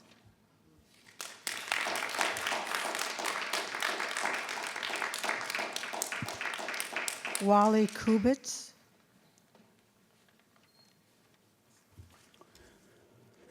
The front page of a September 1997 issue of the Prince William Journal newspaper reported on an 11th grade student at Stonewall Jackson High School right here in Prince William County named Amy Smelser. As part of an English class, Amy and the other students were required to read a book that she described as being explicitly vulgar and filthy. Her father objected. School officials at Stonewall said she either had to read the book or drop the class. Amy's father then took the step of copying parts of that book and stood in the parking lot of Stonewall Jackson High School and distributed those copies to other parents saying, "This is what your kids are being required to read in this school."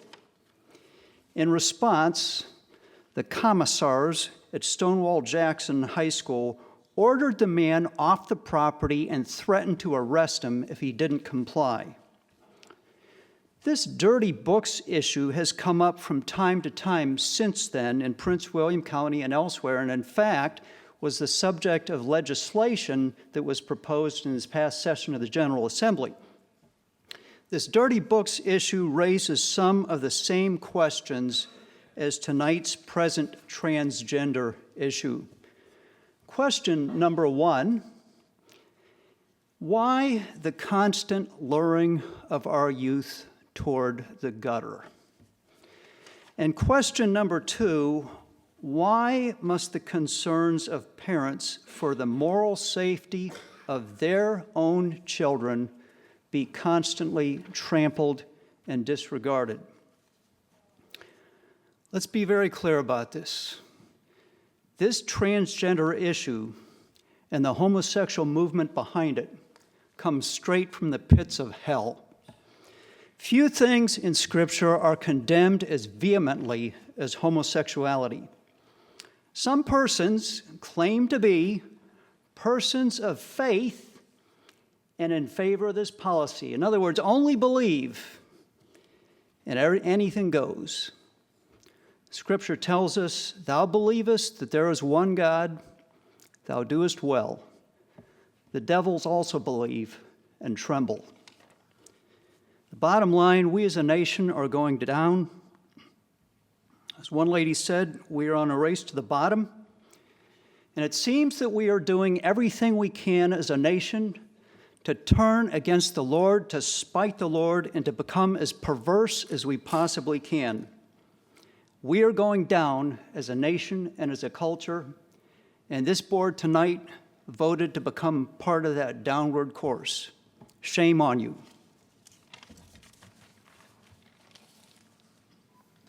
Thank you. Thank you, Mr. Kubitz. Cynthia Snyder. Eleni Lopez. Ryan Orr. I will now go to the list of persons who signed up at the door. Barbara Larimore, Emily Reynolds, Adam Asenza, Shalene Colleen Miller, Charles Martin, Lori Williams. A different spelling. Different spelling. Yes. Nicole Wilbur, Joe Anstein, Maduk Ecker, A-K-L-H, and Priscilla Hatfield.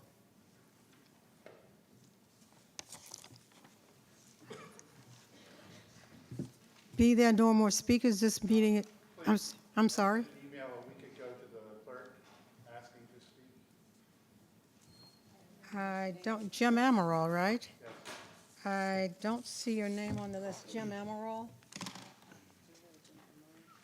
I sent an email Yeah, Jim Amaral. according to what was said on the website. I've called them all. Oh, you called everyone on there? AMR. We can do this pretty simply with no objection. No. No objection? Yes, sir, you can wrap it up. Jim Amaral, Neabsco District, and my name was in file in the email. But I'm a county employee, a temporary county employee. I grew up in Prince William County, was a county, went to Prince William County Schools. In an email I sent to you last fall, I recounted the fact that during my time in high school, middle school and high school, I was bullied for my sexual orientation or my perceived sexual orientation. I was not out at the time. I student taught in Prince William County, and I taught for 36 years in Prince William County full-time, retired, and now I'm working as a temporary employee and substitute teacher. In my time in Prince William County School as a professional teacher, I started with the Virginia Education Association, the GLBT caucus. I also was in charge of a community forum on GLBT issues.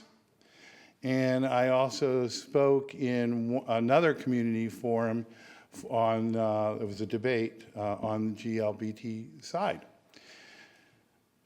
That was a hard decision for me because I was teaching, even though I was not openly out in the school because afraid of parent may complain and there might not be some understanding supervisor. When I went to speak publicly and knew that some things were being videotaped and shown on the television, I had to question, should I do this? But I felt that I did need to do it because I needed to clarify the issues. I needed to be a speaking voice for the professionals and for the students who were in the school who unfortunately didn't get to hear my voice as a teacher.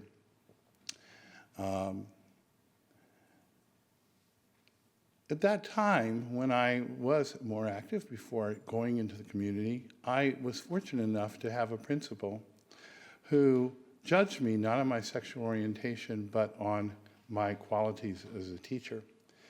And I wanted the principal to be aware that I would be in the community, and it is possible that a parent could hear what I had to say, and that if they did not like what I had to say, that they might complain, and I wanted the principal to be prepared for that.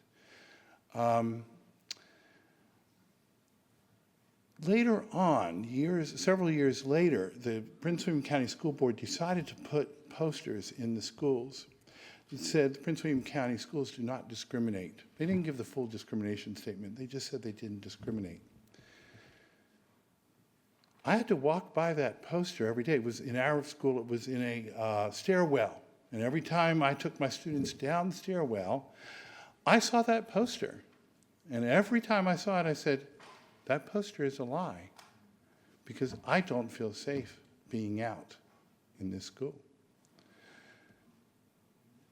Thank you tonight for taking that lie away. Thank you, sir. And with no further business before this board, this meeting is adjourned.